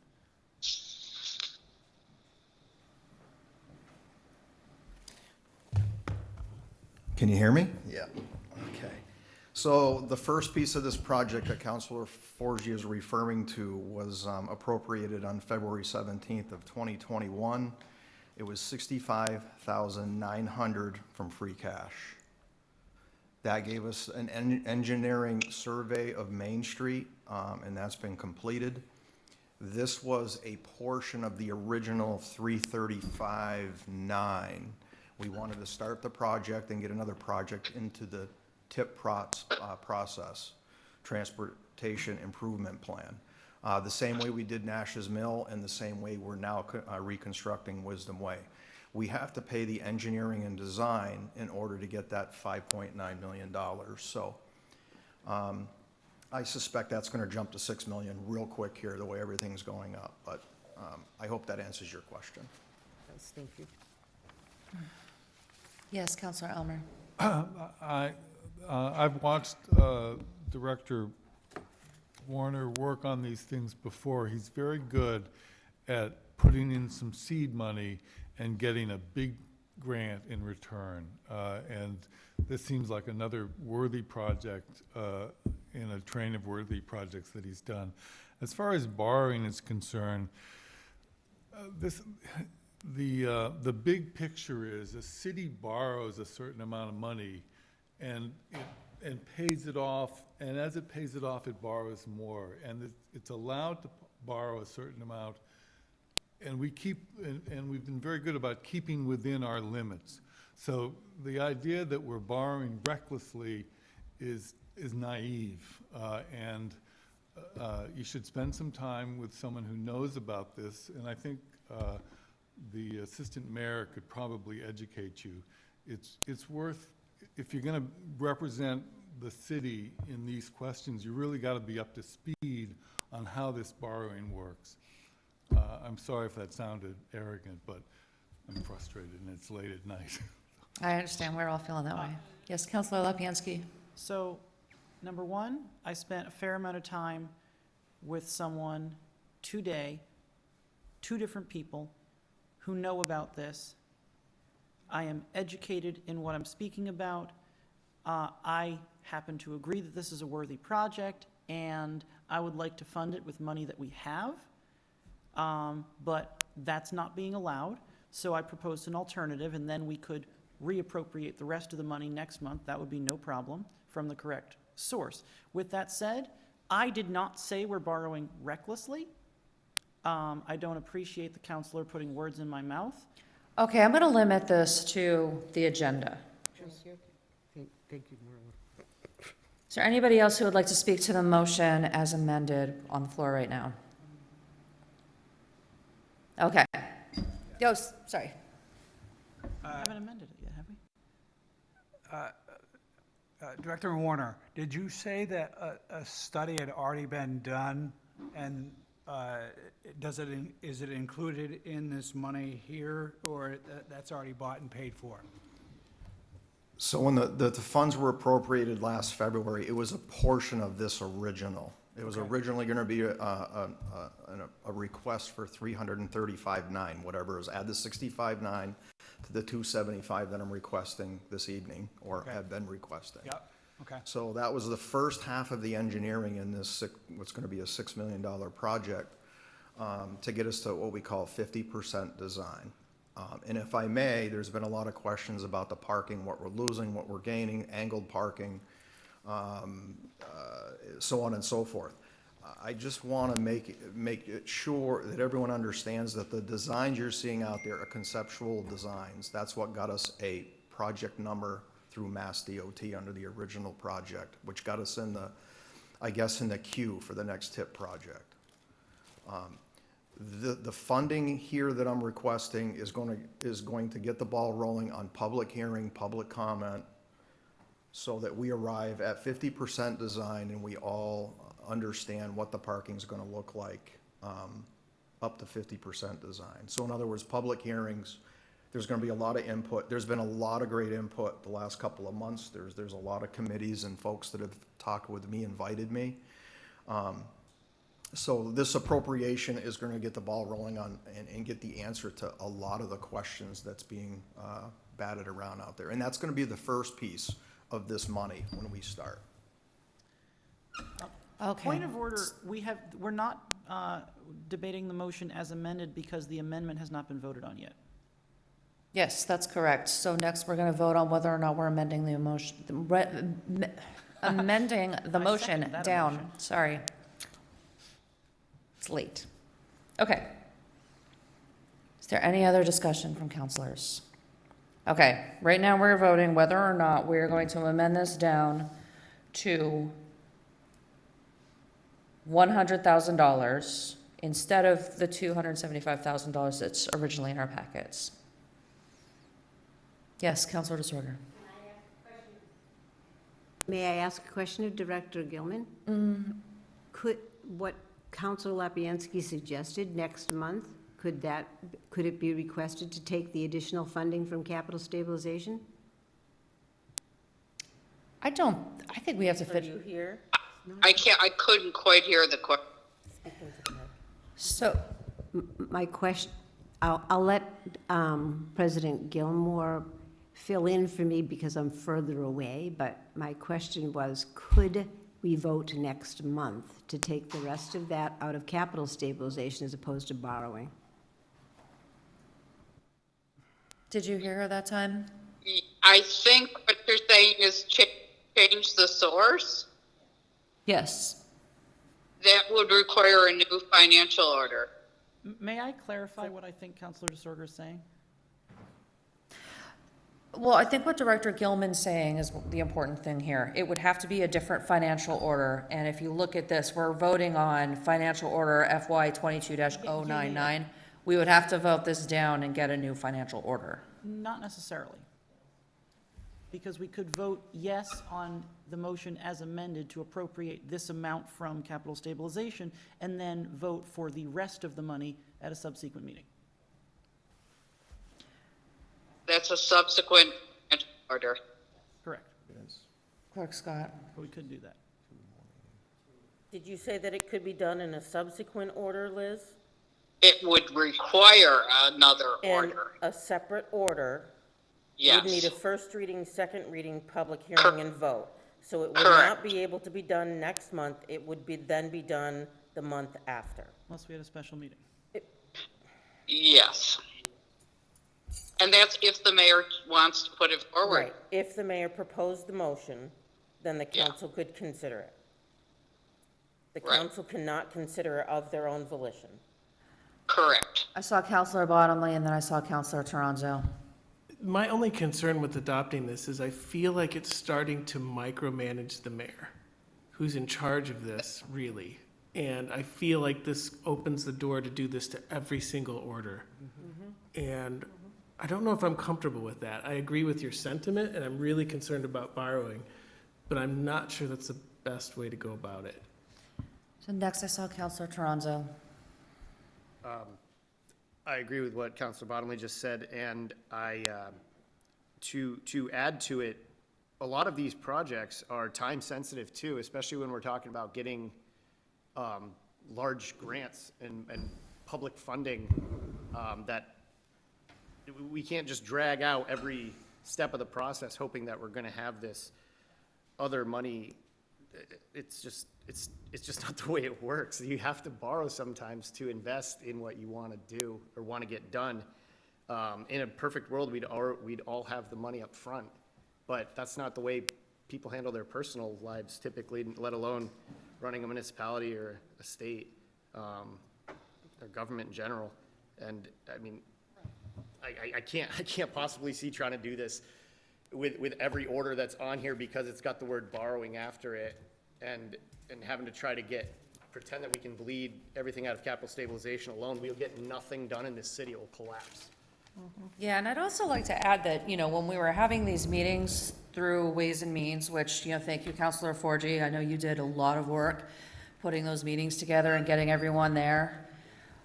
There were some things that came up because we were questioning, well, I mean, I wasn't allowed to participate, I'm not a member of the subcommittee, but as a body, we were questioning things like, do the police really need this? Does the DPW really need this? How much do we spend on this, that, and the other? And we were asking some very intelligent questions about the needs and the operations in our city and how these capital investments are going to support that. And I'm happy to entertain any kind of amendments from councilors who are saying, I don't feel like this is necessary, I feel like this is not a good use of taxpayer money. I think when we start putting numbers out there that aren't based on what we see as, fiscally responsible spending, if we're just throwing out numbers for the sake of throwing out numbers, I feel like we need more justification than that. I hope that's clear. Yes. I think Councilor Ricketts was first. Oh, go ahead. Well, but I've already spoken to this. So if you want me to Okay. go first, I will, but I think it's your turn. Okay, thank you so much. I just wanted to say that I do agree with Councilor Bottomley and Toronzo, and I don't feel like we're just micromanaging the mayor, but we're micromanaging every department head. The other thing is, all of this information has been sitting in our emails for forever, and I'm not on Ways and Means, but I tried to attend every meeting so that I would not hold everyone up tonight asking questions, because everyone asked really great questions on that committee. And so I too agree with the president that I would like to caution what we're going to do from here going forward, not just because of the hour, but the hour is important. We should not be doing millions of dollars of discussions at this hour. So I mean, I feel like I came totally prepared based on everything that I've heard and everything that I've read, and so I hope we don't get tied up now. It's just not fair to everyone, and this budget, all of this comes out months and months in advance, and the department heads get together, and then every department head comes before Ways and Means, and so let's just be careful. Thank you. Okay, Councilor Piansky. So I'd just like to clarify that number one, I'm not opposed to borrowing, and number two, I'm not opposed to borrowing on this project. What I'm opposed to is borrowing without a plan to pay it back, and if the plan to pay it back is to pay it back in order to borrow more money for something else, that is effectively not paying it back because we continue to owe more money year over year. And if your mortgage increased in principal year over year, you'd be concerned. So I think we owe it to the taxpayers of Greenfield to explain how we're going to pay off the debt that we already owe before incurring more, and I have not been presented with a plan. I asked Liz Gilman at great length today for a plan, and she said that's not how it works, but it is how it works according to the public, and we serve the public. So that's why I'm making the argument that I am. Okay, so I will agree with Director Gilman that municipal finance does not work the same way as household finance. We're never going to have zero debt. We're never going to have zero debt. Why not? Because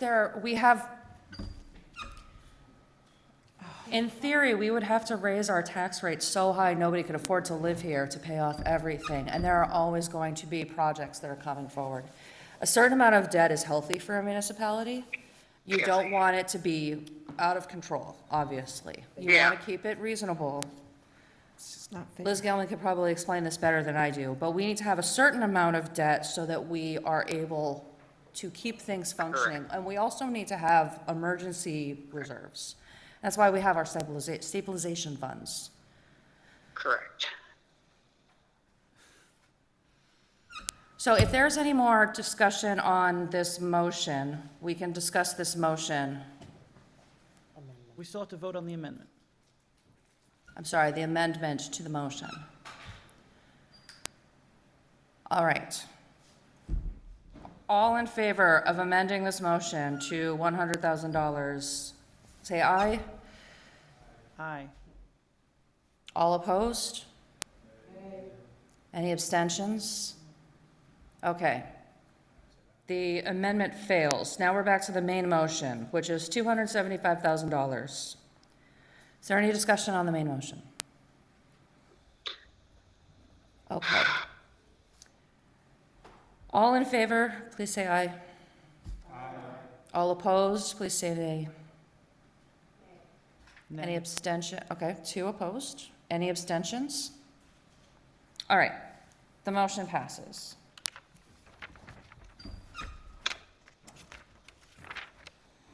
Okay, next motion. Thank you. This is a highway fund. 64.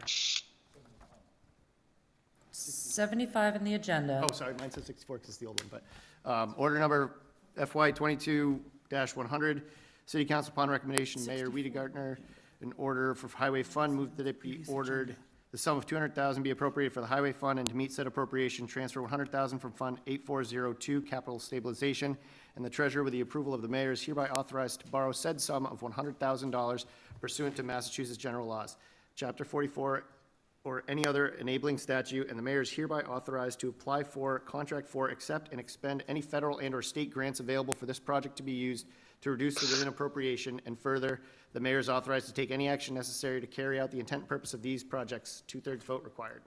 Second, Ricketts. Thank you. Can I have a report from the committee? Yes, this was a unanimous vote coming out. Unanimous positive recommendation? Great, thank you. That's correct. Are there any questions or comments on this item? Yes.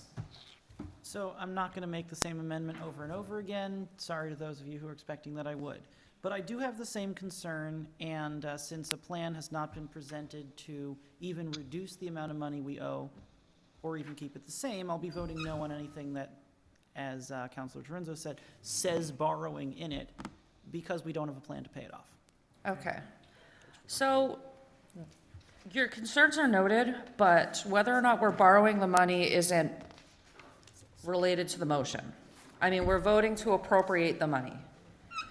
So I don't want to keep beating the dead horse about whether or not we're borrowing or whether or not we're taking it of capital stabilization. So you can vote no if you don't want But to. I'm not allowed to say why I'm voting no. But we don't have control over the funding source, so I'm going to shut down discussion on discussions. I'm sorry, we are not going to continue to discuss the funding sources because that's really not under our purview. If you want to make a motion to amend, you can do that. But I'm going to stop that discussion now because it's not part of what we're voting on, and it's late, and we're not even close to done. So anybody want to talk about the motion? Okay. All in favor? Aye. Any opposed? No. Any abstentions? Thank you. The motion passes.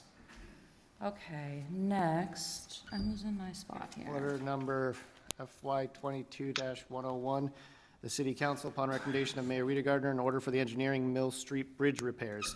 Move that it be ordered the sum of $25,000 be appropriated for the engineering of Mill Street Bridge repairs, and to meet said appropriation, transfer $25,000 from Fund 8402 Capital Stabilization. Second, 4G. Thank you. Thank you. A report from committee, please. Was a unanimous positive recommendation coming out of committee. Thank you. Are there any discussions on this motion? Yes, Counselor DeSorger? I just want to say we did point out that we were disappointed that it was less than the 200,000 that was requested, but I'll vote in favor of that. I know we all want to give Marlo more money. Okay. All right, all in favor? Aye. Any opposed? Abstentions? All right, the motion passes. Next, we're on. Order number FY 22-102, the City Council, upon recommendation, made Rita Gardner an order for sidewalks. Move that it be ordered. The sum of $136,000 be appropriated for the Highway Fund, and to meet said appropriation, transfer $36,000 from Fund 8402 Capital Stabilization. And the treasurer, with the approval of the mayor, is hereby authorized to borrow said sum of $100,000 pursuant to Massachusetts General Laws, Chapter 44, or any other enabling statute. And the mayor is hereby authorized to apply for, contract for, accept, and expend any federal and/or state grants available for this project to be used to reduce the within appropriation. And further, the mayor is authorized to take any action necessary to carry out the intent and purposes of these projects. 2/3 votes required. Second, Ricketts. Thank you. Report from committee, please. It was a unanimous positive recommendation. Thank you. Do we have any questions, comments? Okay, oh, yes. Am I allowed to say that I oppose this because we don't have enough money? So, I'm going to stop this really quickly. Anything that is within our purview, yes, we can discuss it. But if we're talking about funding sources, which is not under our purview, then I would say that that's not part of the agenda, and I don't want to be tested on that again. Does anybody have any questions or comments? Counselor Bottomley? Yeah, I just wanted to mention, I was disappointed this was reduced for the sidewalk funding. Because when we come up with priorities, which is, we have the police station, which is huge, but this is also huge, and we forget to mention that we see this small appropriation, which could be double, triple, quadruple, and it wouldn't cover our sidewalk repairs. So I just think it's worth pointing out that we have a lot of things that are priorities and infrastructure in the city besides just the police station, and that's what makes these decisions really hard. Because this is a safety issue and it affects a lot of people. And it's been mentioned at least since I've been here, the previous 2 budget sessions from counselors, from constituents that would like to see this increased, and I don't know what to say to get it there. That's my comment, thank you. Thank you. Any other questions or comments? Yes. I just want to dovetail on what Councilor Bottomley said is I serve on the council or the committee for disability services or access, and we are continually, there's a few of us who do sidewalk walking, and we come up with and take pictures of problem areas, and they continue to be problem areas year after year after year. Some of them get fixed, some of them have been fixed, but people actually do get hurt. They get thrown out of the wheelchairs. They get,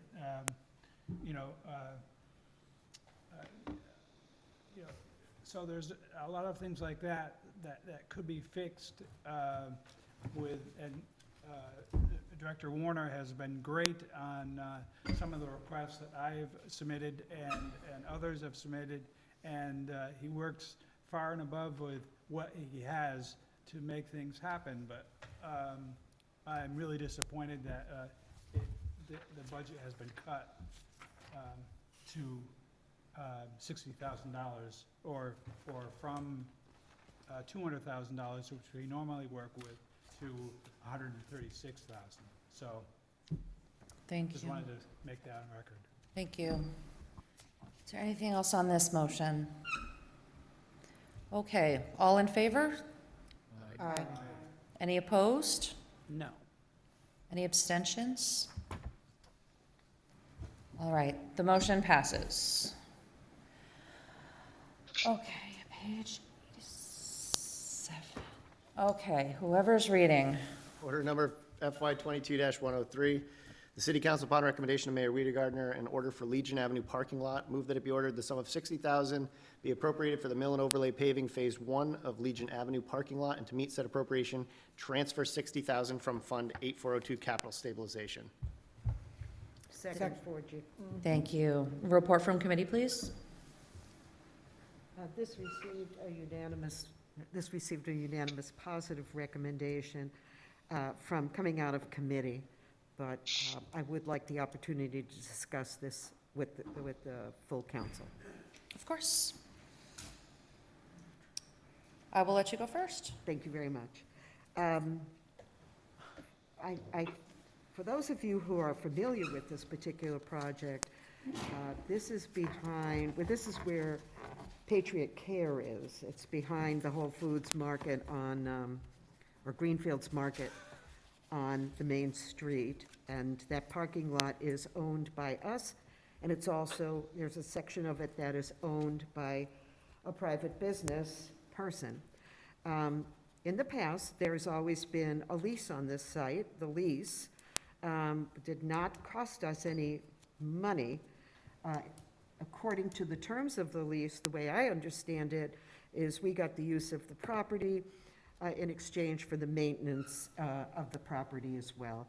And in the early days, we also had parking revenue coming from there because we had parking meters in there. The property has changed hands at this point. The only question or concern I have is, did the lease transfer with the property? Because my understanding is that you sell a property, that's done, that's finite. But did the lease transfer as well to the new owner? I asked this question if there is an obligation on behalf of the city to maintain this particular piece of property that exists in a memorandum of understanding or any other agreement that was made. I would like to know what the terms of that was. And I also want to know, I had heard or was told that this year would be the last year for us to lease this site. So in essence, we're spending the $60,000 to help upgrade property that is not owned by the city, or not totally owned by the city, let's put it that way. Again, my question goes back to, how do we separate the purchase and sale agreement with the new owner? And do we have a memorandum of understanding that transfers the lease and therefore our obligation? Thank you. Councilor Forgy, sorry. Thank you, Councilor Forgy. Councilor DeSorger, did I see your hand up? Yes, I actually abstained on this one because we didn't own it. And the lease said that we were responsible to sand, salt, and plow, and the owner was supposed to take care of everything else. And then I was swayed by my fellow councilors who said, but we profited from this parking lot for a long time. And then, but I thought that's good in theory, but I thought this property it transferred ownership within a year and a half or 2 years. So it wasn't a long time that we profited from this. So I'm gonna be voting no to paving something that we don't own, because that's not what the lease said. Thank you. Is there any other discussion? Yes, Vice President Quinn. I don't know if it's discussion, but can we get clarification on what Councilor Forgy brought up? I mean, she posed some questions on it, and I don't know if we know the answer to those questions. Are you suggesting that we table this? No, Or maybe if you could have someone answer it if you felt so. I'm not sure where to go from here because I don't know the answers. Councilor Forgy, I felt like your question was about the lease. So unless the lease, It is, that is correct. do you feel like the mayor or chief of staff, Letourneau, could answer that, or is it? I do, thank Okay. you. It's okay? Yeah. Wow, it's so loud. Yes, so we have a current active lease signed with the current owner with the city signature and Tim Grader's signature. So it is a current lease with the current owner. You are not incorrect in saying that it is not in writing in an MOU, this appropriation for the paving. This was an arrangement that was made to upkeep the parking lot. There was an agreement at one point under the previous administration to make good on the fact that we had been profiting off of it for a long time, including not just meters. We also sold parking passes there for several $100s each per year. So part of the parking lot is owned by the city, this small section that we're looking to appropriate. We're just trying to make good on what was a promise to a business owner when he purchased the property from another business owner who made an arrangement with a different mayor. And it is in fact in terrible condition. The city did make money off of it for many years, and it is the right thing to do. In terms of the lease ending, that is again just a verbal agreement for now that when this expires, we will probably not renew it again, made by both the business owner and the city. Okay, I think I saw, well, Chris, was that a follow-up? I do want to follow up if I Okay. can. When does the lease expire? December 31st, yeah. Of this year? Mhm. Okay, and there's no plans to renew that lease? If we don't pave the property, I don't know what will happen with those negotiations, frankly. But yes, there is not an arrangement right now to renew the lease in agreement by both parties if we all keep up our ends of what we'd agreed to. And for the record, there's a verbal agreement and nothing written as a memorandum of understanding. That is correct, and it was a verbal agreement made prior to this mayoral administration. Okay, thank you very much. Okay, so I saw Counselor Bullock, then I saw Counselor Lapinski. I just have clarification as well. And the agreement to repave this was made between the prior owner of the building and parking lot with the new buyer, who we are not in any written contract with.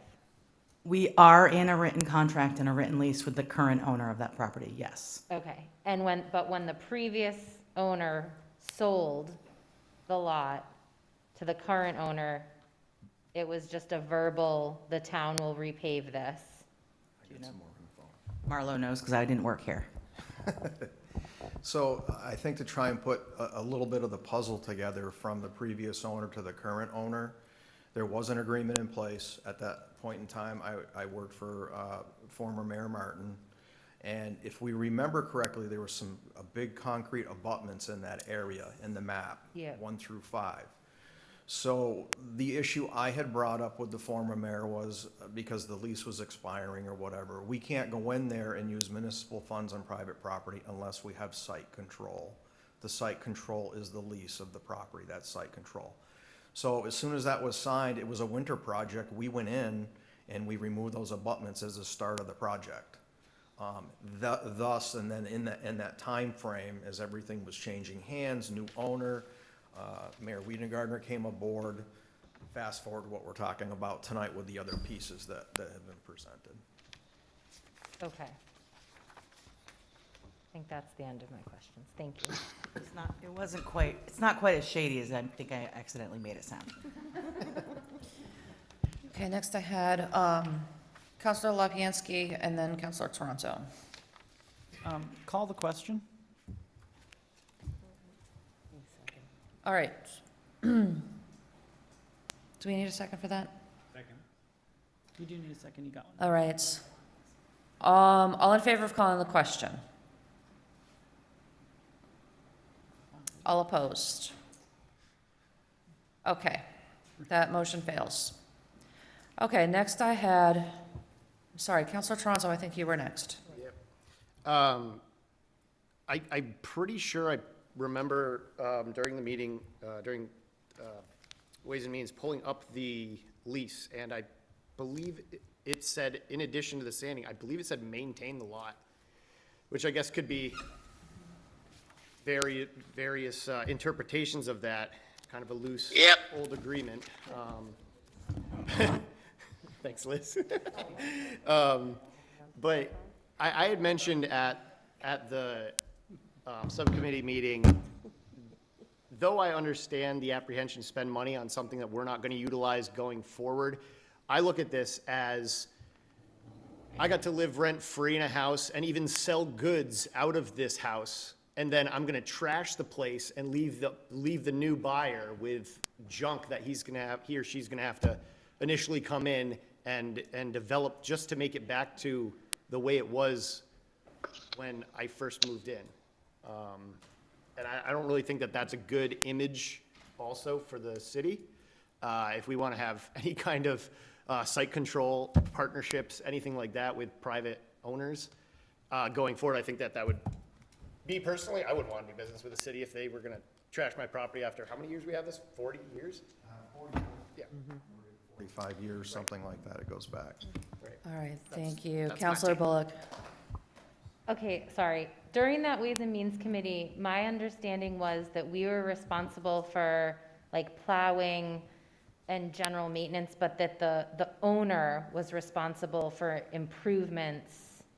When you guys read that portion of the lease, that the owner was responsible for, I don't remember what the exact word was, but like in my mind when it was read, it was like, oh, the owner should have been responsible for keeping up with paving, and we were responsible for maintaining the lot on the daily. And the other thing is, I'm assuming that this new owner bought the property as is without an agreement without anything written between owners that we would do this. Just, that's a question I have. That's a question I'm asking.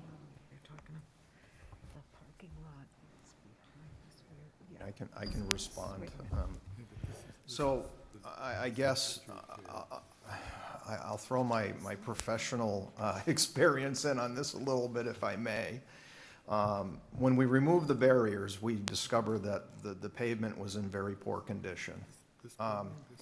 We are in there patching potholes continuously, which was part of all the leases that go back 40 years. I believe I have a file of them in my office going all the way back, or in different places.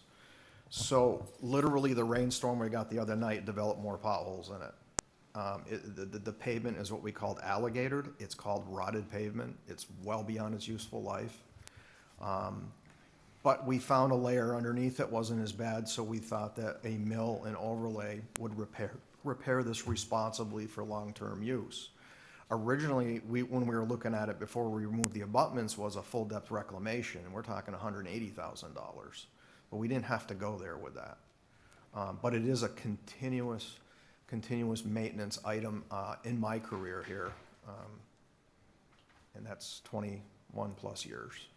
We've been patching that parking lot. It wasn't as bad way back when, I'm sure. I wasn't here when the lease started, but does that answer your question? That's helpful, thank you. You're welcome. Vice President Gwynn? In either of your professional opinions, with these verbal agreements and leases that were in place, are we going to incur liability if we decide we're not going to do this with the owner? And which would, could bring us into litigation, which would end up costing as much as paving the parking lot as we agreed to my understanding. I'm just trying to figure out how deep this is. Litigation. Yeah, possibly. But so this one, just quite honestly, this one feels like something that I wish we didn't miss. There is a lot of stuff that I discovered that was either half done. I'm not trying to throw people under the bus here, but there was a lot of verbal arrangements that we have been putting into writing. And I frankly thought we had an MOU at some point with this landlord, and we did not. And I wish we had, because then we wouldn't all be having this discussion. I'll take this opportunity just to answer Councilor Bullock's question that I believe that the current owner bought it with the understanding that all this was going on and that would be improved. I would say, I guess we could be putting ourselves in jeopardy for litigation with something like this. We always are. I mean, the only way you can get something from a municipality unless you, appropriate it, is to sue. We don't, we're not customer service agents. We can't give you a coupon or do something to make it nice. We can't give people things to smooth it over. We can't. It's just not legal. So possibly, but I think more than that, this is a landlord who owns several buildings in town with whom we have a really good relationship, who is a good partner, who is investing money into the town, doesn't ask a lot of the town for a landlord, and with whom we have another lease arrangement. So it is good and neighborly thing to keep up with something that we probably are the ones who trashed. It's true. We were using this parking lot for the last, I didn't realize it was that long. 40 to 45 years. So that's almost as old as me. If I could just add another quick comment. In that transition from the former administration and the former owner to the new owner and the new administration, I think taking those abutments out is an important piece of a verbal agreement. Taking those abutments out, paving those areas in, repaving the area and striping it was the verbal agreement. Was I there when it was made? I cannot tell you I was, but I was given the directive to go in and take them abutments out.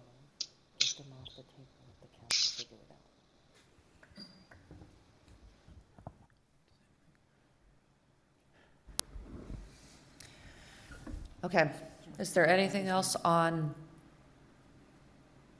Okay, so I'm gonna move to a vote. All those in favor?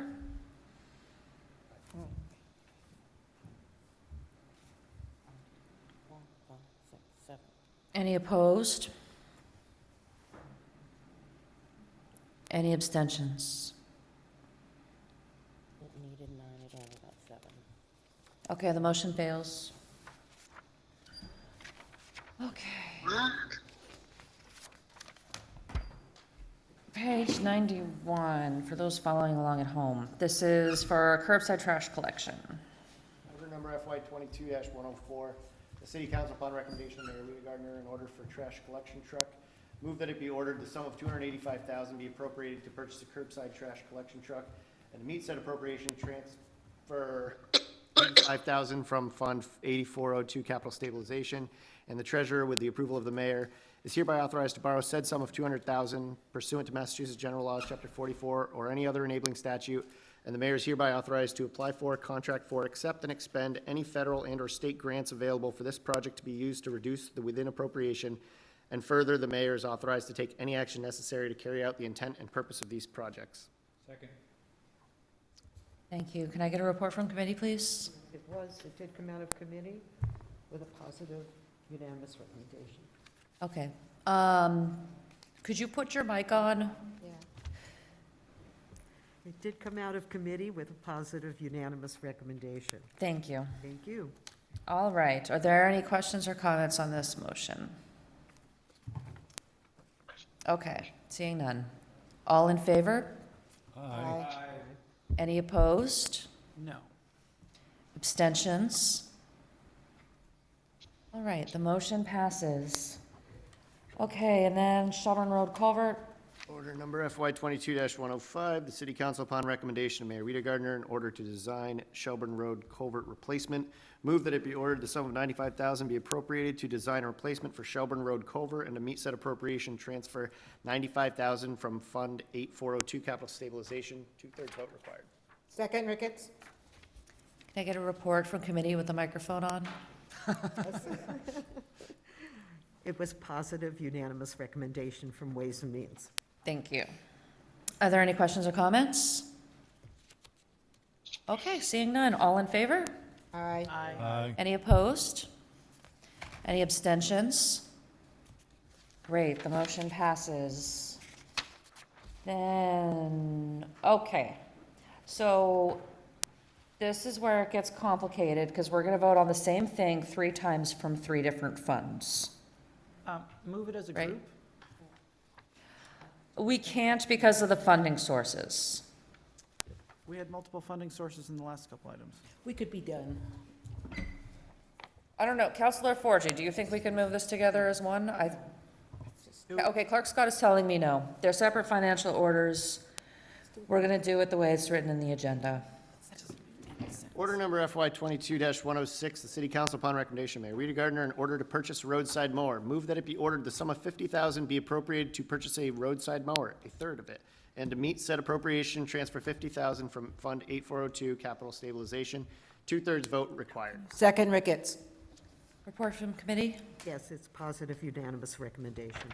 Great. Does anybody have any questions or comments? Okay. All in favor? I have a question. Yes. Why are we mowing the grass on the side of the road? And we have to for public health reasons. We have to, like it's a state law? I think that our residents expect that we would. But we don't want So no, we ticks don't and... have to then. It's a choice. Counselor Forgy? Roadside mower is not used is not used to mow the grass on the side of the road. It's used to mow all around the different facilities that we have in DPW and to keep the grounds well-maintained. I'm sure there are some lands and fields that we own, some parks that we have to maintain as well. But this is not necessarily, its primary use is going to be for a roadside mower. I believe that that is the title of what this item is, but it is not indicative of the use. Thank you. Does anybody else have any questions or comments on this? Okay. All in favor? Aye. Any opposed? No. Any abstentions? All right, the motion passes. And, okay, this is where I'm just gonna get confusing. Okay, yes, thank you. Order number FY 22-107, the City Council upon recommendation of Mayor Rita Gardner, in order to update the fire suppression system at the transfer station. Move that it be ordered the sum of $42,000 be appropriated to upgrade the fire suppression system at the transfer station, and to meet said appropriation, transfer $42,000 from Fund 8402 Capital Stabilization. 2/3 vote required. Second, Ricketts. Thank you. Report from committee? It is a unanimous positive recommendation. Great. Do we have any questions or comments on this motion? Seeing none. All in favor? Aye. Aye. Any opposed? Abstentions? Great. Okay. Next. Order number FY 22-108, the City Council upon recommendation of Mayor Rita Gardner, in order for repairs to Sanderson Street building. Move that it be ordered the sum of $80,000 be appropriated for repairs to the Sanderson Street building, and to meet said appropriation, transfer $80,000 from Fund 8402 Capital Stabilization. 2/3 vote required. Second, Ricketts. Report from committee? Unanimous positive recommendation. Thank you. Any questions or comments? All right, all in favor? Oh, sorry, Councilor DeSorger. I just would like to say that I think that while we're in there doing the 80,000, we should have done the things that made it an accessible place for a meeting. But I'm going to vote in favor of it. Thank you. You really, okay, be really quick. 5 seconds. 5 seconds.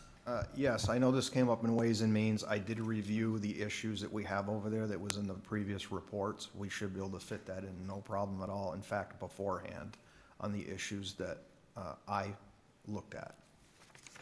Sorry, 30 seconds. Thank you. Okay. Any other questions or comments? Okay. All in favor? Aye. Any opposed? Abstentions? Okay, next. FY 22-109, the City Council upon recommendation of Mayor Rita Gardner, in order to purchase a used bucket truck. Move that it be ordered the sum of $60,000 be appropriated to purchase a used bucket truck for central maintenance, and to meet said appropriation, transfer $60,000 from Fund 8402 Capital Stabilization. 2/3 vote required. Second, Ricketts. Thank you. Report from committee? Positive unanimous recommendation. Thank you. Any questions, comments? Okay, all in favor? Aye. Any opposed? Abstentions? All right, the motion passes. Next. Order number FY 22-110, the City Council upon recommendation of Mayor Rita Gardner, in order for an inspection department vehicle. Move that it be ordered, the sum of $40,000 be appropriated for an inspection department vehicle, and to meet said appropriation, transfer $40,000 from Fund 8402 Capital Stabilization. 2/3 vote required. Second, Ricketts. Report from committee? Positive unanimous recommendation. Thank you. Any questions? All right, all in favor? Aye. Aye. Any opposed? Abstentions? All right, motion passes. Order number FY 22-111, the City Council, upon recommendation of Mayor Rita Gardner, and order teacher and student desktops. Move that it be ordered the sum of $100,000 be appropriated to purchase teacher and student desktops, and to meet said appropriation, transfer $100,000 from Fund 8402 Capital Stabilization. 2/3 vote required. Second, Ricketts. Report from committee? Positive unanimous recommendation. I'd always also like to add to this that some of these computers are 10 years old and really have lived past their usefulness. And this will be, I think, in upcoming years, go on to a schedule to replenish school computers and cycle them through like in a capital plan. Thank you. Do we have any questions or comments? Yes. We live in a world where children are utterly addicted to electronics, and I find the idea that we would be purchasing more electronics for children to use in school to be both just awful and kind of sick, and it's every parent's worst nightmare that children spend all their school day on a computer. I can't believe we're seriously considering this. It's just the worst possible decision we could make, for the students anyway. Thank you. Any other questions or comments? Okay, seeing none. All in favor? Aye. Any opposed? No. Any abstentions? The motion carries. Next. Order number FY 22-112, the City Council, upon recommendation of Mayor Rita Gardner, an order for Federal Street School paving. Move that it be ordered, the sum of $75,000 be appropriated for paving at Federal Street School, and to meet said appropriation, transfer $75,000 from Fund 8402 Capital Stabilization. 2/3 vote required. Second, Ricketts.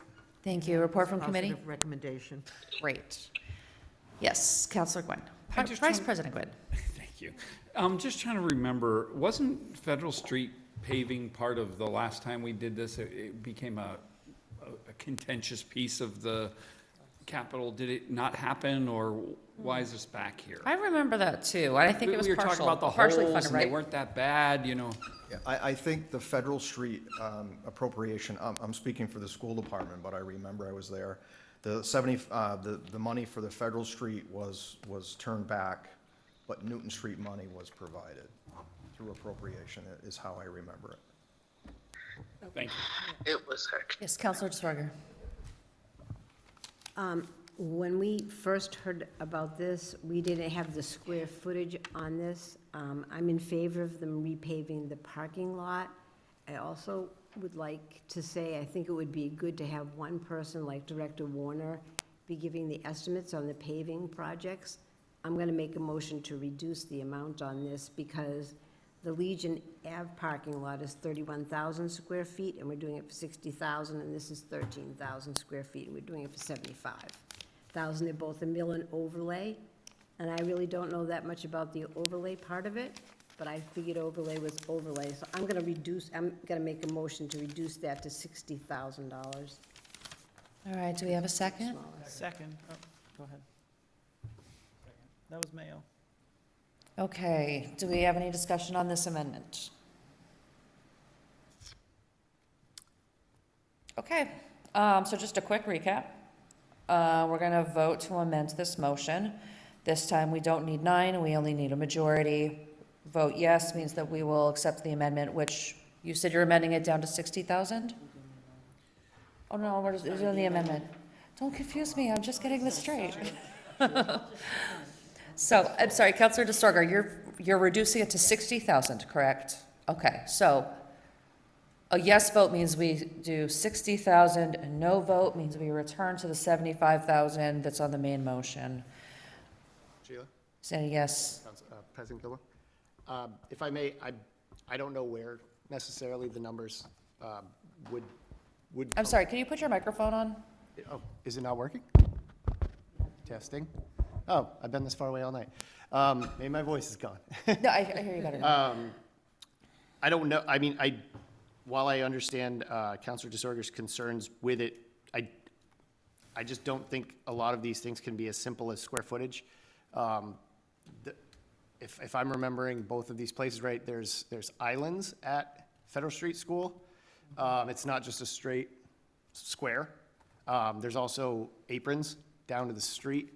A thing like this would probably need, at least for part of it, I mean, I could be wrong, but I'm probably going to need some sort of detail also because it's entering Federal Street, which I believe could be part of the reason why costs would be higher rather than just as a blanket apples to apples square footage kind of thing. But that's just my take. Thank you. Anyone else? Okay, I'll allow it. I apologize, I didn't want to interrupt earlier without this coming up. I've been trying to get blacktop prices estimates starting July 1 for 3.5 months now, and nobody would talk to me. About 5:30 this evening, I got word that blacktop is projected to go up $20 a ton starting July 1st. So I'm sorry for the burning the oil at midnight to tell you this information, but I just got it. My budget's been very tough. We were going to talk about it Monday, but that is a factor here, $20 a ton. 1 ton of blacktop would be an 8 by 10 square area, 2 inches thick. If you can imagine 8 by 10, 10-foot area, 2 inches thick, that's a ton of blacktop. So you equate that out to all that square footage, it's going to be a significant increase. I didn't put this capital together. I didn't do the numbers on it, but I was questioning the 60 myself tonight before we were on the Legion lot. I just wanted everyone to know that. Thank you. Councilor Lepian, oh, I'm sorry. Go ahead. No, I didn't mean to take up too much time. Oh, no, it's fine. Councilor Lepiansky? Oh, I support the amendment as proposed. I think it's a reasonable reduction that is the kind of thing where if we have more of these amendments generally, we will start incentivizing all of us in the city to reduce cost over time, and it's the kind of thing that it's gonna be a little bit difficult to work into, and we're going to get the hang of it, and we're going to start saving the taxpayers a lot of money. I would beg to differ there, and especially knowing Director Warner very well. I feel like if you start automatically making amendments, it incentivizes department heads to fluff their budget. And I know that working with Director Warner, he'll come to us with a budget that ends with a 7, not a 0 or a 5, like, you know, the rest of the department heads. So it's very precise, and I know that he's done some really good work. So I do want to speak in his defense. But I definitely don't want to be projecting to department heads that they need to add in 10% to account for the city council, because I feel like that's really going to be some, that can cause problems. What if they're doing that anyway? They might be, but I don't want to be a part of the problem if they are. Councilor Bullock. I just want to say that this parking lot is a nightmare, and that when we were talking earlier about the police station and how many citizens use the police station versus this parking lot, it is lined with people and cars. Yep. And even not during school hours, kids are there on the playground, people are dropping off and picking up. So this is a well-used area. Yes. Yes, Councilor DeSorger. It definitely needs to be done. My point was, I think that we need one person, like Director Warner, to be actually looking at the paving projects that we need to have done, because there are other things that Councilor Toronzo brought up that actually I hadn't thought of, but 13,000 square feet to 31,000 square feet. I don't know the other things in between it needs doing, but I think that that's a process that we should follow. Thank you. Is there anyone else? All right, so we're voting on whether or not to amend. So we need a majority, we don't necessarily need 9. If you vote yes, we are going to amend this down to 65,000. 60,000. Sorry, 60,000, thank you. If you vote no, we're gonna return to the original motion. Does everybody understand? Great. All in favor? Aye. Any opposed? Okay, any abstentions? Okay, the motion fails, or the amendment fails. The motion to amend fails. Now we're back to the original motion, which is $75,000. Do we have any discussion on this motion? Okay, this time we need 9. So, all in favor? Aye. Any opposed? Abstentions? 1 abstention, or 2 abstentions? 1, okay, the motion carries. All right, Counselor Toronzo, you're up next. Order number FY 22-113, City Council upon recommendation of Mayor Weidergardner and order GCET extension and related equipment.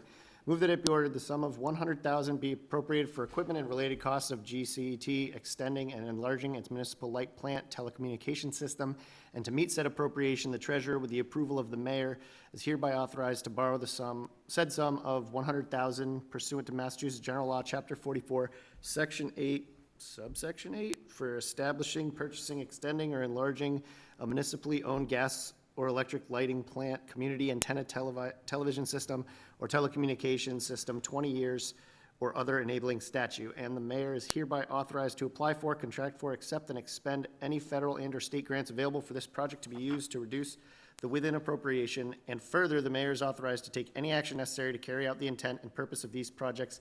2/3 vote required. Ricketts, second. Thank you. Report?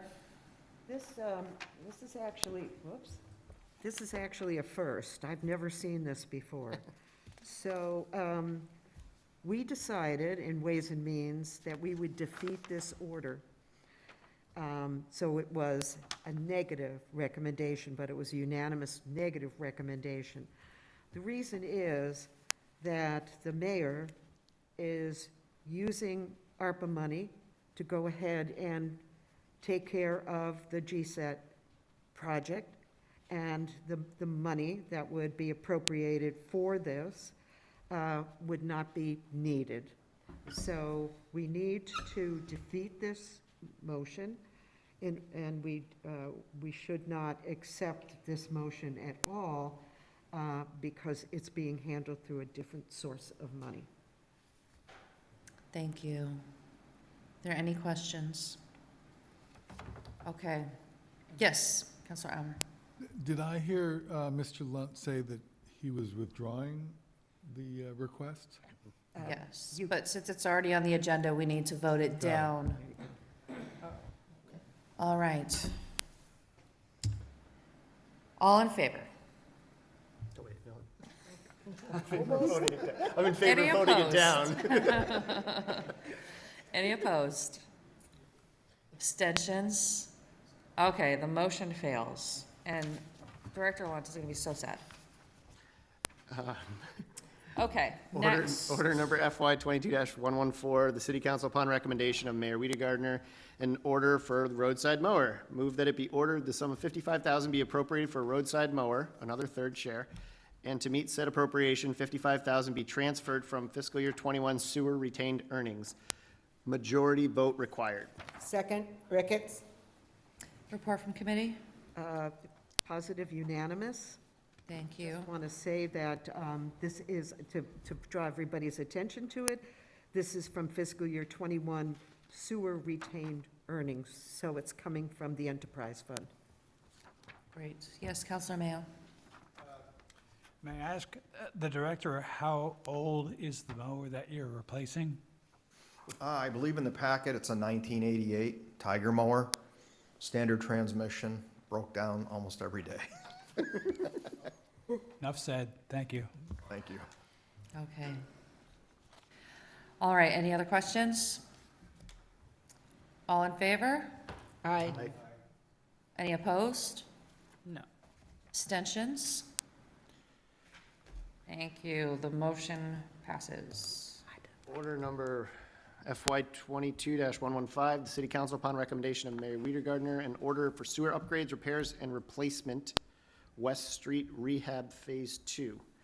Move that it be ordered the sum of $150,000 be appropriated for sewer upgrades, repairs, and replacement for the reconstruction of West Street, and to meet said appropriation, the treasurer, with the approval of the mayor, is hereby authorized to borrow said sum of $150,000 pursuant to Massachusetts General Laws, Chapter 44, Section 8, subsection 14, or any other enabling statute, and the mayor is hereby authorized to apply for, contract for, accept, and expend any federal and/or state grants available for this project to be used to reduce the within appropriation, and further, the mayor is authorized to take any action necessary to carry out the intent and purpose of these projects. 2/3 vote required. Second, Ricketts. This was a unanimous positive recommendation coming out of committee. Thank you. Any questions or comments? Okay, all in favor? Aye. Any opposed? No. Abstentions? All right, the motion carries. Next. Order number FY 22-116, the City Council, upon recommendation of Mayor Weidergartner, an order replace truck number 15 Ford F-350. Move that it be ordered the sum of $90,000 be appropriated to replace truck number 15, a Ford F-350, and to meet said appropriation, $90,000 be transferred from fiscal year 21 sewer retained earnings. Majority vote required. Second, Ricketts. Unanimous positive recommendation. Again, this is coming out of fiscal year 21 sewer retained earnings. Thank you. Are there any questions? Oh, Council, I'm not sure who was first. Go ahead. Again, what are you replacing? What, I got it in the packet. I can't remember the year. It's nearing 20 years old. It's It's the main sewer response truck for all our emergency callouts. enough said, thank you. Just got the engine back in it. Councilor Lapinski? So I support this replacement. I would like to amend the title to say, replace DPW truck number 15, just so that the public understands better what we're voting on. Because I didn't understand until it was explained to me by another counselor what this was for. So I think we owe it to the public, so I'm proposing just to amend the title to say, replace DPW truck number 15, Ford F-350. So we can't make amendments to how it was published in our packets. But we can make amendments to the title of the order. Right, so what we're working on, though, is the funding. We don't have to change the wording there. We don't have to, but I think it's good for the public if they understand what it is their money's being spent on. No, it's self-explanatory. Do we have a second? No. Okay, there's no second. Okay. Okay, do we have any questions or comments on this? Yes. Just for the public, when they go to the budget book on the city's website, they'll be able to see line items by department. So if you want to see what the DPW is spending money on, you just look at the DPW budget on the website, and it goes line by line what money is spent on. Thank you. Do we have any questions or comments on the motion? Okay, all in favor? Aye. Aye. Any opposed? Abstentions? Great. All right, moving on. Oh, I Order and I. number FY 22-117, the City Council, upon recommendation of Mayor Weidergartner, an order sewer inflow and infiltration repairs and replacement. Move that it be ordered the sum of $500,000 be appropriated for sewer inflow and infiltration repairs and replacement identified in the Wright Pierce Sewer System Evaluation Survey, SSES. And to meet said appropriation, the treasurer, with the approval of the mayor, is hereby authorized to borrow said sum of $500,000 pursuant to Massachusetts General Laws, Chapter 44, Section 8, or any other enabling statute, and the mayor is hereby authorized to apply for, contract for, accept, and expend any federal and/or state grants available for this project to be used to reduce the within appropriation. And further, the mayor is authorized to take any action necessary to carry out the intent and purpose of these projects. 2/3 vote required. Second, Ricketts. Positive unanimous recommendation coming out of committee. Thank you. Any questions or comments? I do have one question. Is this wrapping up, or is this the bad penny that's going to keep coming back? Hey. Careful with my name. I'm sorry, the bad nickel. I'm sorry. I thought that was on purpose. May I have more than 10 seconds on I&I? I just wanted to know if this is continuing. So we got through all our evaluations, and they're, they're forecasting $5.45 million to repair and replace all the I&I issues we have in the system that they found. So we can only handle so much per year. What we're doing is we're making sure we're keeping up with the consent order, if not a little bit ahead of it. So you'll see in my 5-year capital, it's gonna stretch out the next couple, 3-4 years. Okay. And we're in the middle of a lining contract now of spending that $1 million, so we're gonna need this to keep the process going. Thank you. You're welcome. Councilor Mayo? Does this include Sanderson Street in any way?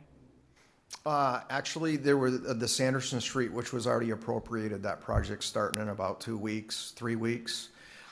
Some of the repairs on the sewer on Sanderson Street did need lining, and while the company's in town, they're taking care of that before the construction company comes in. Okay, thank you. You're welcome. Are there any other questions or comments?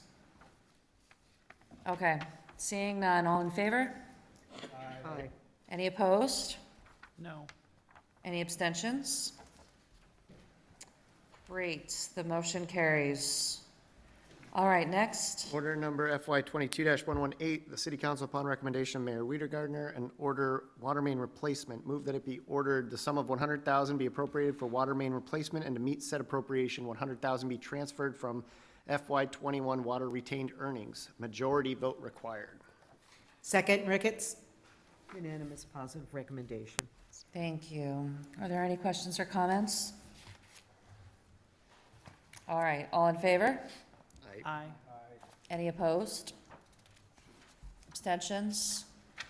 All right, the motion carries. Next. Order number FY 22-119, the City Council, upon recommendation of Mayor Weidergartner, and order Millbrook Wellfield pH system. Move that it be ordered the sum of $125,000 be appropriated to replace the Millbrook Wellfield's pH system, and to meet said appropriation, the treasurer, with the approval of the mayor, is hereby authorized to borrow said sum of $125,000 pursuant to Massachusetts General Laws, Chapter 44, or any other enabling statute, and the mayor is hereby authorized to apply for, contract for, accept, and expend any federal and/or state grants available for this project to be used to reduce the within appropriation. And further, the mayor is authorized to take any action necessary to carry out the intent and purpose of these projects. 2/3 vote required. Second, Ricketts? Positive unanimous recommendation. Thank you. Any questions or comments? All in favor? Aye. Any opposed? No. Any abstentions? All right, moving on.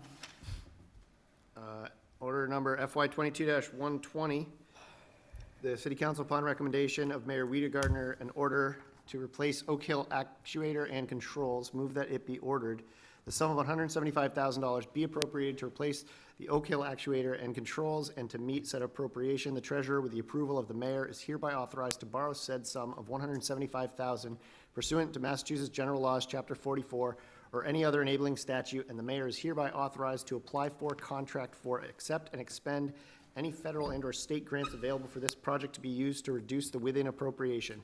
And further, the mayor is authorized to take any action necessary to carry out the intent and purposes of these projects. 2/3 vote required. Second, Ricketts? Unanimous positive recommendation. Thank you. Any questions or comments? All right, all in favor? Aye. Any opposed? No. Any abstentions? The motion carries. Next. Order number FY 22-121. The City Council, upon recommendation of Mayor Weidergartner, and ordered Rocky Mountain tank valves. Move that it be ordered the sum of $105,000 be appropriated to replace Rocky Mountain tank valves, and to meet said appropriation, the treasurer, with the approval of the mayor, is hereby authorized to borrow said sum of $105,000 pursuant to Massachusetts General Laws, Chapter 44, or any other enabling statute, and the mayor is hereby authorized to apply for, contract for, accept, and expend any federal and/or state grants available for this project to be used to reduce the within appropriation. And further, the mayor is authorized to take any action necessary to carry out the intent and purposes of these projects. 2/3 vote required. Second, Ricketts? Unanimous positive recommendation coming out of Thank you. committee. Yes, Councilor Mayo. Director, I know that work was done at the Rocky Mountain site last year. does this dovetail into that? Are you speaking to 2017 when the tank was refurbished? I believe, well, Okay. yes. Yeah. So the valves just outside of that main tank were not changed. They need to be changed. They're inoperable. And down the street, there's another large valve that needs to be changed that has a bypass system to it that's been broken for about 30 years. Okay. So that's included in this project. Okay. Thank you. You're welcome. Thank you. Any other questions or comments? All right, all in favor? Aye. Any opposed? No. Abstentions? All right, we're almost there, guys. Order number FY 22-122. City Council, upon recommendation of Mayor Rita Gardner, and order West Street Rehab Project. Move that it be ordered the sum of $100,000 be appropriated for Phase 2 of the West Street Rehab Project, and to meet said appropriation, $100,000 be transferred from FY 21 water retained earnings. Majority vote required. Second, Ricketts. Unanimous from committee. Any questions or comments? All right, all in favor? Aye. Aye. Any opposed? Abstentions? All right, the motion carries. And Order number FY 22-123. The City Council, upon recommendation of Mayor Rita Gardner, an order for roadside mower. Move that it be ordered the sum of $55,000 be appropriated for a roadside mower, last third share, and to meet said appropriation, $55,000 be transferred from FY 21 water retained earnings. Majority vote required. Second, Ricketts. thank you. Positive, unanimous recommendation. It is coming out of fiscal year 21 water retained earnings. Are there any questions or comments this time? All right. Counselor Mayo? Again, Director Warner, what's it replacing? A 1988 same. Tiger mower. Yeah, this is the same one. Oh, It's Same just one. three different, yeah. It's split Three through ways, different- water, sewer in general. To be clear, we mow our off-road water and sewer main areas with this so we can get to them in emergency. And liability and intersections are a really big thing that this machine takes care of. Very good. Thank you very much. All right, any other questions or comments? All right, all in favor? Aye. You don't get to vote. Any opposed? No. Abstentions? Okay, sorry, I just saw your hand going up there. That's all right. I'd like to say thank you to the mayor and the city council for all your support. All the stuff's needed, and now I got more work to do. I'll probably head for the office. Thank you. Thank you. Go pumpkin, it's midnight. All right, now we have presentation of petitions and similar papers. I am not going to be taking reports from committees tonight. Is there any unfinished business? Is there any old business? Okay, we do have new business. Before we get started on the first reading, I do want to tell everybody that Councilor Jarvis is not going to be joining us for very much longer. And I want to thank him. And of all the times to leave, like, why would you leave after this meeting instead of before this meeting? I'm a glutton for punishment. So we are going to need to fill a seat in precinct 1. We're going to be discussing that at committee chairs, but I did want to thank you, Ed, for being here. And we finally get to be in person, so. Okay, next we have first readings on page 202. City Council first reading, April 20th, 2022, increase the fiscal year 22 ambulance revolving spending limit, appropriate $50,000 from free cash to compensated absences fund 8450. Fiscal year 2023 operating budget, appropriate $58,329,672 for fiscal year 2023 general fund budget, appropriate $100,000 from Fund 8406, OPED stabilization to reduce fiscal year 2023 general operating budget, raise and amount from $58,029,672 to $57,929,672. establish spending limit on revolving funds not to exceed $680,557, appropriate $1,666,258 from fiscal year Water Enterprise Fund, appropriate $2,565,039 from fiscal year 2023 Sewer Enterprise Fund, appropriate $2,042,234 from fiscal year 2023 GSET Enterprise Fund. One correction. Okay, Yes, oh, Counselor Elmer caught that too. Yeah, it was 90, the last two digits on the second to last line was 93, not 39. oh, thank you, okay. So that was 2,565,093. Thank you.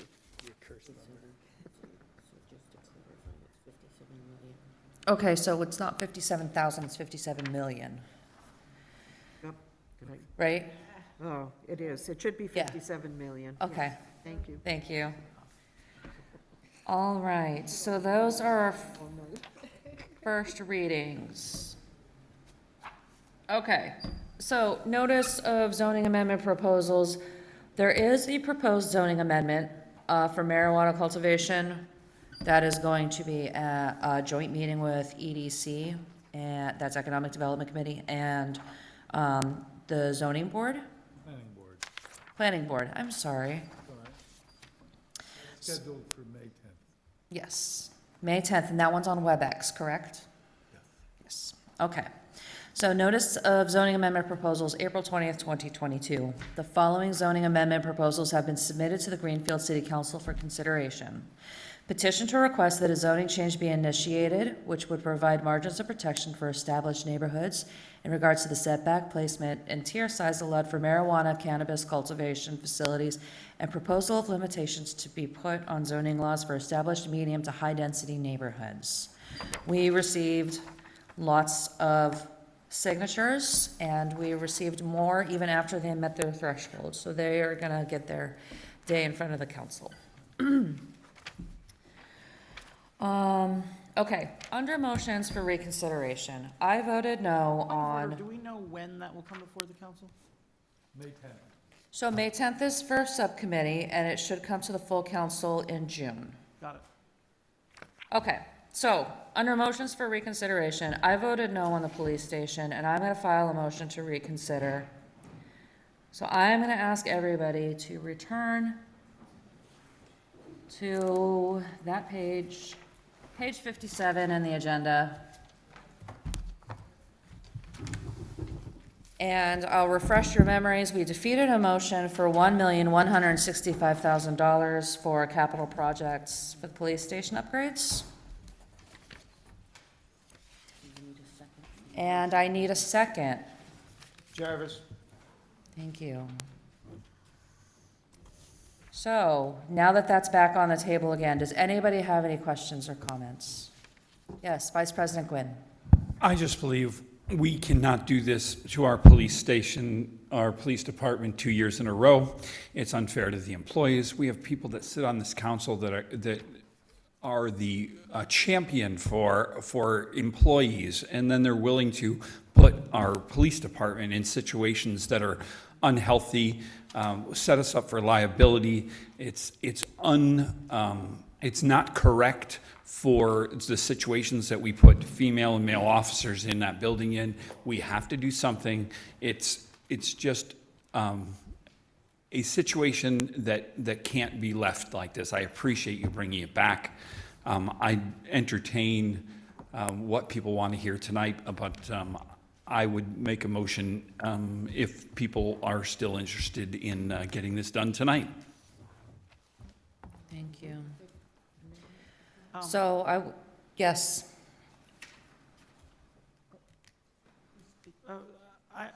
Yeah, so, or are you, I'm sorry, was I? I not- recognized Counselor Lapinski first, I'm sorry. Please go ahead, Counselor Bullock, I'll go next.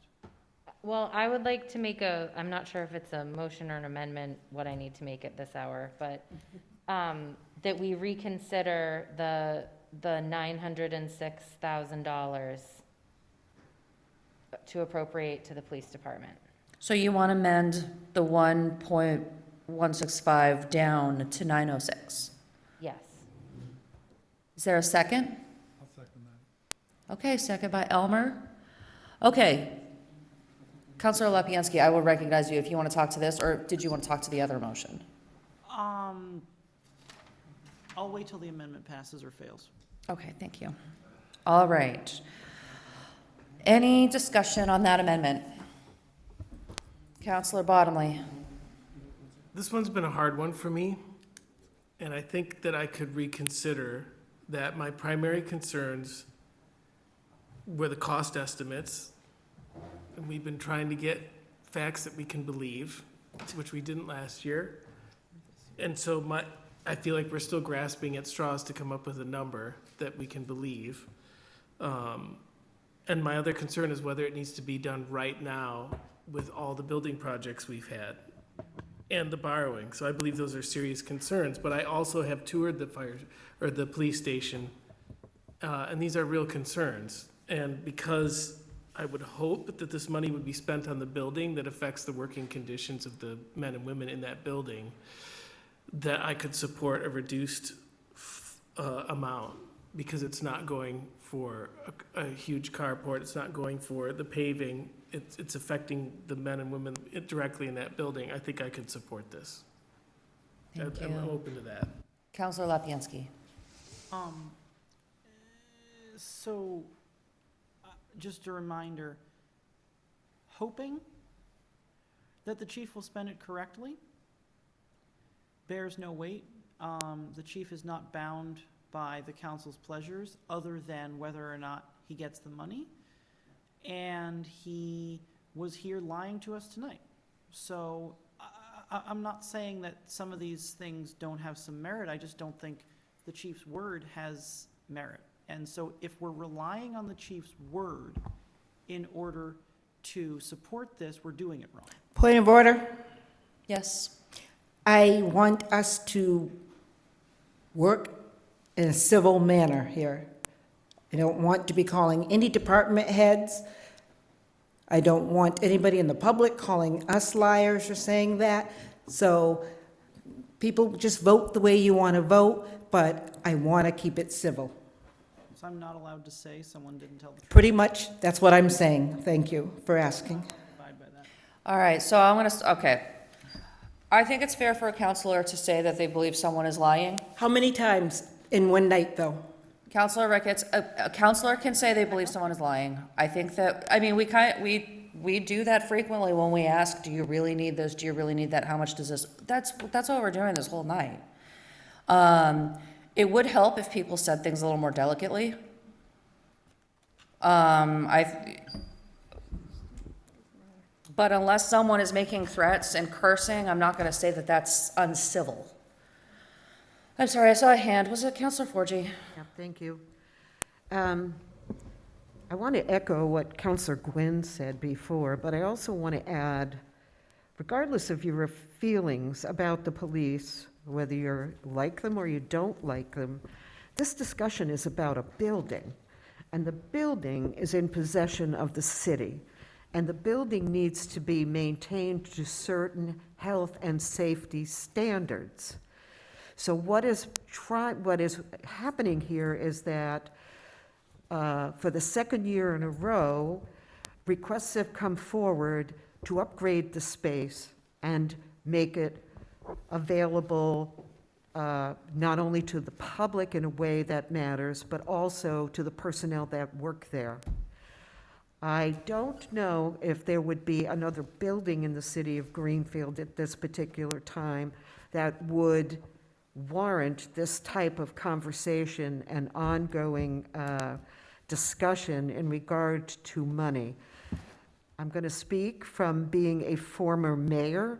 One of the worst nightmares a mayor can have is buildings that do not conform to state code and that are in a damaged and debilitating manner, conducting business and not having enough funds to repair the business, the offices that are inside. It's, you know, there are things that we just have to do. We talk about school buildings, we talk about office buildings and space that we house employees in, we house children in. This is no different from any other building. This is getting this building up to speed and using the space to make it more productive and more useful to the citizens in Greenfield. Thank you. Thank you. Vice President Gwynn? As we're debating the amendment from Councilor Bullock, I just want to say that I will support this amendment, and hopefully we can move this forward and support our police department. Thank you. Any other questions or comments? Okay, so right now, we're voting on the amendment, and, sure. I'm not here to talk about the police department. I'm going to talk about a little bit about our dispatchers. Dispatchers work for the fire department as well. They need better conditions than what they have. They treat us very well and keep us safe. I implore you, the dispatchers need the attention. So thank you. Thank you, Chief. Okay, so right now, we're talking about the amendment. So this only requires a majority, and voting yes means that we are bringing the total down to $906,000. Voting no means that we will return to the other motion for $1,165,000. Is that correct? Okay. Okay, so we're going to do a roll call vote for this. So this is on the amendment. Counselor Jarvis? Yes. Vice President Gwynn? Yes. Counselor DeSorder? Yes. Counselor Bottomley? Yes. Counselor Bullock? Yes. Counselor Lapinski? No. Counselor Mayo? Yes. Counselor Elmer? Yes. Counselor Forgy? Reluctantly, yes. Counselor Ricketts? Same. Yes. Counselor Toronzo? No. Would the president like to vote? No, thank you. The motion passes. Okay, the motion passes. I feel you. Now, no, sorry, the amendment, the motion to amend passes. Thank you. Thank you. I have to be very precise here. Now we are at the main motion. The main motion is we give the police department $906,000 for capital improvements. Are there any questions, comments? Councilor DeSorger? I just want to make sure everybody knows you need 9 votes. For this one, we need 9 votes to pass. And I'm going to soapbox for a minute. I think that, and there are people who can disagree with me, this is just my opinion, but I would reserve abstentions for when you really don't know the right answer or if you have a conflict of interest. Because I think that sometimes what happens is people don't want to go on the record, and I know we've got a lot of constituents who've been writing to us, and you feel pigeonholed sometimes. If you vote for this, you're this kind of person, and if you vote for that, you're that kind of person. It's a straw man argument. So, you can abstain if you feel like you need to, but I'm going to call the question now. So, roll call vote, please. Counselor Jarvis? Yes. Vice President Gwynn? Yes. Counselor DeSorder? Yes. Counselor Bottomley? Yes. Counselor Bullock? Yes. Counselor Lapinski? No. Counselor Mayo? No. Counselor Elmer? Yes. Counselor Forgy? Yes. Counselor Ricketts? Yes. Counselor Toronzo? Yes. Does the president wish to vote? No, thank you. 9 favorable votes were obtained. All right, the motion carries. Now, next on the agenda, Is adjournment. That's what's unless next there are on more motions for reconsider, we can talk about all these other things, you guys. I'll entertain a motion to adjourn. Seconded. All right, all in favor? Aye. All right. I'm kicking you out, Counselor Ricketts.